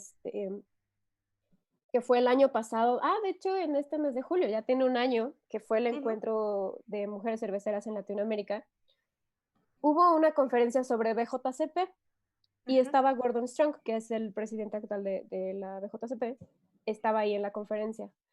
Y la chica que dio la ponencia le pregunta cuál es el porcentaje de mujeres jueces BJCP en el mundo. Y él respondió con la mejor respuesta que no tienen ese dato, la BJCP no tiene ese dato, porque no importa cuántas mujeres o cuántos hombres hay, siempre y cuando, o sea, solo son jueces de cerveza y lo que importa es que hagan bien su trabajo. O sea, a la BJCP no le importa cuántas mujeres, cuántos hombres, y en realidad es llegar a eso, es que, pues sí, no debería de importar. Entonces ese era un dato curioso que les quería compartir. Y bueno, que también, por ejemplo, sí es algo cultural, ¿no? He tenido la oportunidad y es algo también curioso que sí me causa también un poco de pues como de inquietud o demás, que en los últimos años sí ha cambiado mucho el enfoque que se le da a las mujeres dentro de la industria aquí en México. En otros países, por ejemplo, que evidentemente es tema social, cultural, que he tenido la oportunidad tanto de evaluar en competencias, de hacer colaboraciones, igual de dar algunas conferencias. Ni siquiera se menciona, Jessica, mujer en la industria cervecera, viene a dar una conferencia, ¿no? O Jessica, tenemos a esta juez mexicana mujer. Ni siquiera se menciona la palabra mujer, ¿no? Eres un elemento más de la industria cervecera que vas a contribuir, que vas a aportar a la industria de ese país, y eso es todo, por tu trabajo, por tu conocimiento y por tu experiencia, ¿no? Entonces, a mí me gustaría que aspiráramos a eso, ¿no? Sí. Que pues sí, en México en unos años, o sea, evidentemente haya más participación de mujeres porque pues ya se conoce el trabajo de más mujeres, ¿no? Y con temas especializados y con temas técnicos, y que hiciéramos equipos, que no hubiera grupos de mujeres a lo mejor, que, o sea, que no se buscara hacer como colaboraciones solo de mujeres, sino que se colaborara entre cerveceros en general, y no solo como que se hicieran divisiones, ¿no? Ahorita pues sí, es necesario, pero buscar el que no lo haya. Sí, mira, tenemos una pregunta. Javier Jiménez, buscando ser objetivos, ¿cuál consideras que sea la causa por la que la industria sea mayormente masculina? ¿Hay alguna razón? Creo que... Pues yo creo que, porque, híjole, pues desde que a lo mejor sí se desplazó como a las mujeres del realizar esta actividad, ¿no? De producción. Ahora el beber alcohol, el que en las tabernas, ¿no? Antes no se permitía como la entrada a las mujeres hace muchos años. Como que eso fue dando pie a que la cerveza se viera como un producto dirigido a los hombres. Evidentemente, con el paso de los años, eso se vio reforzado por el marketing y por la publicidad, ¿no? Todo era dirigido hacia los hombres. Entonces, las mujeres quedaban como excluidas del consumo y no era el mercado tampoco que le interesaba a las marcas. Yo creo que esa es la causa, ¿no? Sí, de acuerdo completamente. El marketing desde siempre ha estado específico a las mujeres en la cocina y los hombres son los fuertes, la cerveza es de los hombres y a veces cierto el martini, ¿no? Cosas así enfocado en la mujer. Tiene que cambiar todo eso y eso viene desde hace mucho. Sí, sí, por supuesto. Sí, es algo también construido, ¿no? Que, claro. Pues sí, todos son construcciones socioculturales que a final de cuentas es eso. Si queremos hacer un cambio, pues tenemos que romper con ellas. Entonces, ¿cómo? Pues, y paso uno, mostrar, nosotras como impulsoras, ¿no? Mostrar a todas esas chicas, y del otro lado de la industria, pues voltear a ver lo que están haciendo también las mujeres y entonces incluirlas por experiencia, por profesionalismo, por trabajo, no por ser mujeres, y pues así poco a poco. Creo que ese es el camino. Sí, y Javier nos comenta, yo creo, en la respuesta de su pregunta, entonces toca trabajar hoy también a partir del marketing de los proyectos y el entorno sociocultural, exactamente, es que se tiene que cambiar todo alrededor, todo esto, la forma de vivir tiene que cambiar para dejar de catalogar y empezar. Claro.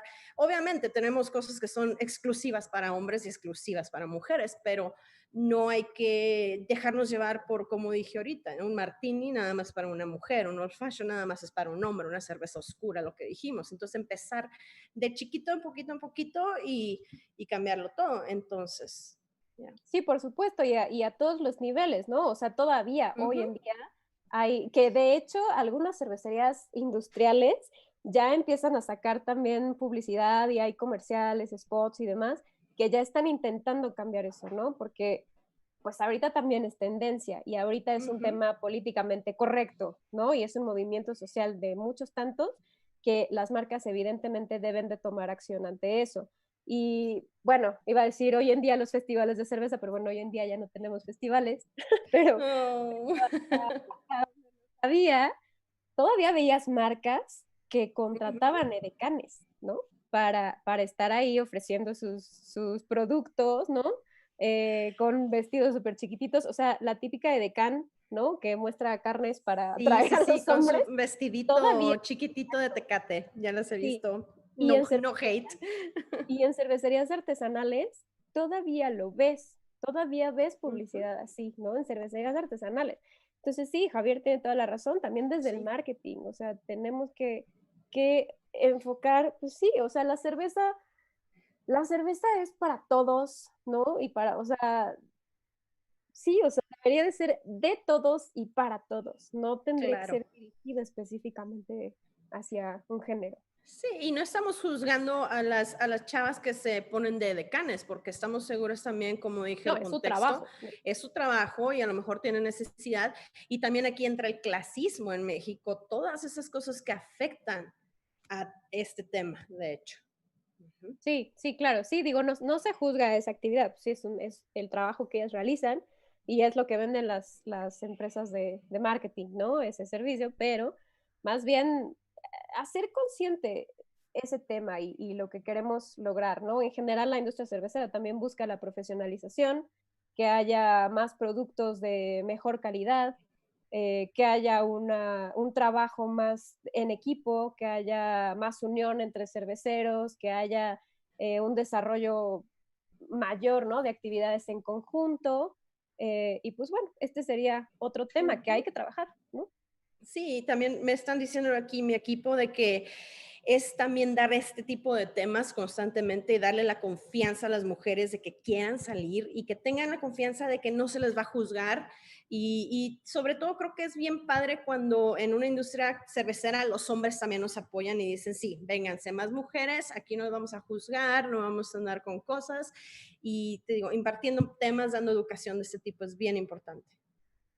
Sí, por supuesto. Y que también eso que mencionas de abrir como las puertas para la participación sin juzgar, eso pasa mucho también en todo. O sea, digo, hoy estamos también en una sociedad que, híjole, que te pone en jaque por cualquier cosita que digas, ¿no? O que hagas. Entonces, también hay que estar conscientes de eso, o sea, de no buscar destruir, al contrario, de contribuir, de apoyar, de hacer que el otro crezca, ¿no? O sea, eso en general, o sea, hace mucho, mucha falta eso, apoyarnos, no minimizar el trabajo de los demás, ¿no? O sea, también, bueno, por ejemplo, una experiencia de esas que a veces era lo que te decía, a veces no estamos conscientes de las situaciones porque ya lo podemos llegar a normalizar, o a veces dices, ni quiero pelar ese comentario, no le quiero hacer caso.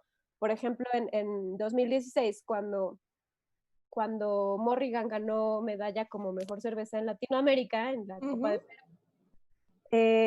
me llegaron algunos comentarios, de seguro ganó porque se acostó con tal, y es como, ¿es en serio? O sea, no hay que minimizar el trabajo, no hay que, o sea, la verdad es que yo, o sea, me entró por un oído y me salió por el otro, pero es real y sí pasa, ¿no? Entonces, no hay que juzgar, no hay que minimizar, hay que, pues sí, vernos por, pues como hermandad cervecera en general. Sí. Y es un tema que podemos estar hablando muchísimo y siempre vamos a estarle dando vueltas, pero realmente el cambio no va a suceder hasta que hagamos algo. Y te digo, darle confianza a las personas, a las mujeres que pues no los vamos a tratar mal. Vénganse a nuestro equipo, aquí con cerveza, todos somos amigos, todos nos queremos. Y bueno, ¿tenemos alguna otra pregunta? Dice Javier. De hecho, gracias Javier. Gran charla, muchos saludos Jessica y Michelle. Gracias por compartir. Gracias a ti Javier. Gracias. Yo sé que has estado presente en varios de nuestros temas aquí, has comentado bastante, así muchísimas gracias por tu apoyo. Y Jessica, vamos llegando a un poquito al final. Si nos puedes dar tus contactos, redes sociales, para que la gente, claro que si sí. tiene otras preguntas o si tenemos algunas mujeres que quieran contactarse directamente contigo y tener la confianza de por fin salir. Sí, claro que sí. Pues en redes sociales pueden buscar Cervecería Malteza con Z, Malteza con Z, tanto en Facebook como en Instagram. Twitter casi no lo uso, sí tiene, pero casi no lo usamos. Pero Facebook, Instagram, Cervecería Malteza, y las mías son Jessica con doble S, M-I, o jess.malteza en Instagram. Pues sí, me pueden escribir si quieren algún consejo, si quieren unirse también al colectivo, me pueden escribir. Y bueno, lo último que me gustaría agregar es que, pues sí, tenemos que romper nosotras mismas con esas barreras, tenemos que creérnosla y tenemos que tomar un papel activo también dentro de la industria. Eso es importante, ¿no? Y Y también, por ejemplo, en eventos o en reuniones donde hay cerveceros, pues no sentirnos tampoco menos, ¿no? O sea, si estamos en una plática, pues yo también sé del tema, entonces, pues participo. O sea, hay que tomar un rol activo en lugar de tener un rol pasivo, que también muchas veces pasa eso, y muchas mujeres se sienten como inhibidas, ¿no? O como que la figura del hombre hablando de cerveza a lo mejor puede llegar a imponerles. No, rompamos también con esas barreras, participemos, o sea, mostremos lo que sabemos, porque sabemos y tenemos conocimiento y tenemos experiencia. No hay que temerle a la industria, o sea, y de verdad nos podemos llevar muchas gratas experiencias y pues acá en Adelitas estamos para apoyarlas. Claro. Escríbanos. Sí, que nos escriban. Ajá, sí, no dejen de mantener la plática constante. Dice Alejandra Mendoza que ya no leímos mensajes de mujeres. Discúlpenos mucho, Alejandra. Se nos va el tiempo súper rápido y la verdad sí queríamos saber qué decían los hombres también al respecto de esto. Y bueno, vamos cerrando la plática. Muchísimas gracias, Jessica, por estar con nosotros. Es un tema súper interesante y vamos a seguir. Les recordamos que en el canal alterno de Festival Desértica Digital o en este de aquí, vamos a tener a las 7.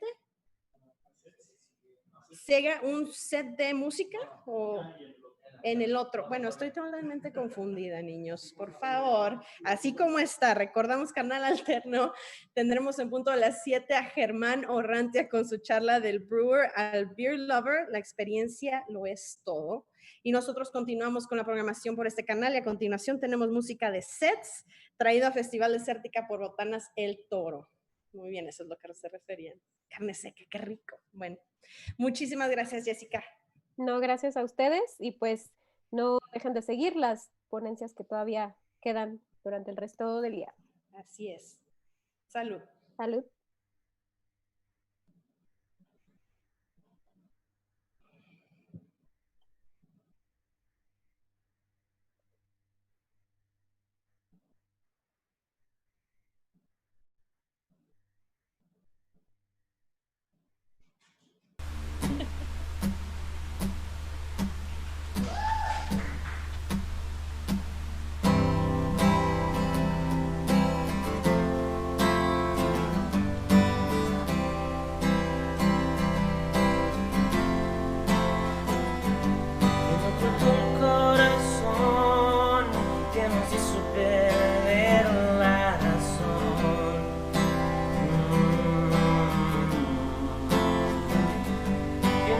Esta canción que nos hizo perder la pasión.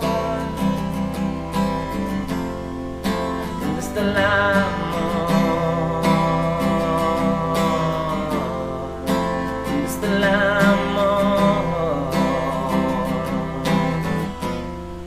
¿Dónde está el amor?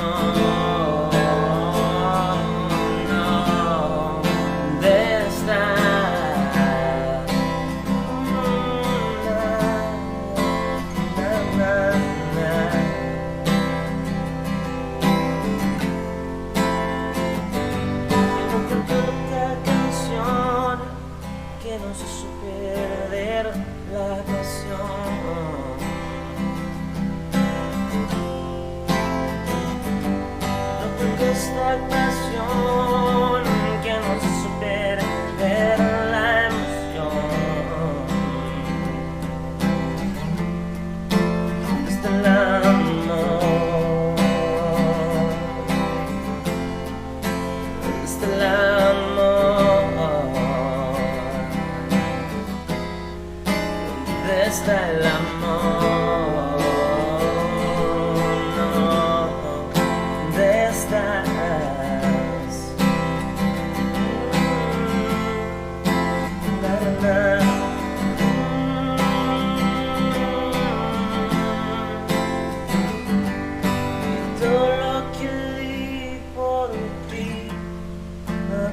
Igual, todo lo que di por ti no me parece normal, ya nada parece,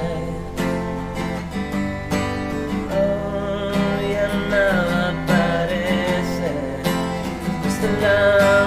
todo lo que di por ti parece igual y todo lo que vi por ti nada parece normal, de nada parece, sí, ya nada parece. ¿Dónde está el amor? ¿Dónde está el amor? ¿Dónde está el amor? No. ¿Dónde estás?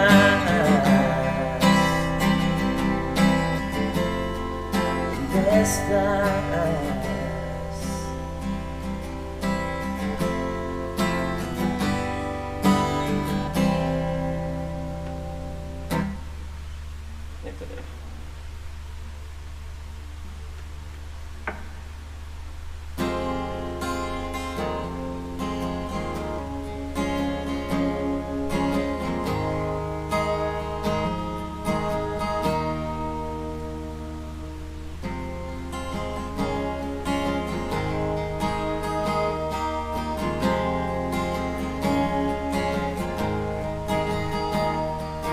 Levanto mi rostro, volteo al infinito.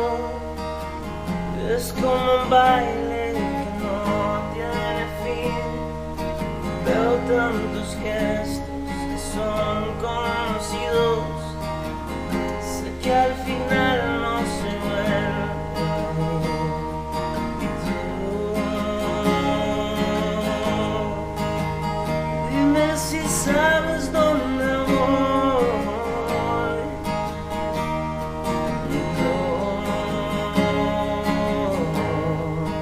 Dime cuál es mi dirección.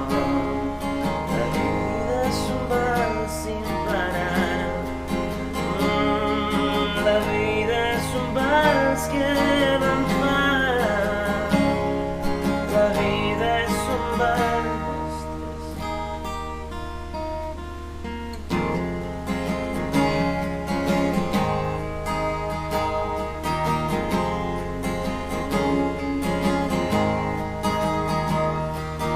Siempre entendí que en la vida recibes lo que un día no regresará.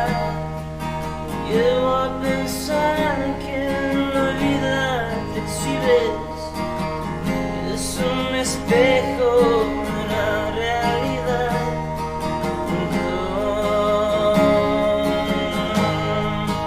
Dime si sabes dónde voy.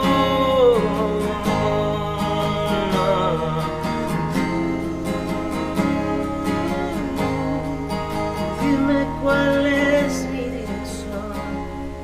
La vida es un vals sin parar. La vida es un vals que va en par. La vida es un vals, dos, tres. Dime sin saber si estoy. Dime sin saber si estoy. Dime sin saber que la vida es una y otra vez. Dime sin saber quién soy. Dime sin saber si estoy. Dime sin saber que la vida es un hoy. Nada podrá distinguirse solo. Nada podrá ser igual. Y ya nada podrá distinguirse solo. Nada parece normal.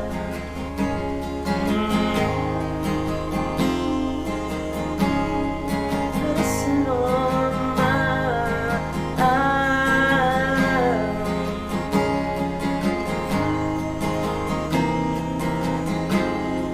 Parece normal.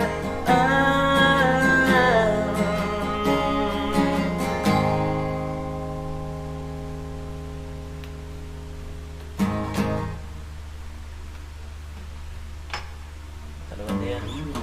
Esa canción se llama La Inmensidad.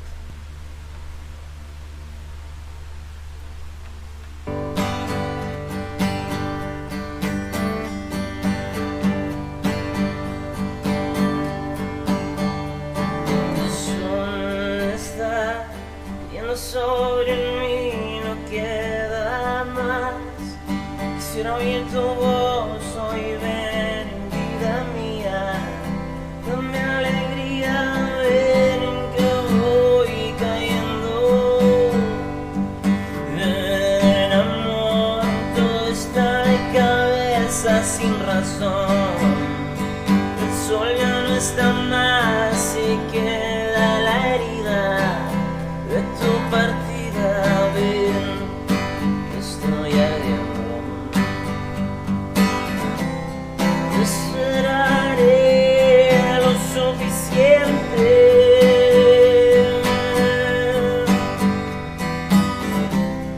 Esperar hasta el sol naciente.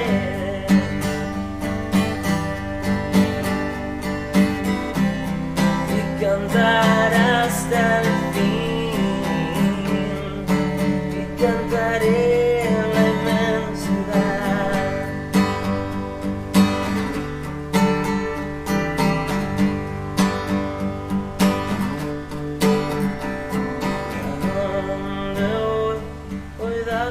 Señal de lo que soy.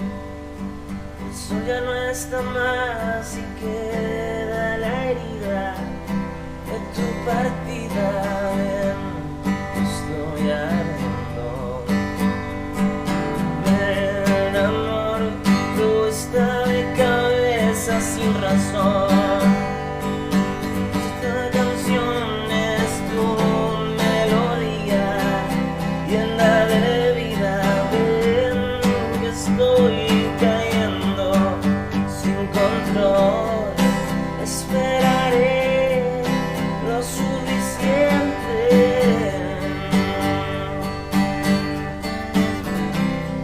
Esperar hasta el sol naciente.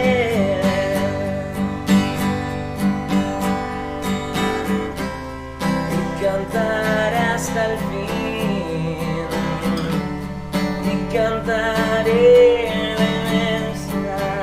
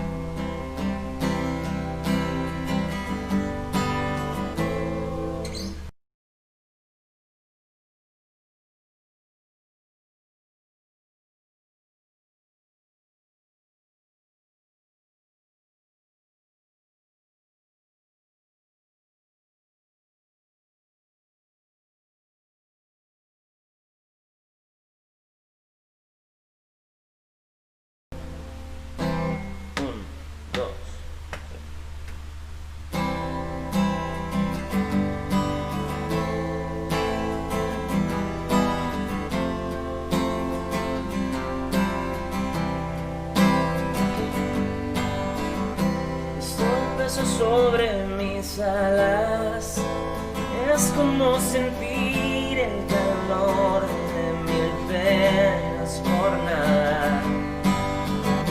Es esto que me quema hasta el alma. Es como sentir el dolor de mil penas por nada. Poco a poco y sin pensar.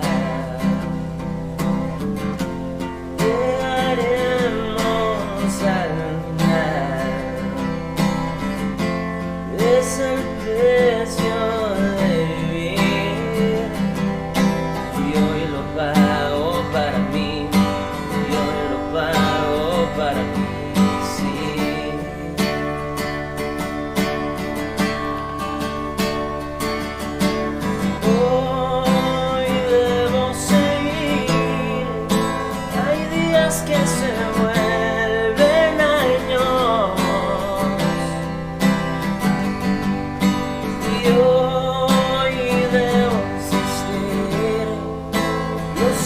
sueños hasta hacerse realidad. Y hoy debo seguir. Hay días que se vuelven años. Hoy debo insistir. Los sueños hasta hacerse realidad.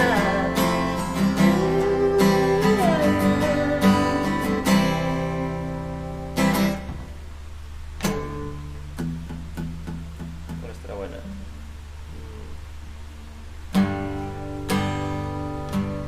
Esa canción se llama Cielo Azul.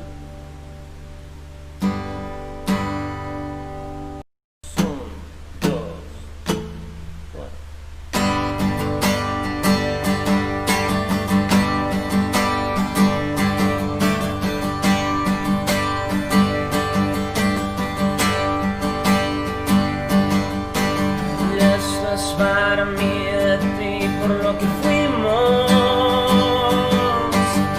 Esto es para ver la realidad. Todo lo que vimos, sí, lo que vivimos. Ven y quédate solo un momento más. El cielo azul eres tú, solo tú.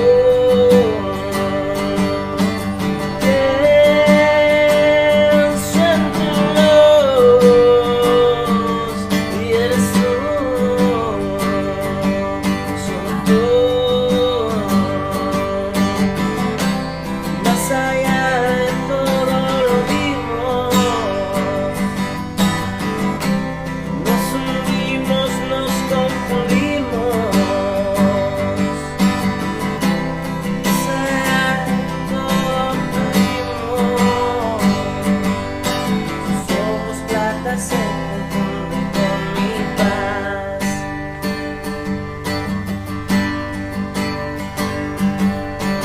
El cielo azul eres tú, solo tú.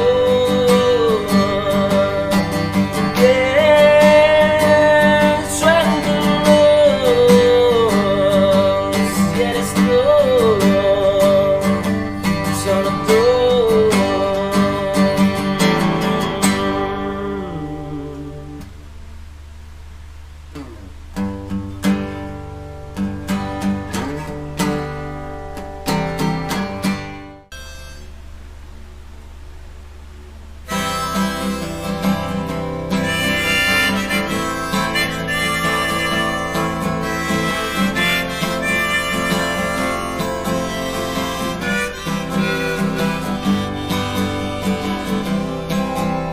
Esta última canción dedícala al amor.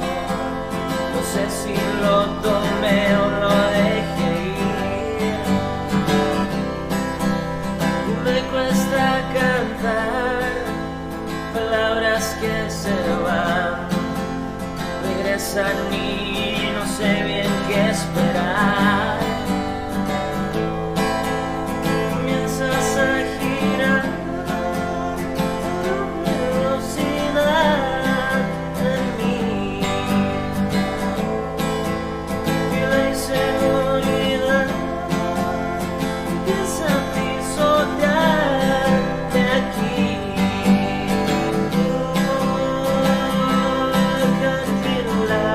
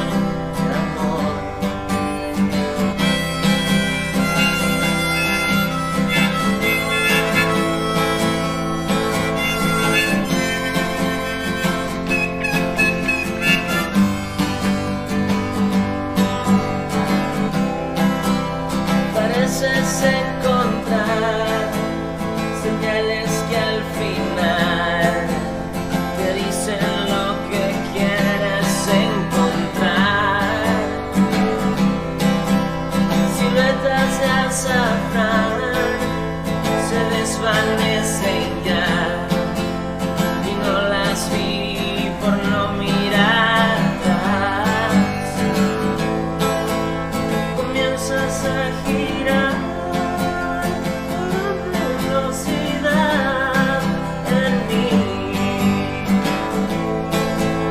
Las cosas aquí están saliendo de control sin ti. Country Love es tan solo una canción de amor. Country Love es tan solo una canción de amor.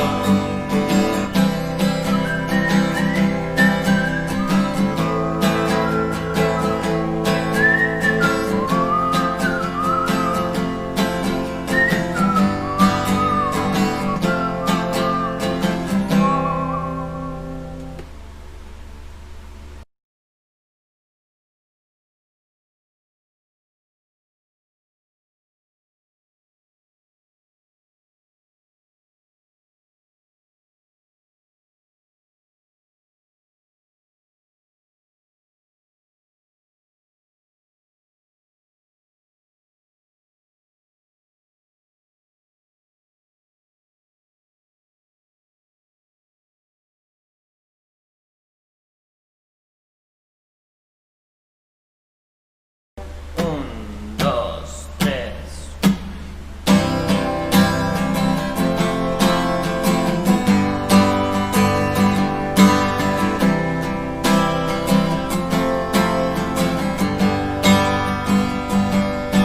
Yo sé que tienes un nuevo amor, sin embargo te deseo lo mejor. Si en mí no encontraste felicidad, tal vez alguien más te la dará, como la flor que con tanto amor me diste tú. Se marchitó, me marchó. Yo sé perder, pero ay, cómo me duele. Ay, cómo me duele.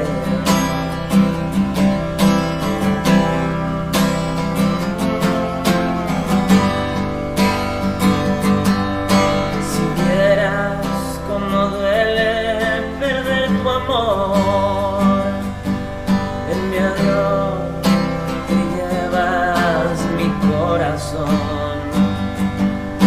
No sé si pueda volver a amar, porque di todo el amor que pude dar, como la flor con tanto amor me diste tú. Se marchitó, me marcho hoy, y yo sé perder, pero ay, cómo me duele. Ay, cómo me duele.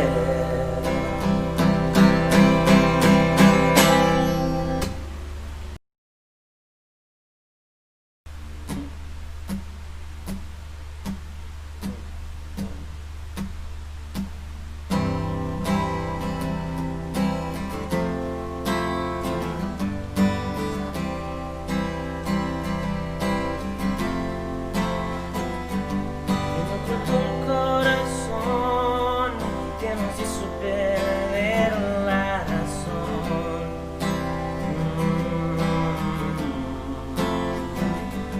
Que no ocultó esta canción que nos hizo perder la pasión. ¿Dónde está el amor?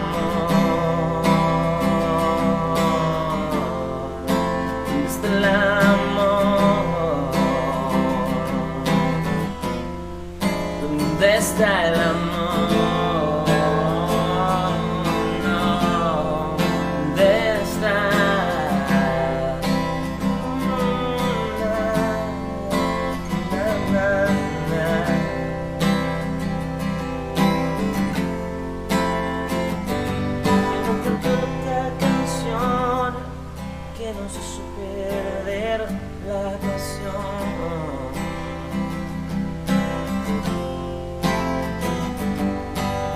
Esta pasión que nos hizo perder la emoción. ¿Dónde está el amor?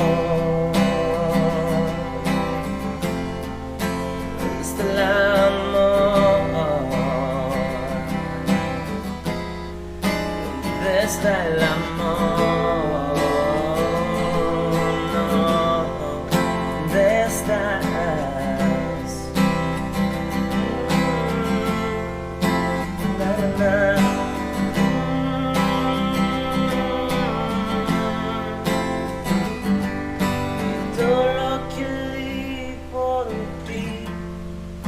Parece igual, todo lo que di por ti no me parece normal, ya nada parece, oh, ya nada parece, este lado, todo lo que di por ti no parece igual, y todo lo que parece normal, que nada parece, sí, ya nada parece, ¿dónde está el amor? ¿Dónde está el amor?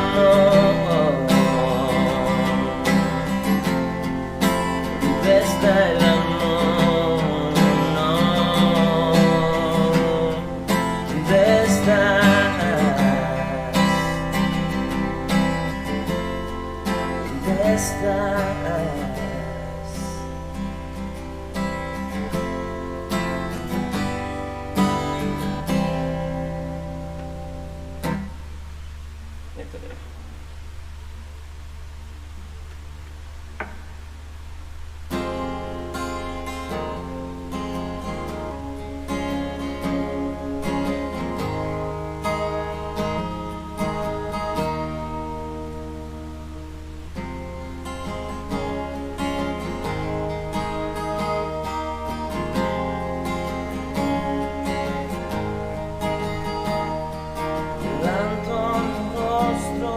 Al infinito, es como un baile que no tiene fin, veo tantos gestos.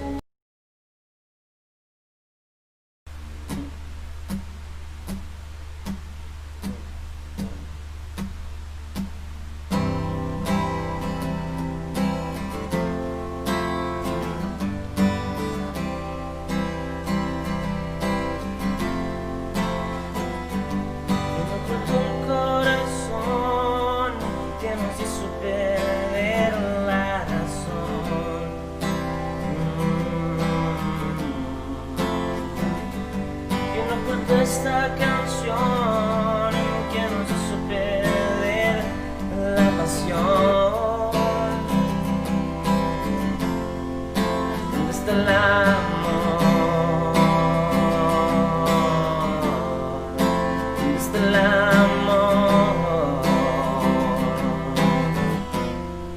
¿Dónde está el amor? ¿Dónde está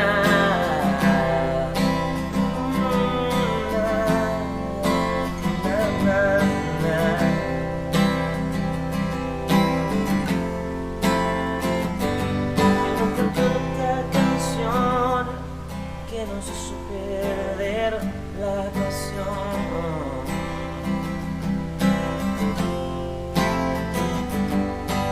Esta pasión que nos hizo perder la emoción. ¿Dónde está el amor? ¿Dónde está el amor?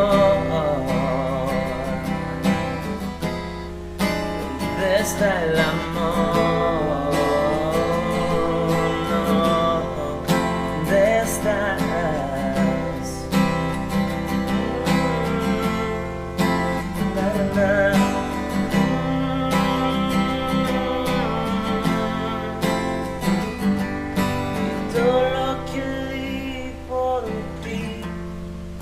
parece igual.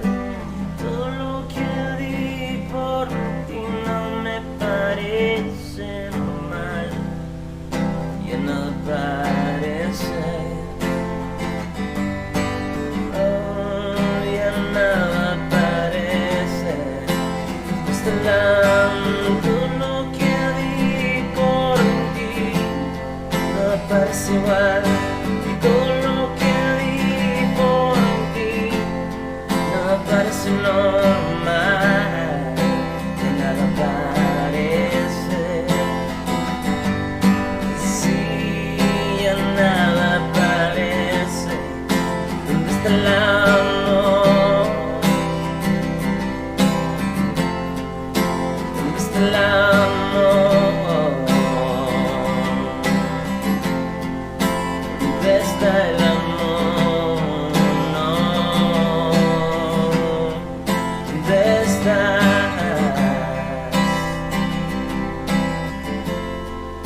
¿Dónde estás?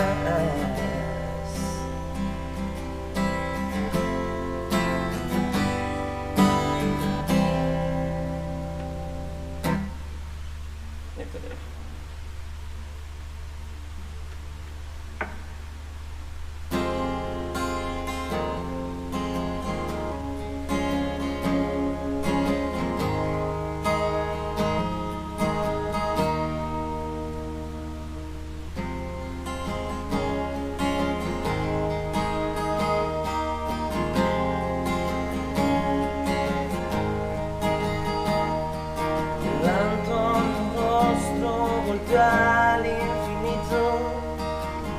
Es como un baile que no tiene fin. Veo tantos gestos que son conocidos. Sé que al final no se vuelve. Y tú, dime si sabes dónde voy.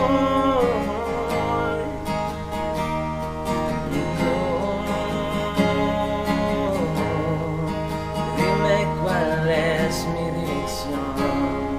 La vida es un vals sin parar. La vida es un vals que va en par. La vida es un vals.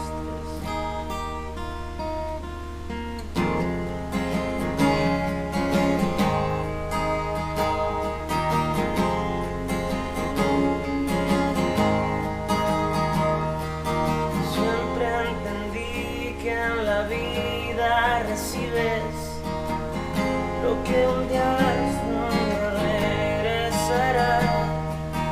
Llevo a pensar que en la vida te exhibes. Es un espejo de la realidad.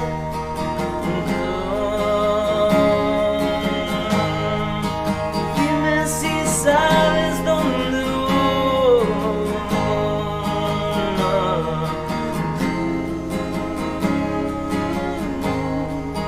Dime cuál es mi dirección.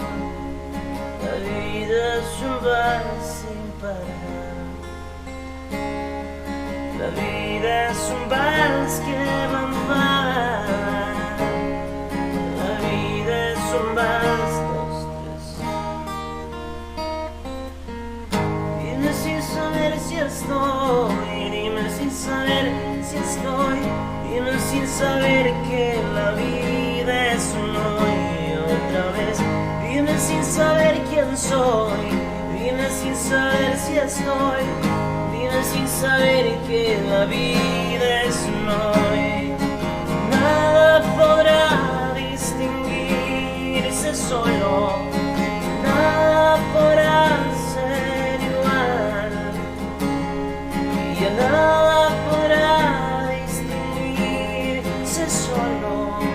Nada parece normal.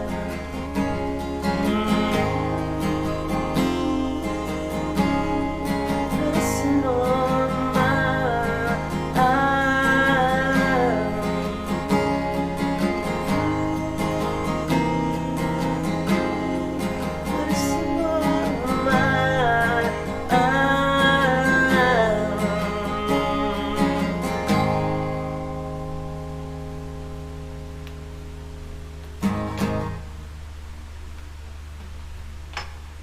Hola, buen día. Esta canción se llama La Inmensidad.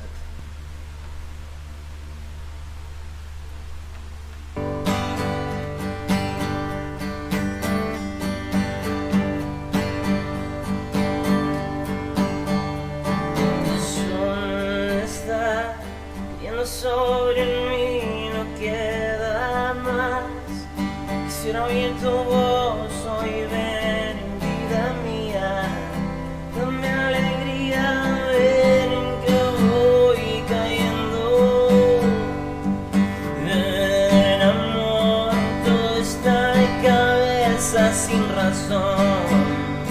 El sol ya no está más y queda la herida de tu partida, ven, que estoy ardiendo. Te esperaré lo suficiente.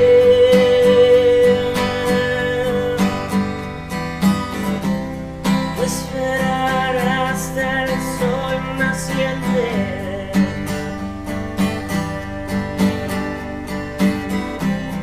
Y cantar hasta el cantaré la inmensidad.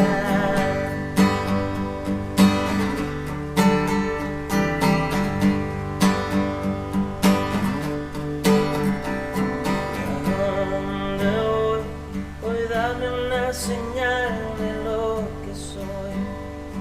El sol ya no está más y queda la herida de tu partida. Ven, estoy ardiendo. Ven amor, tú estás de cabeza sin razón. Esta canción es tu melodía llena de vida. Ven que estoy cayendo sin control. Esperaré lo suficiente.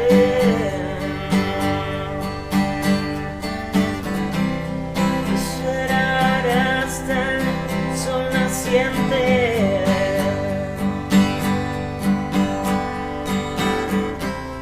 Y cantar hasta el fin. Y cantaré la inmensidad.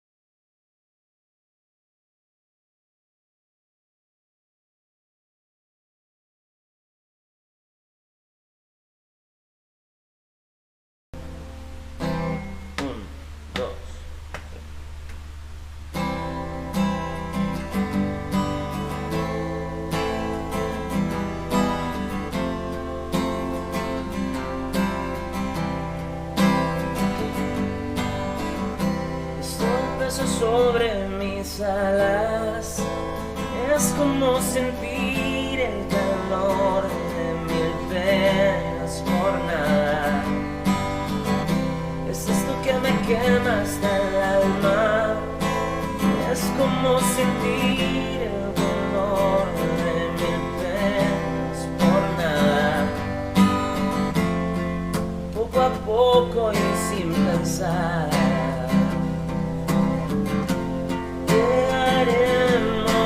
todos al final.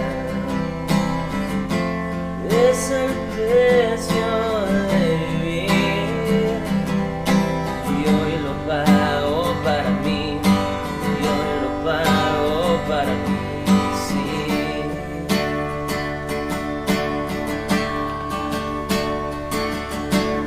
Hoy debo seguir, hay días que se vuelven años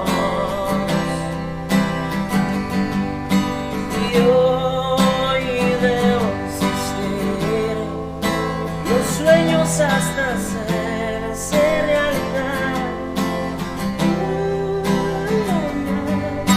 Y hoy debo seguir, hay días que se vuelven años. Hoy debo insistir, los sueños hasta hacerse realidad.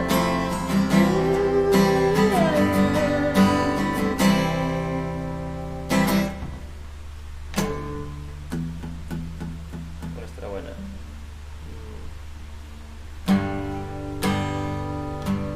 Esa canción se llama Cielo Azul.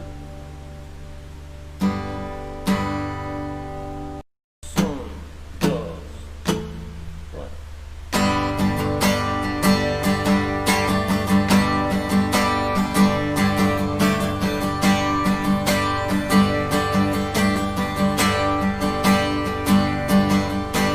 Y esto es para mí, de ti, por lo que fuimos.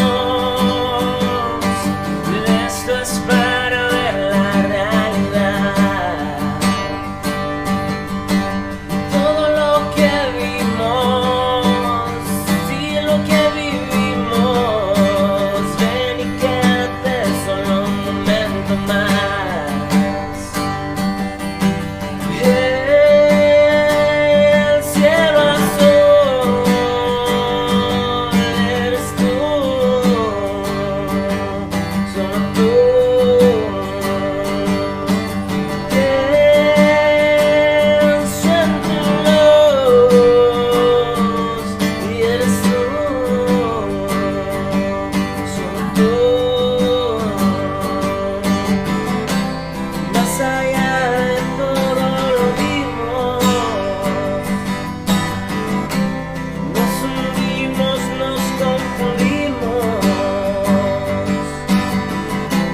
Más allá de todo lo vimos, tus ojos plata se confunden con mi paz.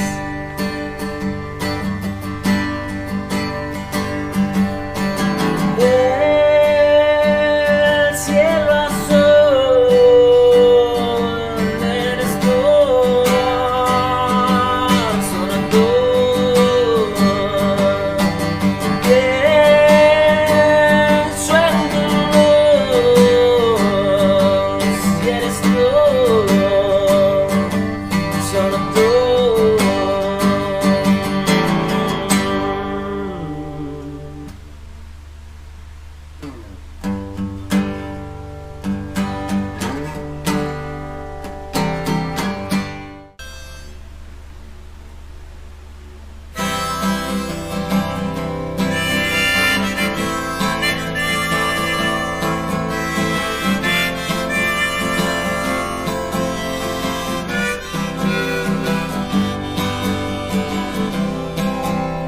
Esta última canción dedícala al amor. No sé si lo tomé o lo dejé ir. Y me cuesta cantar palabras que se van, regresan y no sé bien qué esperar. Comienzas a girar con velocidad en mí. Y la inseguridad empieza a pisotearte aquí. Deja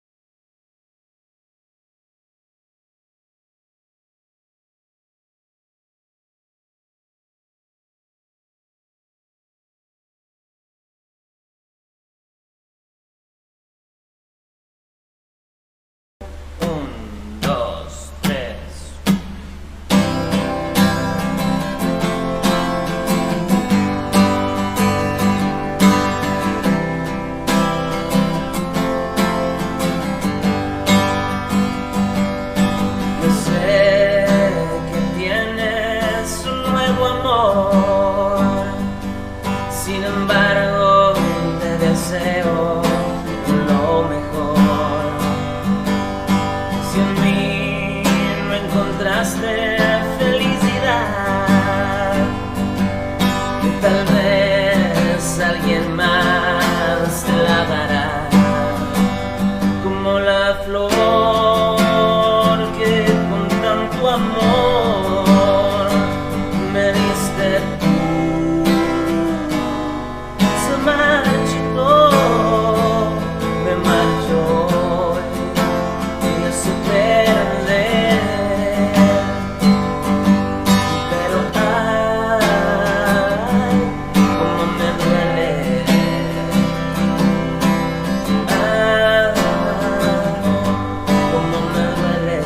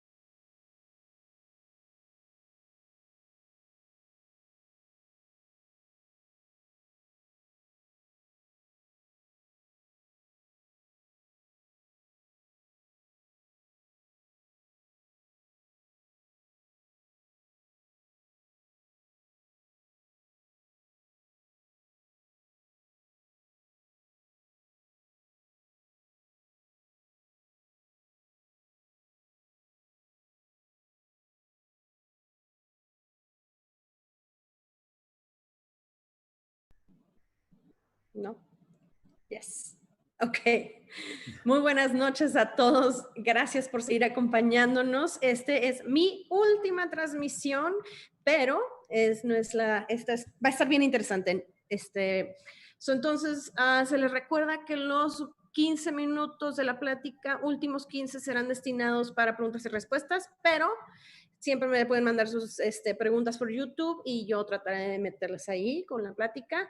Siguiendo con la transmisión de plática, se conforman el programa de Festival Desértica 2020 en su modalidad digital. A esta hora nos complace presentar la plática Hidromiel, que será impartida por Raul de la Garza de Freya Brewing Company en Monterrey y que ha obtenido diversos galardones a nivel internacional. Sin más preámbulo, le cedo la palabra a Raúl y comenzamos. Buenas noches, Raúl. ¿Cómo estás? ¿Qué tal, Michelle? Muy bien. ¿Y tú? Muy bien, muy bien. Aquí tratando de aprender porque la verdad yo no sé mucho de lo que es la hidromiel o lo que le conocemos como Mead o honey wine en inglés. Entonces voy a aprender mucho. Esperemos. Pues mira, la hidromiel, así en términos muy sencillos, es una bebida fermentada hecha de miel de abeja, ¿no? Hay muchos estilos de hidromiel. Se la considera como la bebida alcohólica más antigua de la humanidad. Antes de que se hiciera vino o cerveza, se cree que fue lo primero la hidromiel, ¿no?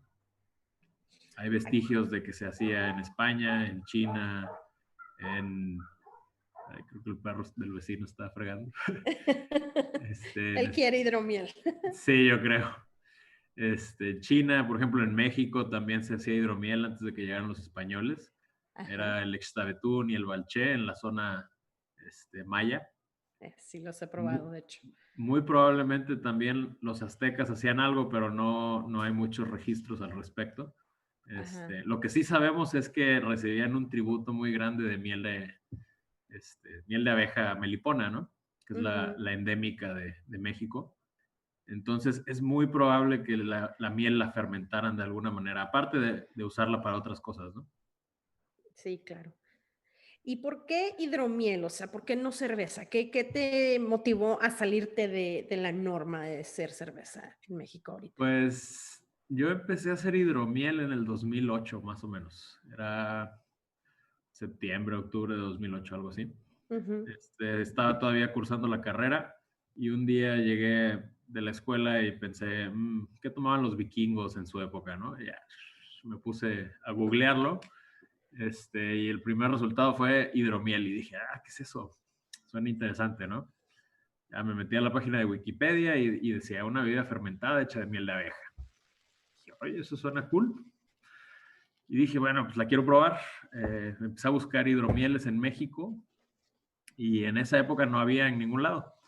Entonces, dije, bueno, pues si la hacían en la época medieval, ¿qué tan difícil podrá hacerla ahorita, no? Sí. Y básicamente así empecé a hacer hidromiel. Me fui al Walmart, compré una olla de tamales como de 20 litros o algo así. Un chingo de miel de abeja. No de la marca de Walmart, de otra marca que sí era miel. Levadura de pan, que era lo que había. Y ya, mezclé agua con miel, le puse levadura y como en un mes ya tenía la hidromiel. Entonces, o sea, yo como así me puedo ir al Walmart y a comprar todos los ingredientes y hacer hidromiel. Lo podrías hacer así, sí. Y te va a salir una hidromiel que vas a ver un poquito como un vino blanco. Ajá. Y probablemente te quede con un 10-12% de alcohol, dependiendo de qué tanta miel le pongas. Ajá. Semidulce. Y probablemente no te va a quedar carbonatada, pero no está mal, la verdad. Así empecé. Ok. ¿Me puedes decir tipos y estilos de hidromiel que hay ahorita en el mercado? En el mercado quién sabe, pero así, teóricamente hablando, está el estilo tradicional. Tradicional quiere decir que solo lleva miel, agua, miel y levadura, nada más. Hay diferentes graduaciones de alcohol que pueden ir desde la sesión, que es de menos del 10% de alcohol. Luego la estándar, que va de 10 a 16% de alcohol. Ok. Y luego la SAC, que es no sé muy bien cuál es la traducción, pero es como fuerte, por así decirlo, que va de 16 a 20, 22% de alcohol más o menos. Ok. Algunas levaduras te pueden dar 24, pero no es muy Ujú. común ver hidromieles de esa graduación. ¿Y por qué es tan alta la graduación? ¿Por qué generalmente sale tan alta? Realmente tú puedes hacer una cerveza con las mismas graduaciones, nomás que te va a costar más malta, ¿no? La cosa con la miel es que la miel de abejas es 100% fermentable.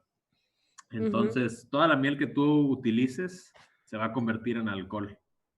Y es relativamente sencillo conseguir una densidad inicial alta con la miel de abeja. Obviamente lo único que tienes que hacer es ponerle más miel, ¿no? Es como si le estuvieras poniendo azúcar a tu mosto de cerveza, por ejemplo. Entonces, en ese sentido es sencillo, entre comillas, obtener altos niveles de alcohol con la hidromiel. Obviamente no solo depende de qué tanto azúcar le metes, o sea, qué tanta miel, sino también el tipo de levadura que vas a utilizar, ¿no? Porque hay levaduras que te aguantan 10, 12% de alcohol, otras que te aguantan como 14 y otras que te aguantan tal vez 16, 18, 20. Por ejemplo, las levaduras de cerveza, la gran mayoría te da entre 10 y 12% de alcohol. Aunque en cerveza se utilicen en estilos que tienen generalmente 6% de alcohol. Pero la realidad es que las cervezas casi siempre son secas. O sea, hablando en términos vinícolas, son secas, no tienen mucho azúcar residual. A menos que sean stouts o cosas así que tienen azúcares no fermentables extra por ahí. Pero en el caso de la hidromiel, como todo el azúcar es fermentable, pues todo se convierte en alcohol, ¿no? Aparte de las tradicionales, están las melomel, que son hidromieles con frutas. Están las meteglin, que son hidromieles con hierbas o especias. Creo que la que estás tomando ahí es una tradicional. No estoy muy seguro. Es de Superstition Meadery, Lágrimas de Oro, Arizona Mesquite Blossom Honey, sí. En la hidromiel es muy común que se hable en términos de la floración de la miel que se está utilizando, ¿no? Para los que hacemos hidromiel, el tipo de miel que usamos es básicamente como el tipo de malta que se usa para hacer cerveza. Cada tipo de miel te va a dar un aroma, un sabor y un color diferente. Incluso, si es el mismo tipo de miel, pero está cosechado en otra región del país o en otro país, por ejemplo, también va a cambiar un poco el sabor y el aroma. Te das de cuenta que es como el terroir del vino, ¿no? En la región geográfica donde se cultiva la uva, pues le imparte ahí como que ciertas características. Luego, aparte de esas, están los braggots, que son híbridos hidromiel cerveza. La única condición para que sea un braggot es que la mayoría de los fermentables venga de la miel, o sea, del 50% para arriba.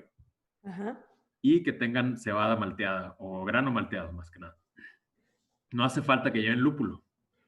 Nomás con que tengan cebada o cualquier grano malteado, ya es un braggot. Dentro de las melomels están los sizers, que son hidromieles que llevan miel y manzana. Como sidra, por ejemplo. Igual, la misma condición es que tenga más fermentables provenientes de la miel de abeja que de la manzana. Luego están los piments, que esos son miel con uva. O sea, como un híbrido con el vino. Ok.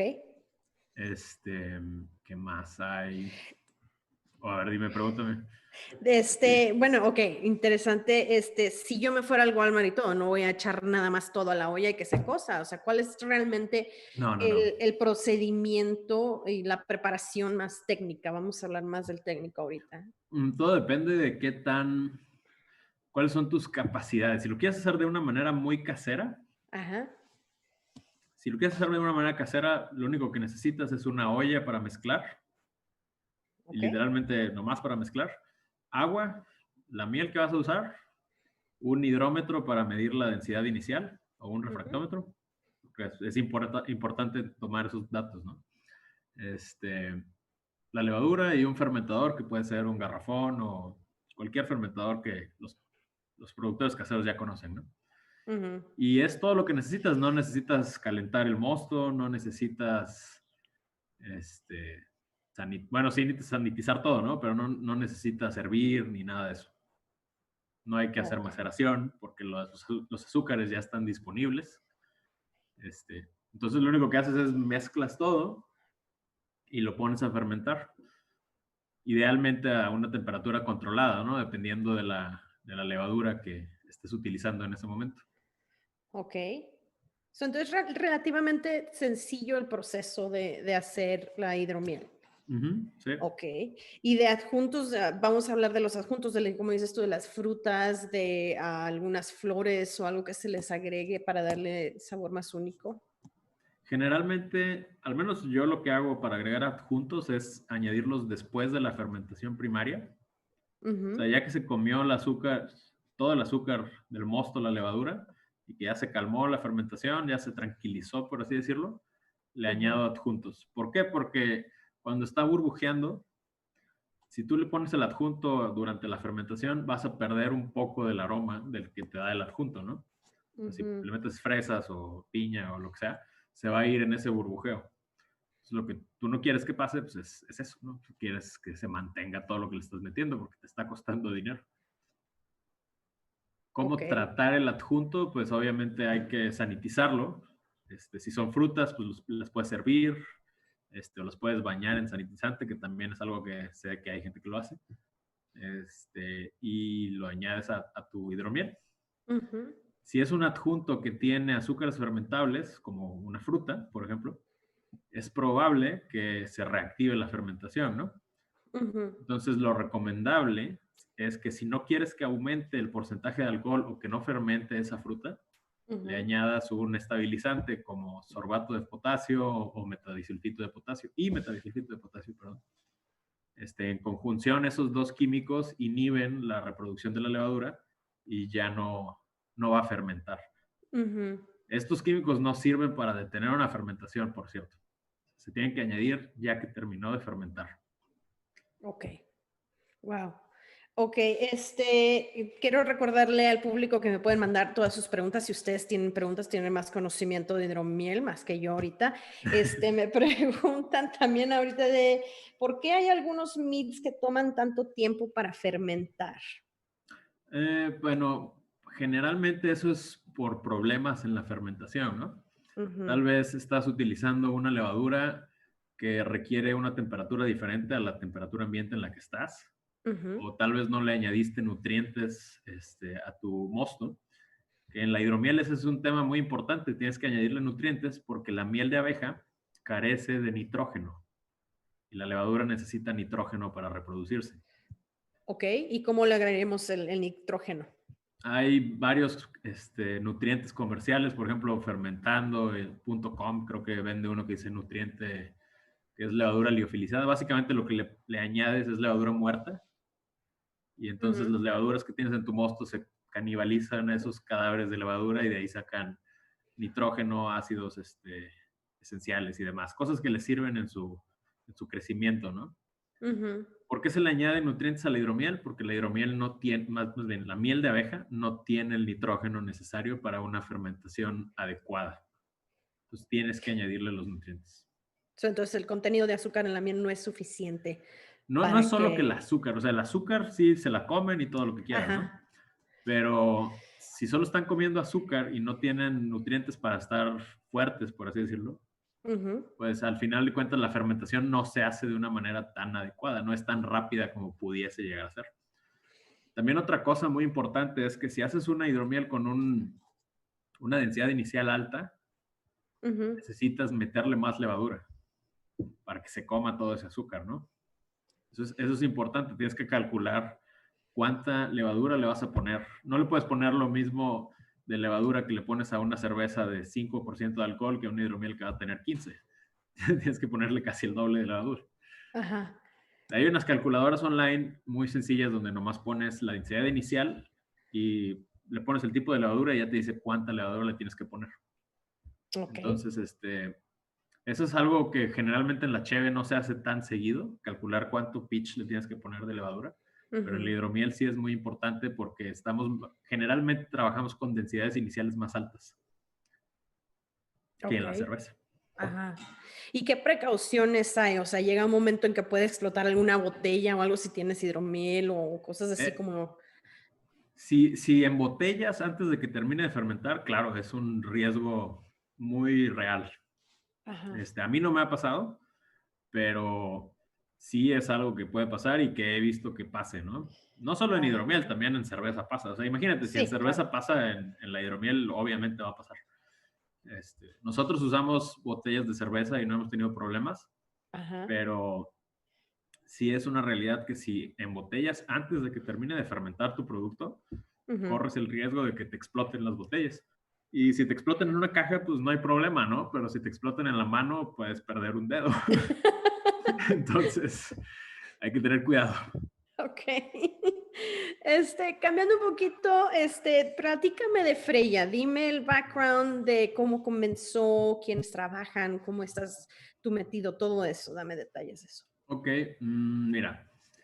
Freya nació como concepto cuando yo estaba en la carrera. Tuve la suerte de irme a un verano en Suecia, a una empresa, una escuela de negocios o algo así, no me acuerdo bien. Y tomé la clase de emprendedor, que es haz tu proyecto y todo eso, ¿no? Y ahí primero empezamos a desarrollar un proyecto diferente porque yo estudié mecánico eléctrico. Entonces empezamos con un proyecto que tenía que ver con energías renovables, paneles solares y todo ese cotorreo. Y a los maestros como que les dijo, esto está muy cliché, haz algo más chido, ¿no? Ajá. Y dije, bueno, ya me junté con mis compañeros de equipo y les dije, oigan, pues tengo este hobby. Yo hago hidromiel casera, me sé todo el proceso, conozco los números, cuánto cuestan las cosas. Digo, como proyecto de escuela podría estar interesante. Y dijeron, pues ahora le va. Y lo empezamos a desarrollar así, nomás como un proyecto para sacar una calificación, ¿no? De hecho, el nombre de Freya nació ahí también. Hicimos una encuesta. Yo quería ponerle ese nombre, pero igual de todos modos hicimos una encuesta y le preguntamos a todos los demás del salón de que, oye, ¿qué nombre les gusta más? Y ya les dimos como 20 nombres, ¿no? Y ganó Freya de pura chiripa, por así decirlo. Y dije, excelente. Entonces, ahí ya desarrollamos el business plan y todo ese cotorreo. Quedamos en segundo lugar, lo cual estuvo chido. Y ya me regresé. Terminé mi carrera, mecánico eléctrico, nada que ver con esto. Bueno, casi nada que ver. Y durante la graduación, la fiesta de graduación, llevé unas botellas y un padrino que tiene una tienda de cheve las probó y me dijo, oye, están buenas, deberías venderlas. Y dije, no, pues, ok. Trabajé un ratillo en algo relacionado con la ingeniería y luego dije, ¿sabes qué? Esto no es para mí.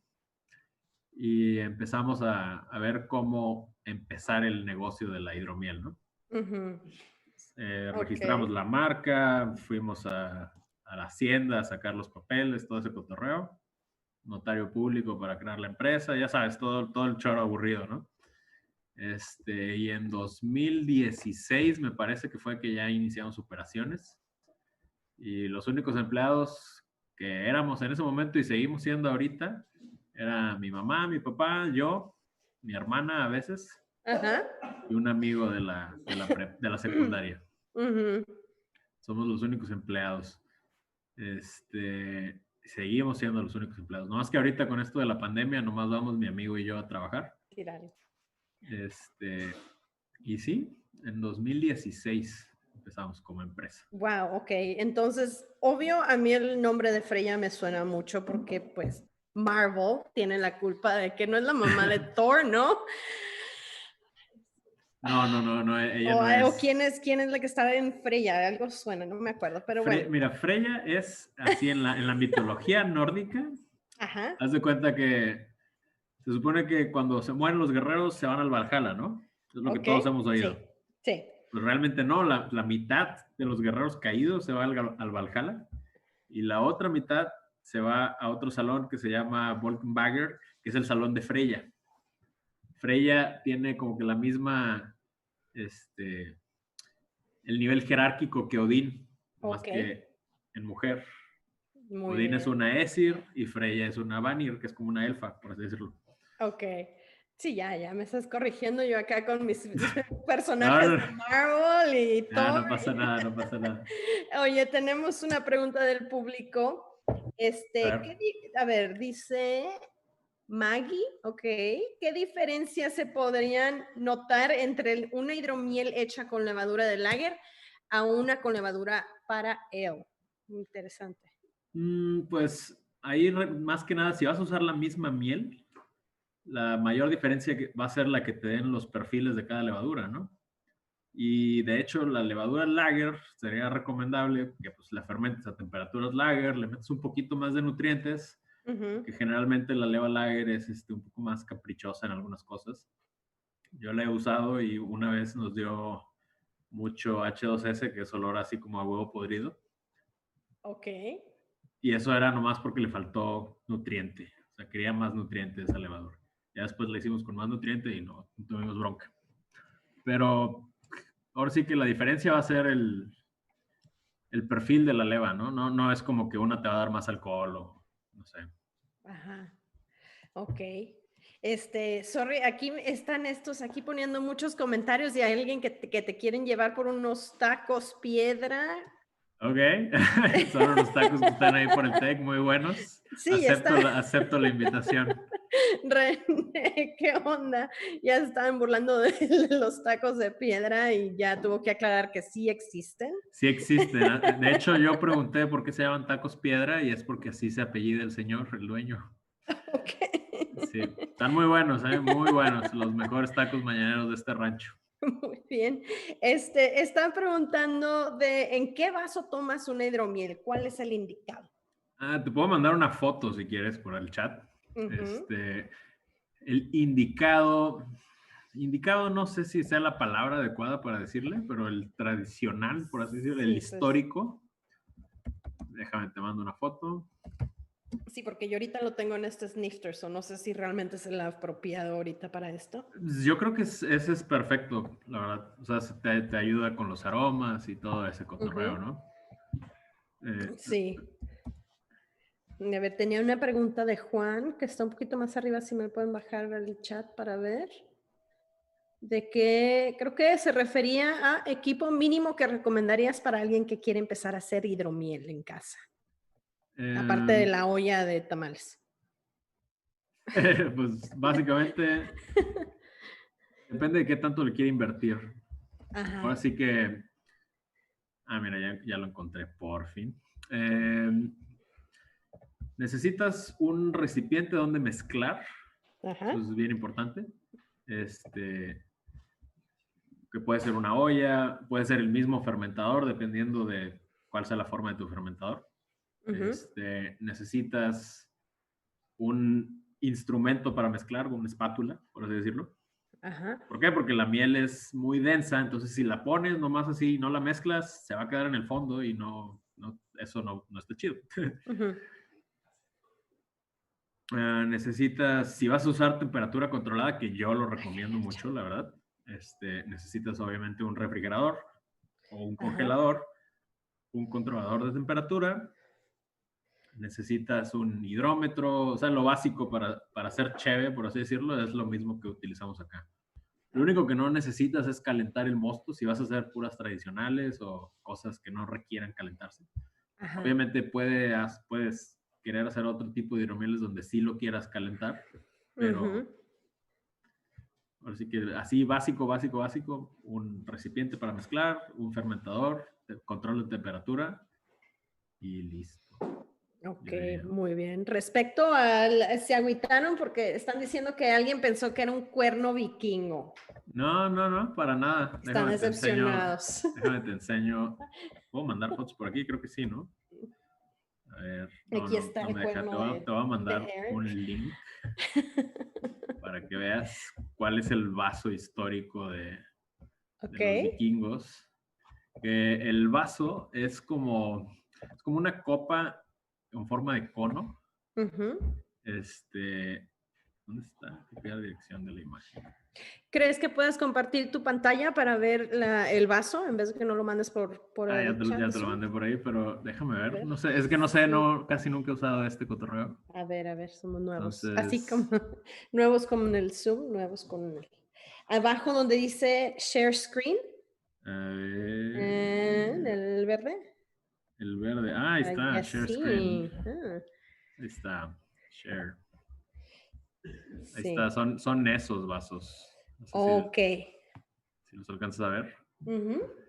Como así. ¿Son relativamente chiquitos? ¿Hay una capacidad específica? ¿o? Yo creo que les entra alrededor de... Mira, ahí están los cuernos. Ah, sí, pero eso es moderno, ¿no? No es, históricamente no era, Ok. no era así. Eran estos vasos de acá. Ajá. Como por ejemplo. Les entran, yo creo que unas 6, 10 onzas más o menos. Ok. Sí. Básicamente son esos.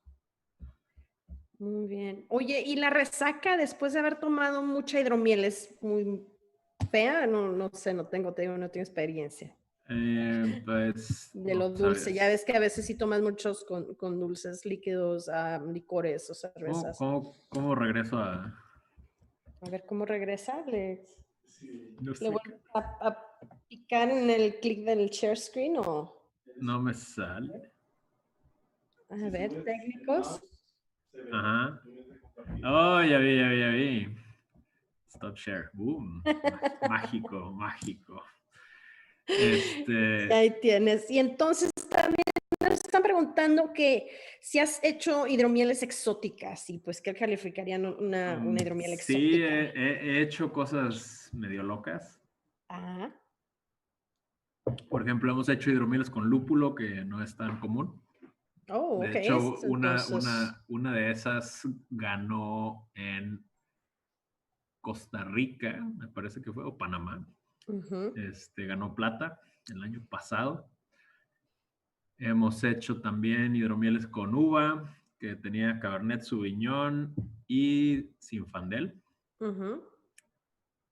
Hicimos también ahorita acabamos de hacer unas hidromieles con piña ahumada, con cereza ahumada. Hicimos un Bragot que tenía como 16 maltas y como de 12% de alcohol. Está bastante bueno ese. Hicimos, ¿qué más hemos hecho? Sí, locochón. Entonces realmente la que tiene lúpulo te sale hoppy. Pues mira, hicimos 2 versiones. Una donde hervimos el lúpulo con un poquito de miel. Y sí quedó amarga. De hecho, le metimos como 120 IBUs nomás de madreada. Ok. ¿Y te acuerdas? Quedó rica. ¿Qué lúpulo usaron? Usamos 3 lúpulos. No me acuerdo bien. Era Meridian, Citra y... no me acuerdo cuál otro era. Cascade, creo. Oh, wow. Entonces tiene toques cítricos. ¿Alguna de esas salió un poquito? Sí, estaba interesante y tenía 120 IBUs porque dijimos, ¿por qué no? Y luego hicimos otra que tenía Chinook, Cascade y Meridian. Ajá. Y ese nomás le hicimos puro dry hop. Y esa fue la que ganó la medalla. Wow. Entonces sí salió también un poquito amarga. Fíjate que no, amarga no salió, pero estaba muy aromática y tenía sabor a lúpulo, nomás que no era amargo. Estuvo interesante, la verdad. Esa sí la queremos sacar de línea, ya tenemos la etiqueta y todo el cotorreo, nomás que no hemos tenido como que chance de hacerlo. Sí, y estás diciendo de los concursos, platícame de los concursos en los que has participado y que has ganado. Bueno, mira, nosotros empezamos a participar en concursos en el 2017. El primer concurso al que fuimos fue uno que se llama Slow Beer Puebla. No sé si se sigue haciendo, creo que no, pero ahí ganamos un oro con la mejor hidromiel y una plata en el Best of Show. Ajá. O sea, de que todo el concurso, la segunda mejor. Y luego, en ese mismo año, fuimos a Copa Cervezas de América y a Cerveza México y ganamos oro en las dos. El Copa Cervezas de América es en Chile y Cerveza México, pues en el DF, ¿no? Ok. Luego en 2018 nos fue bastante bien. Nos trajimos tres oros de Chile. Uno de esos oros fue Mejor Cervecería de México, sin hacer cerveza. Estuvo chistoso. Una plata y un bronce. Luego en la Copa Latinoamericana de Cervezas Artesanales de Perú ganamos un oro y un bronce. En Copa Cerveza México ganamos oro, plata y Mejor Cervecería Pequeña de México, sin hacer cerveza, otra vez. Y en Tampico ganamos en aro rojo un bronce en hidromiel en el 2018. En 2019 ganamos 2 platas y un bronce en la Copa Pura Vida Indie en Costa Rica, plata y bronce en Copa Cervezas de América en Chile, y en Copa Cerveza México ganamos oro y bronce. Y en 2020, ahorita lo que llevamos es un oro en Copa Cervezas, en la Pura Vida Indie en Costa Rica otra vez. Un oro y un bronce, y aparte Mejor Cervecería de México.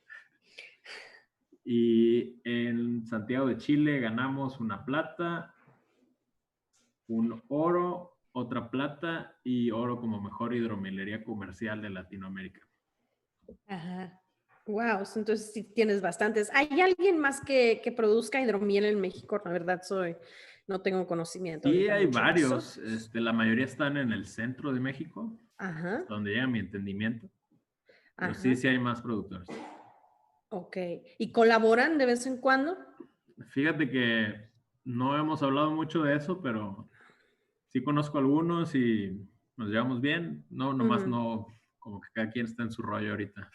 Cada quien, como es un mercado más o menos pequeño, por así decirlo, como que todavía no hemos hablado de eso. Nosotros hemos hecho colaboraciones con varias cervecerías de aquí de Monterrey. Con Becerro de Oro, con Cuatro Elementos, tenemos planeada una con Santa Co. ¿Y cómo se colabora con las cervecerías? O sea, siendo cerveza de alguna manera con hidromiel, ¿cómo funciona eso ahí? Pues nosotros, nuestra única petición, por así decirlo, es que sea un Bragot al menos. Ok. O sea, que sea un híbrido hidromiel cerveza. Si es para hacer cerveza, sí, de que no. No, cerveza no, tiene que tener, tiene muy que ser bien. algo con la hidromiel. Perfecto. Están preguntando que si vendes a nivel nacional y que nos mandes a Ciudad Juárez, dicen. Enviamos a toda la República. Ok, y en Ciudad Juárez sí se consigue entonces. Ahorita creo que no hay nadie que la venda, pero sí, ahí les mandamos con gusto. Es todo, ya ves, ya. Diego Barragán, ya sabes, ahí te van a mandar a Ciudad Juárez. Y no más que nos mande mensaje por la página de Facebook. Ok. Y ahí con todo gusto lo atendemos. Sí, ahorita damos la información de cómo contactarte y la Facebook y todo eso. Nos están preguntando de nuevo, ¿por qué crees que la hidromiel no se ha vuelto tan popular en México? Y sí es cierto, no conocemos mucho de hidromiel. Yo creo que la gente es bien necia nada más. Ok, ¿en qué sentido? Ahora sí que, es que quiero una Tecate, cosas así, ¿no? O sea, todos los retos que enfrentó la cerveza artesanal para llegar a donde está, los mismos retos los estamos enfrentando nosotros, nomás que hay un desfase de tiempo, ¿no? Sí. Entonces, básicamente nos tenemos que enfrentar con la ignorancia de la gente que cree que es una bebida para mujeres o que... Eso dicen. Pero cada quien, yo eso no entiendo esas razones, pero... Creo que es quitarle el estigma de que lo dulce es para las mujeres. Eso... Y también quitarle el estigma de que hidromiel signifique dulce, o sea, no, realmente no. Sí, también. La hidromiel que estás probando creo que no es dulce.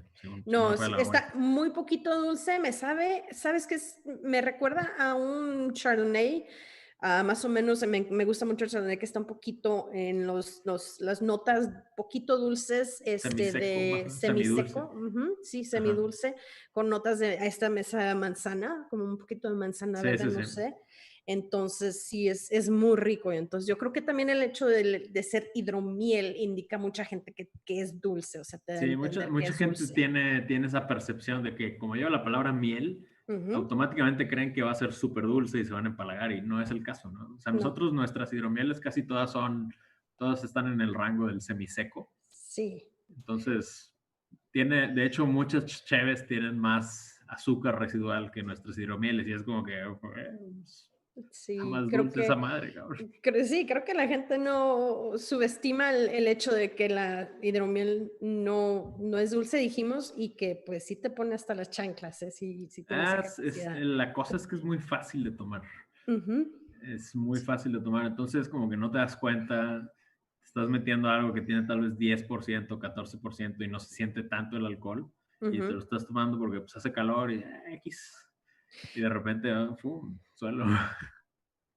Sí, me preguntan, ¿qué tan complicado es transportar el hidromiel? ¿Le afectan las temperaturas como a la cerveza? No le pasa nada. A menos que tenga lúpulo o algo así. Ajá.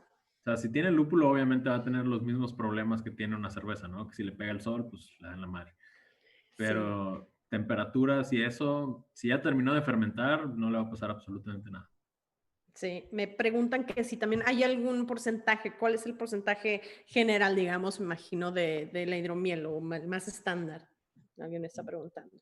Pues tradicionalmente, así históricamente, tenían como 6-7% de alcohol.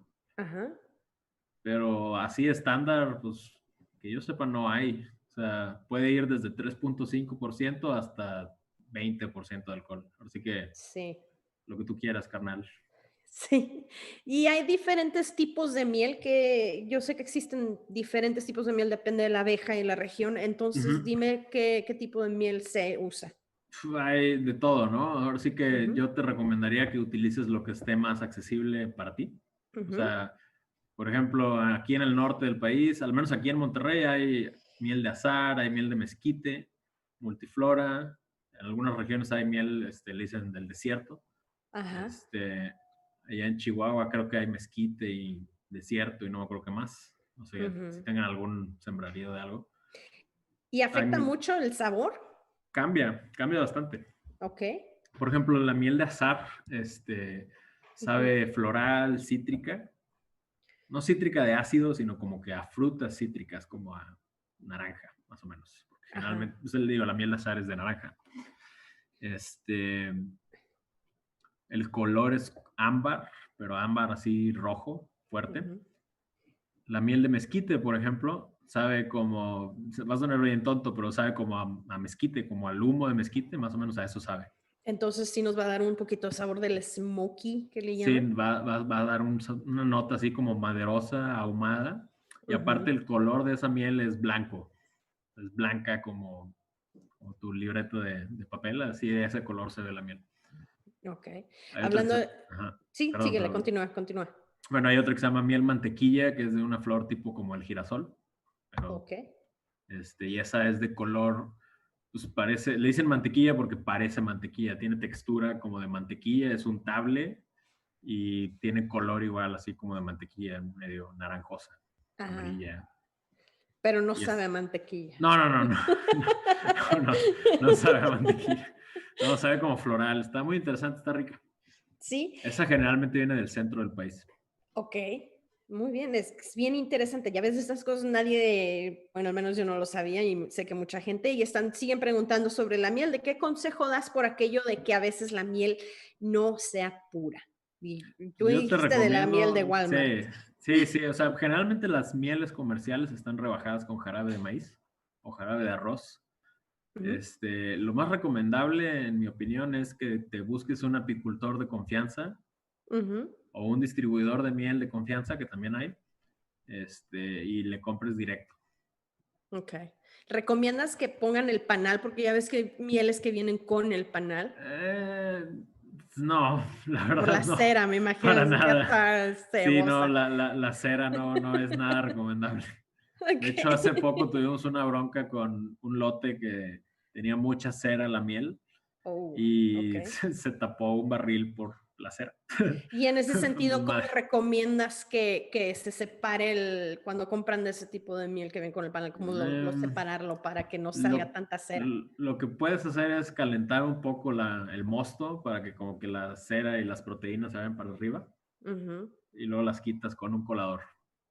Ok. A menos que tengas una bomba y un filtro acá super pro para filtrar la miel, que no creo. Sí, y me imagino que tienen que tener mucho cuidado de dónde viene la miel, porque hasta acá en Estados Unidos hubo el problema de la miel, de que viene de China y todas esas narcotraficantes de miel, así que con Sí, mucho cuidado, ¿no? hay mucha bronca ahí con la miel. De hecho, aquí, por ejemplo, aquí en Monterrey, si vas a la carretera, generalmente encuentras gente vendiendo miel en la carretera. En la calle. ¿Y esa miel, o sea, de dónde? Esa miel, así como la veo yo, porque yo conozco la miel de la región, conozco el color, el aroma y todo eso, y esa miel se ve súper rebajada. Entonces, esa miel está, al menos en mi opinión, yo creo que está mezclada con jarabe de maíz. Ajá. Porque el jarabe de maíz es muy barato, ¿no? Entonces lo mezclan, aumentan el volumen y la revenden. Y ya. Claro. Wow. Sí, entonces tengo mucho cuidado de dónde sacan la miel. Sí. Como buen mexicano, ¿pones chile? Fíjate que no lo hemos hecho, pero sí planeo meterle de perdido chile ancho o chipotle alguna. Pero no lo hemos hecho. Pero Sabes sí que yo he probado una con habanero y estaba, hijo eso. Ah, sí, habanero, sí. Habanero y piña es una buena combinación. Y cuando usas la piña con la fermentación, ¿no te empiezas a ver un poquito tepache? ¿No llega a ese modo? No, la que usamos ahorita, la piña primero la ahumaron. Entonces eso, si tenía bacterias, yo creo que probablemente las mató. Y de todos modos, antes de añadirla, hicimos un estabilizado con metabisulfito y sorbato y ahorita está con madre, no sabe a nada funky. Vas a tener que mandar, porque suena bien rico, ¿eh? Sí, claro. Sí. ¿Y tú qué crees? ¿Qué consejo les darías a los que hacen, los productores de hidromiel en México para avanzar y seguir empujando la hidromiel a que llegue un momento en que la gente tenga más interés? Pues básicamente traten de profesionalizar su proceso. Porque sé que hay varios y yo me incluyo también, o sea, yo no tengo fermentadores de acero inoxidable. Ya los compramos, pero todavía no llegan. Pero sé que hay muchos que no han invertido, por ejemplo, en control de temperatura o utilizan miel de la que caiga para hacer el mismo producto. Y la bronca con eso es que pues, la miel cambia, ¿no? Durante el año cambia. La floración pues, también te va a dar diferentes notas. Entonces, si tú vendes un mismo producto, pero utilizas diferentes mieles para hacerlo, va a ir variando el sabor, ¿no? Y el cliente como que no se... va a empezar a sacarse de onda de que, oye, esto sabía diferente antes y cosas así, ¿no? No sé, Es eso. Entonces, lo que estás diciendo, vamos a encargarnos primero del control de calidad, de sacar un buen producto. Y entonces, ¿cómo crees tú que sería el marketing? ¿Cómo empujarían hacia el público? El marketing, ahora sí que va a depender de la marca de cada quien, ¿no? O sea, si te enfocas en hidromieles que son más como un vino, por ejemplo, que tengan más porcentaje de alcohol, que no estén carbonatadas o que vengan en botellas como esa de Superstition, pues vas a tener que usar un marketing y un precio diferente a las hidromieles que hacemos nosotros, por ejemplo, en este momento. Nuestras hidromieles son de bajo contenido de alcohol, están carbonatadas, están en botellas de cheve, o sea, va a depender de la marca de cada quien, pero yo creo que ahora sí que nomás como que sigan a su instinto, ¿no? Traten de conseguirse una buena persona de marketing que les ayude ahí y empujar su marca y sus ideas, ¿no? Muy bien. Oye, curiosidad, de la hidromiel, ¿existe algo como la champaña estabas mencionando, de seco, todos los términos? Creo que no sé si lo hablamos, se cortó un poquito, pero... ¿Se cortó? Ok, estábamos hablando de que referiste un poco a la champaña, de que si había seco, semiseco, todos esos sí hay. características de la... Así que las hidromieles se clasifican en seca, semiseca, semidulce y dulce. Y eso depende de la densidad final de la hidromiel, que son los azúcares residuales, ¿no? Entonces, sí, definitivamente hay muchísimas. Muy bien. ¿Qué hay en el futuro para Freya? Pues ahorita vamos a aumentar la producción. Ahorita producimos más o menos como 2,000 litros al mes. Estamos muy chiquitos. Y planeamos aumentar si los dioses quieren, como a 5,000 litros al mes, más o menos. Wow. Ese es el primer plan y obviamente sacar unos cuantos productos más. Queremos sacar una línea de hidromieles de más alcohol.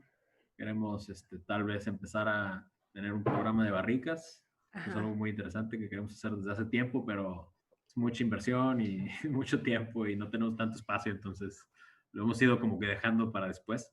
Ajá. Pero sí, básicamente eso, queremos hacer más cositas. Muy bien, qué bueno. ¿Hay algo que le digas a la gente que de plano no hagan con la hidromiel? Así que no manches, no le eches esto o hagas esto, o sea... Pues mira, desde que el la día pueda que... contaminar. Contaminar, sí. Desde que en términos de contaminación y en términos de que van a meter la pata. En términos de contaminación, pues tengan mucho cuidado. Veo últimamente en los grupos de Facebook que está muy de moda hacer hidromieles salvajes. Yo recordarles que eso puede ser peligroso porque no sabes qué bacterias están en la miel. Entonces, si no le metes levadura y dejas que fermente así nomás, pues no, digo, hay estudios, no me crean si no quieren, pero te puede dar botulismo, cabrón. Entonces, no lo hagan. No es como hacer una farmhouse con el wild yeast ni nada de eso. Sí, o sea, el wild yeast, pues a final de cuentas le estás inoculando el wild yeast. Entonces, aquí el chiste es que hay gente que no le inocula nada a la miel, que viene ya de la colmena, ¿no? Y puede ser peligroso. O sea, yo no lo recomiendo tanto, pero pues cada quien. Y de ahí en fuera, de ya hidromieles hechas, mezclarlas con algo. El día que probé una hidromiel hecha michelada, ya dije, ay, cabrón. Dije, bueno, pues no está mal, ¿eh? O sea, ¿cómo lo hicieron michelada? Llevé un barril a una fiesta y una persona creyó que era cheve y se hizo una michelada. Y después de un rato de estar tomándola y que le supiera medio raro, me fue a preguntar de que, oye, esto no es cerveza, ¿verdad? Y yo nomás de que, no, ¿por qué? Es que me hice una michelada. Y yo, a ver. Oh, wow. Y ya la probé y pues no sabía mal, la verdad. Entonces dije, bueno. No sabe mal, pero no la haría en casa yo, ¿verdad? Sí, no, yo no lo haría, pero sí fue como que, ok, me abriste los ojos, cabrón. Sí. Oye, y en términos de añejar, ¿se puede meter la hidromiel en barriles, barricas? Claro, sí. Platícame rápido de esto. Por ejemplo, Superstition es una de las empresas que casi todas sus hidromieles están añejadas en barrica, mínimo 1 año. Nosotros no lo hemos hecho porque pues, somos pobres, la verdad. Y no tenemos espacio, entonces sí es algo que queremos hacer, pero después. A lo mejor con tequila, ¿no? Un barril de tequila. Estaría súper chido. Tequila o mezcal, yo creo que sería algo muy interesante. De sotol, dice que te van a mandar unos barriles de sotol de acá de Chihuahua, ¿no? Pues yo no me chiveo, cabrón. Si los tienen, de volada. Pero sí, o sea, el añejamiento en barrica es algo que es normal en muchas partes del mundo. No es, o sea, que sea hidromiel no quiere decir que no se pueda añejar en barrica. Claro. De hecho, por ejemplo, las hidromieles polacas no se añejan en barrica, pero se añejan mínimo 8 meses. Creo que la más corta es de 8 meses, no me acuerdo bien. 8 o 6 meses. Y luego hay otros que se añejan 5 años, 10 años, entonces... 5 años, 10 años. ¿Hay un tiempo mínimo y un tiempo máximo? No, ahora sí que depende del estilo y lo que quieras lograr. Por ejemplo, yo conozco una de Moonlight Meadery que se llama, ¿cómo se llama? Se llama Utopian. Y esa la añejan por 5 años en barricas de la Utopías de Samuel Adams. Y está muy buena. Esa no la he probado, Utopia. ¿Esa nos ha llegado aquí al Paso? No, sí, ¿verdad? Probablemente sí. Creo que sí, es una botellita de ¿cuánto? De como de 14 onzas o algo así. Sí, pero cuesta como... $150. Sí, $200, una cosa así exagerada, pero yo no la he probado. No sé. Muy buena, muy buena. Sí, bueno, te voy a tomar la palabra. ¿Algo más que quisieras compartir ya para empezar a cerrar el tema? ¿Sobre la hidromiel? Sí. Sobre la hidromiel, sobre Freya, sobre ti. No sé. Anímense a probar la hidromiel. Ahora sí que no muerde. No les va a dar cruda o no les va a dar más cruda que una cheve. O sea, a mí no, generalmente me da la misma cruda que me da la cheve. Entonces, entiendo que hay un mito ahí de que es que como está dulce me va a dar más cruda, pero... Sí, es por eso lo que pregunté. Sí, no, a mí no me ha pasado. De hecho, a veces me pasa al revés, que no me da menos, pero cada quien. Muy bien. Y si no tenemos más preguntas ahorita del público, entonces, ¿algo más que quieran añadir aquí mi equipo? Las redes, sí, danos tú, por favor, tu contacto, Sí. tus redes sociales, por favor. Sí, la de Freya es Freya Brewing, así estamos en Facebook, en Instagram, en Twitter. Twitter casi no lo usamos, pero también estamos ahí. Ok. Tengan paciencia, somos 3 personas, yo soy el que responde todo, entonces, por favor, paciencia. ¿Qué más? Mis redes sociales, pues yo creo que ya las compartieron en el festival, ¿no? Era Raúl de la Garza, ahí me pueden encontrar. No me manden mensaje, bueno, si me mandan mensaje, tengan paciencia porque me llega spam, entonces no lo voy a ver. Mejor háblenme por Freya o al mail de Freya, que es freyabrewing@gmail.com. Sí, por ahí con todo gusto los atendemos, lo que necesiten, si tienen dudas o lo que sea, los podemos ayudar. Muy bien, muchísimas gracias, te deseamos lo mejor. Ojalá podamos seguir disfrutando de más hidromieles aquí en México y pues en todo el mundo que sí siguen y que no se tengan esas ya misconceptions que le llamamos de la hidromiel. Muchísimas gracias por acompañarnos. Estuvo muy interesante, me dio mucho gusto que cubrimos todo esto a pesar de mi ignorancia y ya aprendí, como he estado aprendiendo todos los días. Súper bien, muchísimas gracias. Gracias por acompañarnos y a ustedes también. Muchísimas gracias al público por acompañarnos. Esta es mi última transmisión de domingo. Ya se acaba el festival, a punto de acabarse. Les recordamos que en el canal alterno Festival Desértica Digital tendremos desde Colombia la última plática del evento en punto de las 9. El tema es cerveza experimental en barrica y la impartirá Juan Carlos Torres. Nosotros nos vemos a las 9:30 para la clausura del festival con el regreso de Turbo, traídos a Festival Desértica por Botanas el Toro, y yo me despido, les doy muchísimas gracias por estar escuchándome y con todas mis locuras. Síganme en Bartender Fan Fatal en Instagram. Cuando pueda abrir mi bar aquí en Texas, y espero que pronto con esta pandemia, es The Black Orchid Lounge. Vamos a estar esperándolos allí. Y también Inside the Drinker Studio en Instagram tenemos nuestra página, el podcast en Spotify, en Google, en todo donde puedan escuchar el podcast. Muchísimas gracias, sobre todo a Claudius. Gracias por estar todo el día con nosotros. Thank you for accompanying us today, sir. My hearts to you, sir. So there you go. Thank you. Muchas gracias.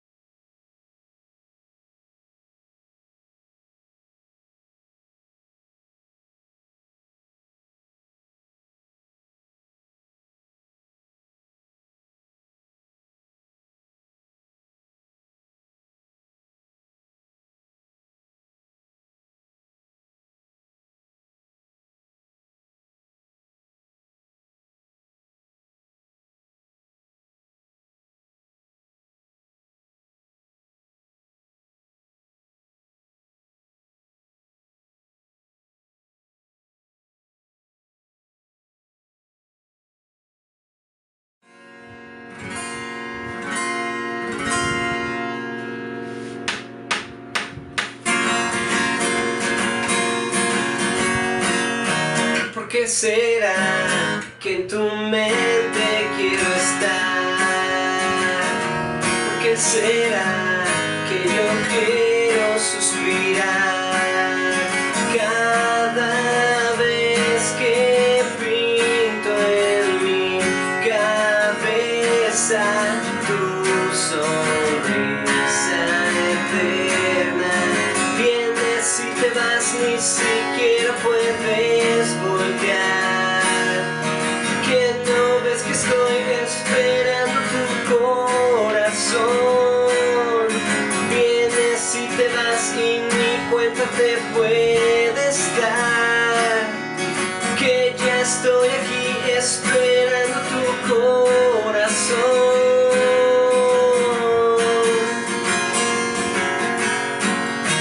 ¿Por qué será que en mi mente siempre estás?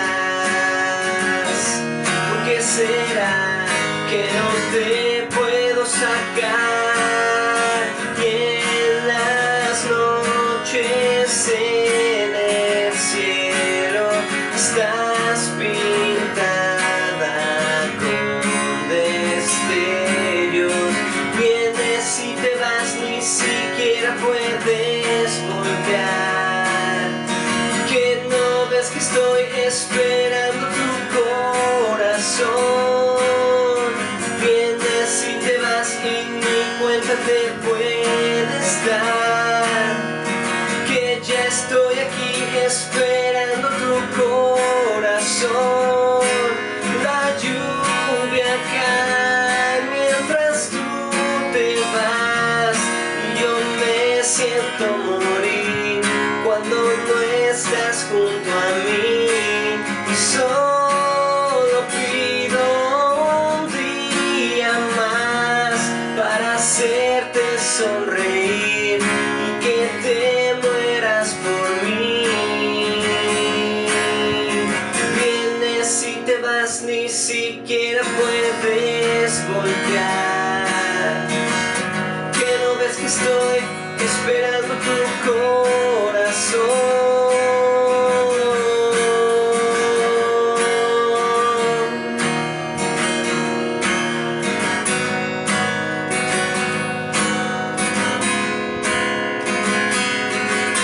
La lluvia cae mientras tú te vas y yo me siento morir cuando no estás junto a mí. Solo pido un día más para hacerte sonreír y que te mueras por mí.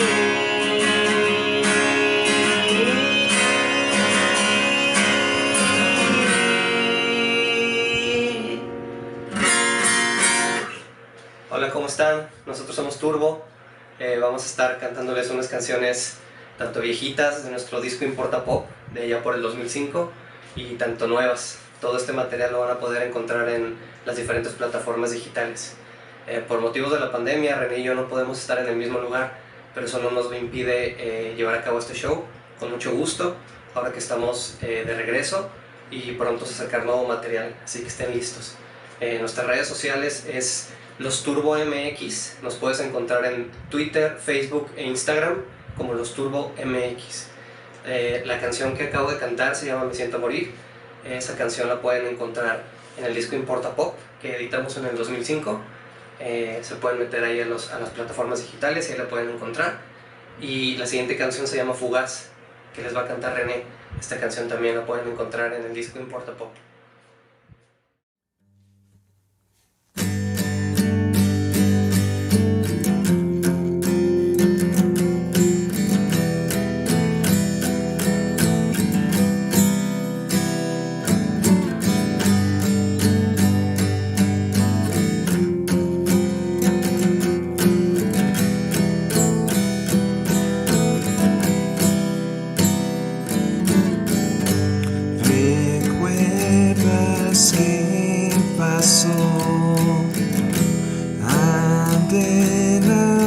Escucho, salí del callejón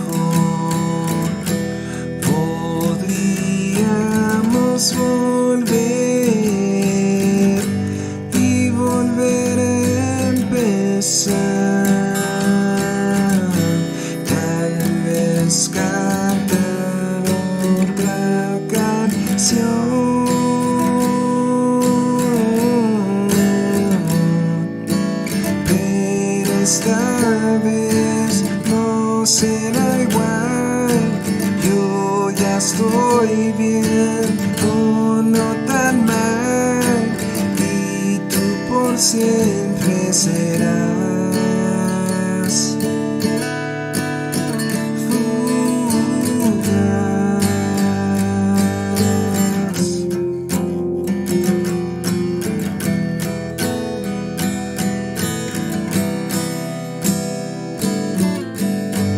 Dices que algo cambió y te sientes igual.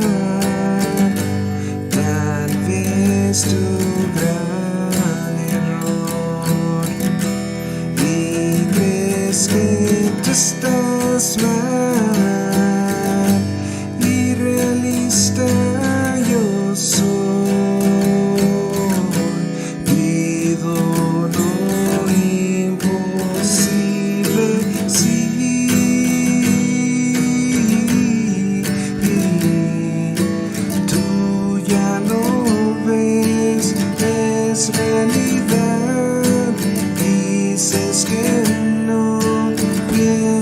Igual y me podrás contestar.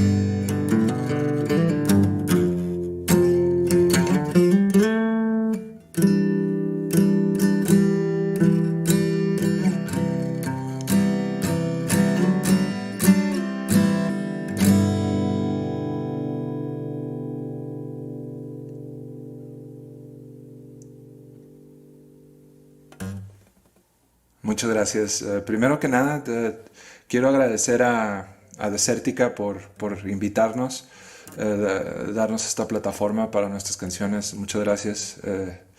Ahorita que estamos tan lejos de donde nacimos, ¿no? Extrañamos la fronterita. También queremos dar muchas gracias a Jorge Castillo del Toro, que hizo posible esta conexión. Y pues sí, la canción que sigue es algo del futuro, de lo que va a venir. Es una canción nueva, la va a cantar Carlos y se llama Time Crimes para los amantes de la ciencia ficción. Aquí está Carlos con Time Crimes.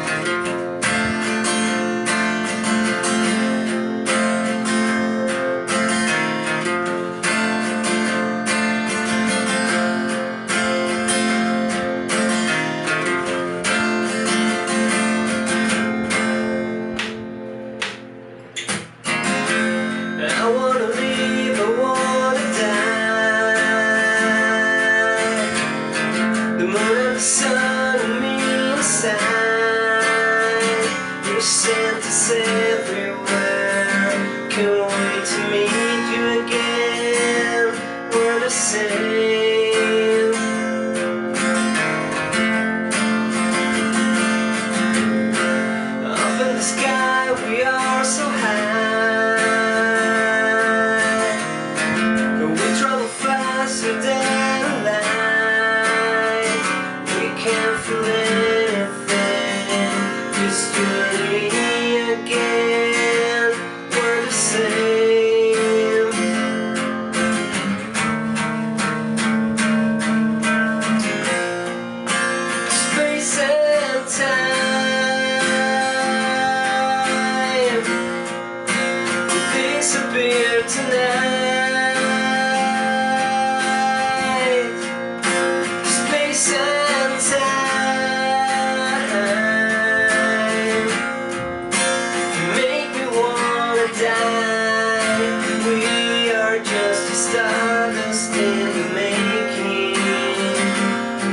it's amazing.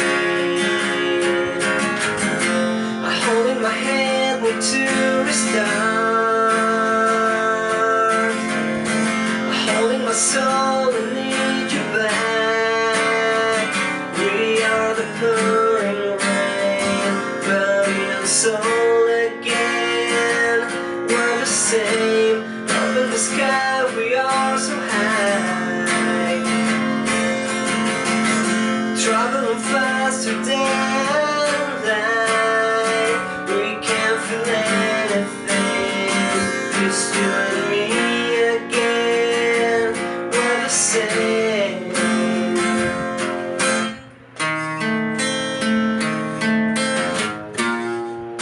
Space and time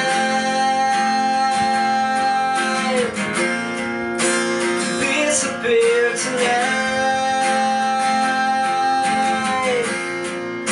Space and time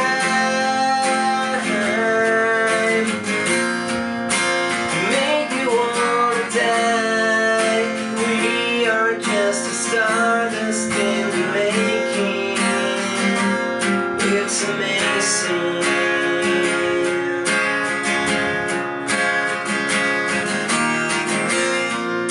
Space and time disappear tonight. Space and time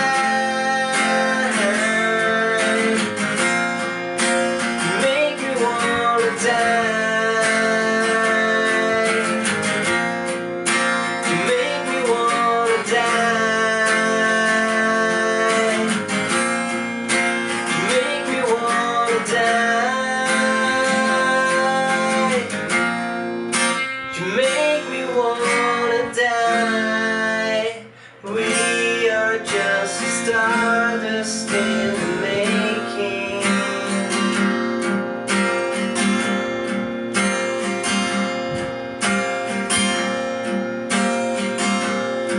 It's amazing.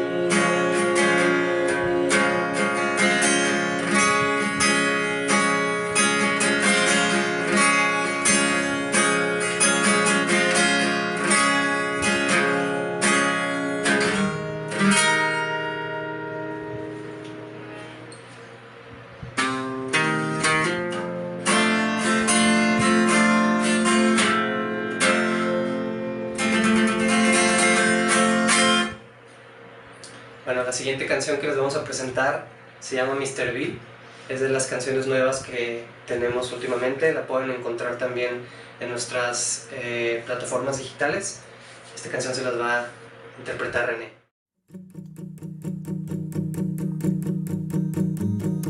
Hey Mr. B, it's so good to see you there. Sing something to me, something just me.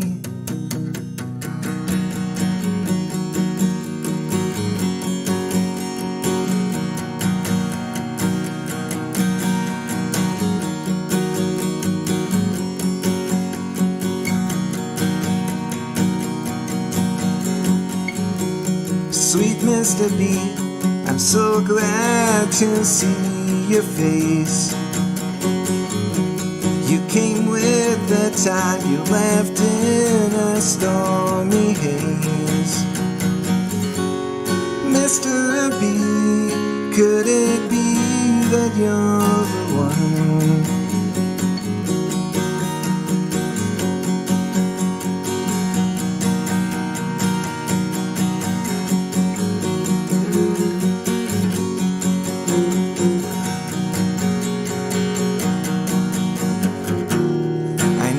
This damn song, I know it from that one day.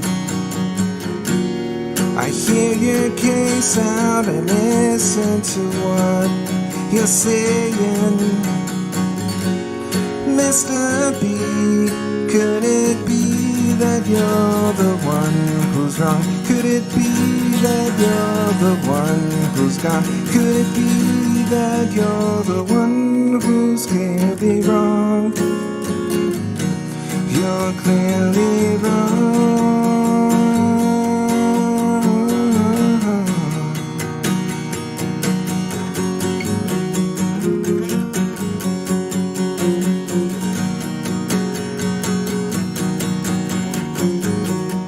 Dear Mr. B, I hope that you take some care.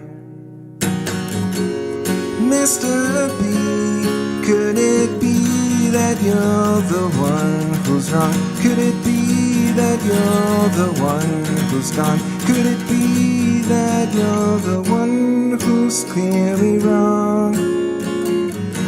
You're clearly wrong.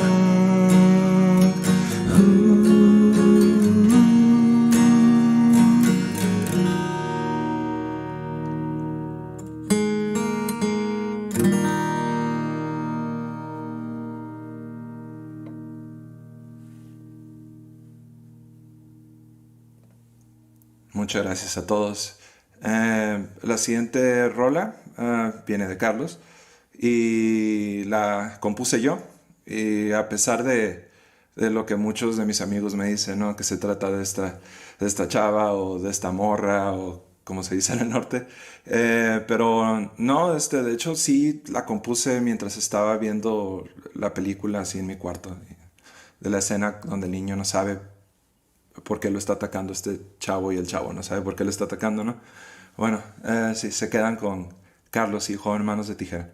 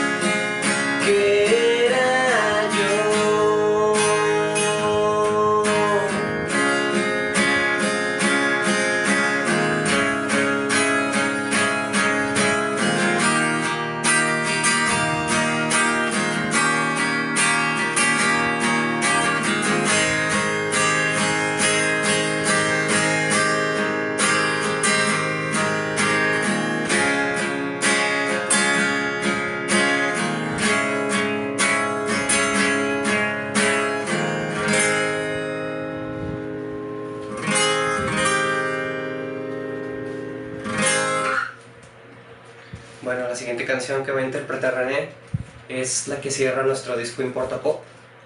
También lo puedes encontrar ahí en las plataformas digitales. Esta canción se llama Melancolía y la infinita melodía.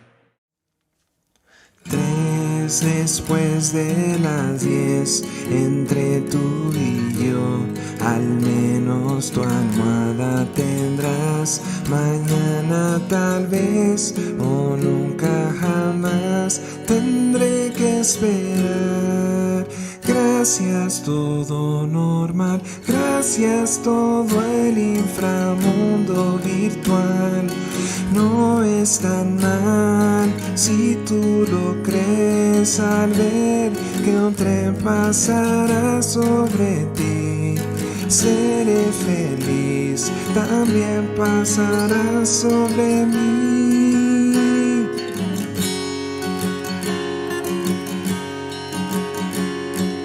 3 después de las 10, empiezo a gritar, no puedo pensar. Viene el tren y no estás. Wow.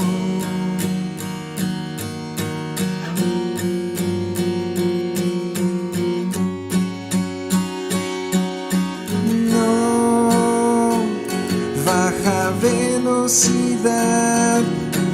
Puedo sentir su calma.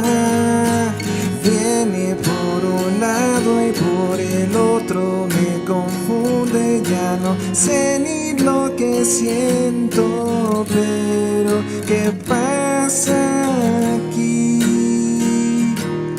Siento el golpe al suelo, voy un segundo y ya no soy. Una voz cae sobre mí. Calma, estoy aquí.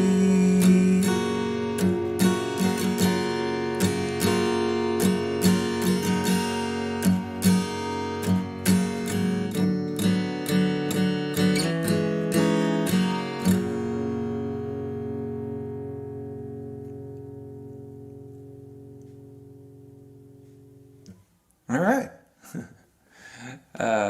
Muchas gracias a todos por dejarnos entrar a sus hogares, ¿no? Un enorme abrazo a todos nuestros servidores médicos, a toda la gente que anda mandando y recibiendo y moviendo las cosas, ¿no? Que nos dejan seguir existiendo sanos y salvos. Muchas gracias a todos ustedes. También la siguiente canción es una combinación entre lo viejo y lo nuevo. Para nuestros seguidores fuertes dirían, ¡hey! Un momento, eso se llama Fantasía 2001. Nada más le cambiaron la letra. Y sí, era Fantasía 2001 y básicamente le cambiamos la letra, ¿no? Y la música también un poquito y ya pues salió siendo otra canción, ¿no? El pequeño Frankenstein, que fue básicamente la razón por la cual Carlos y yo decidimos volver a tocar, se llama De ti. Y pues ahí vas, Carlos.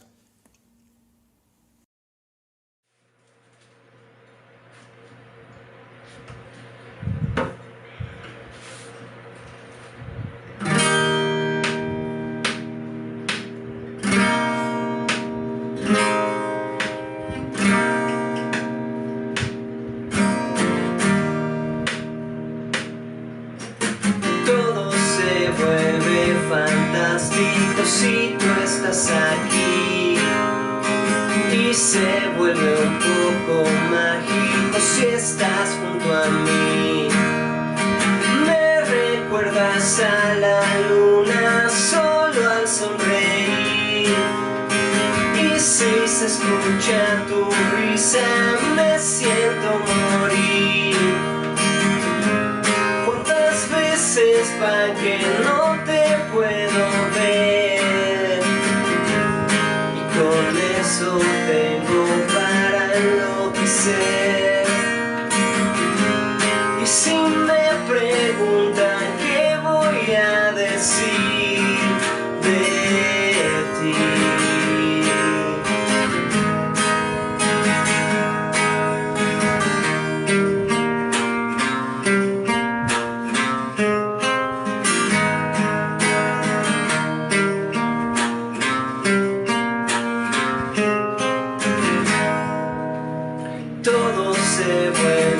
fantástico si tú estás aquí. Y se vuelve un poco mágico si estás junto a mí. Me recuerdas a la luna solo al sonreír. Y si se escucha tu risa me siento morir. ¿Cuántas veces van que no te puedo ver? Y con eso tengo para enloquecer. Y si me preguntan qué voy a decir de ti.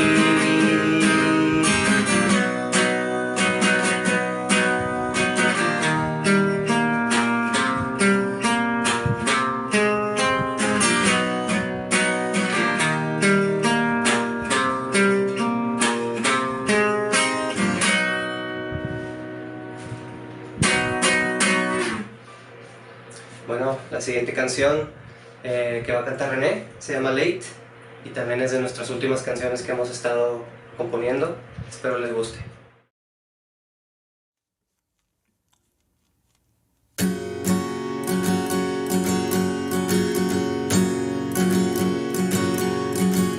Put your moves on me, honey.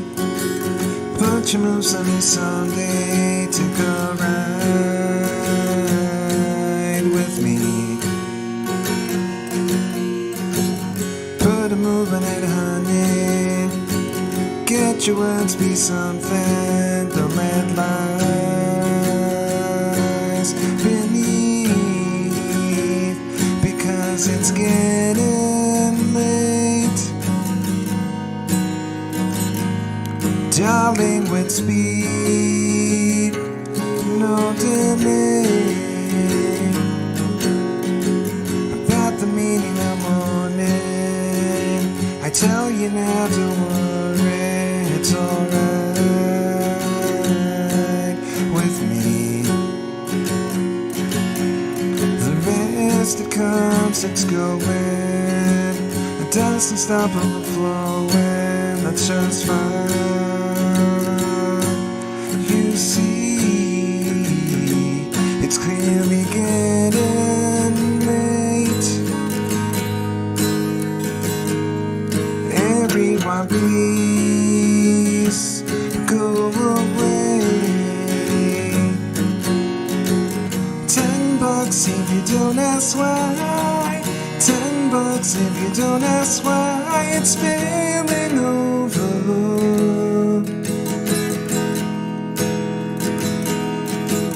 $10 if you don't ask why. Don't know where we're going or why it's getting late. But darling, it's getting late.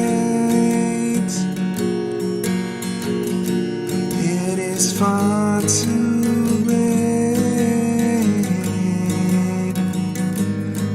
Everyone please go away.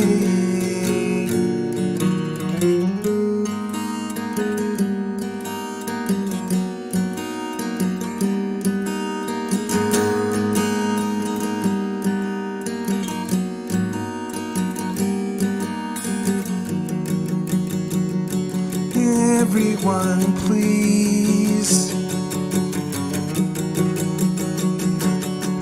Everyone please.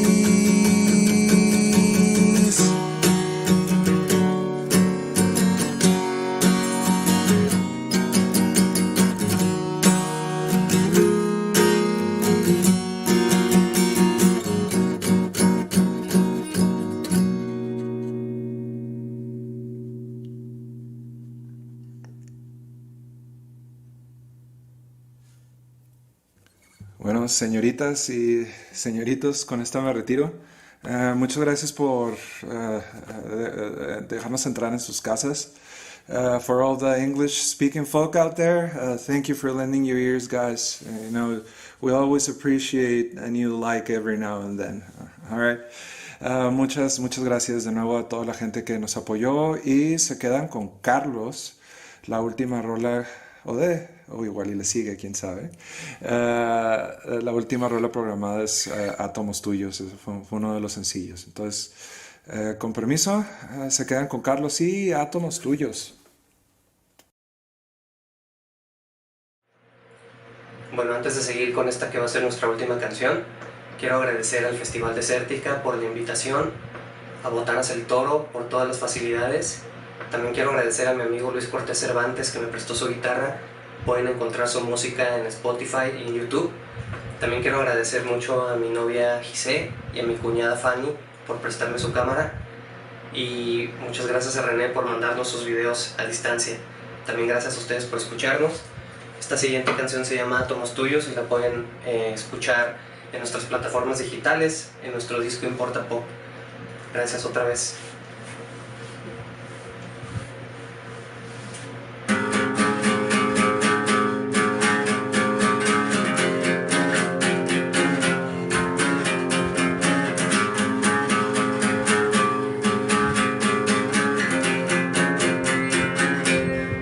Recuérdame qué hora es, dime que ya es tiempo de ir a buscar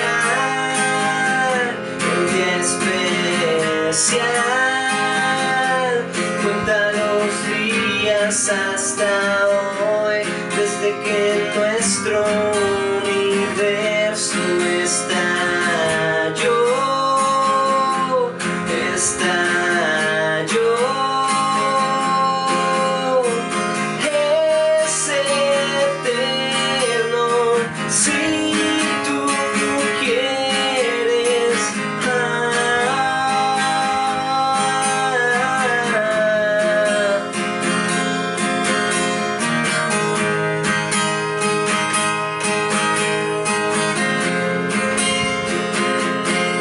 Esa noche te vi brillar, tu simple esencia hizo chocar, hizo vibrar, hizo temblar. Mi corazón te suspiró, no había más que perfección.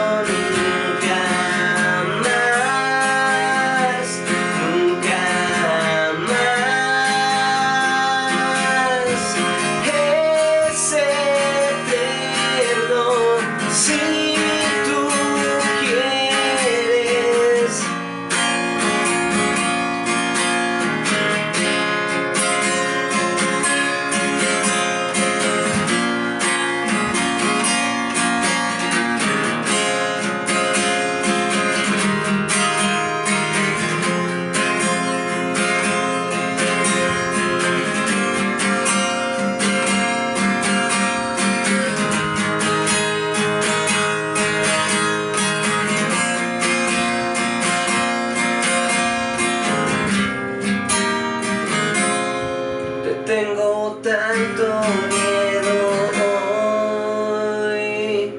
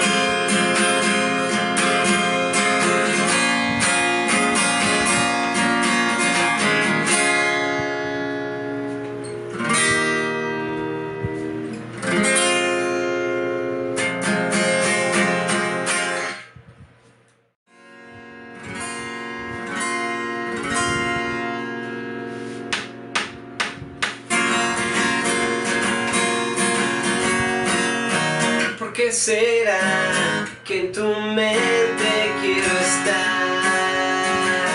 ¿Por qué será que yo quiero suspirar cada vez que pinto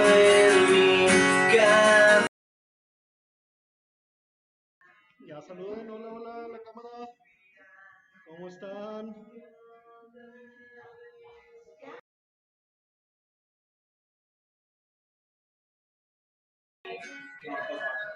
Hola, hola. ¿Cómo están? Ya estamos.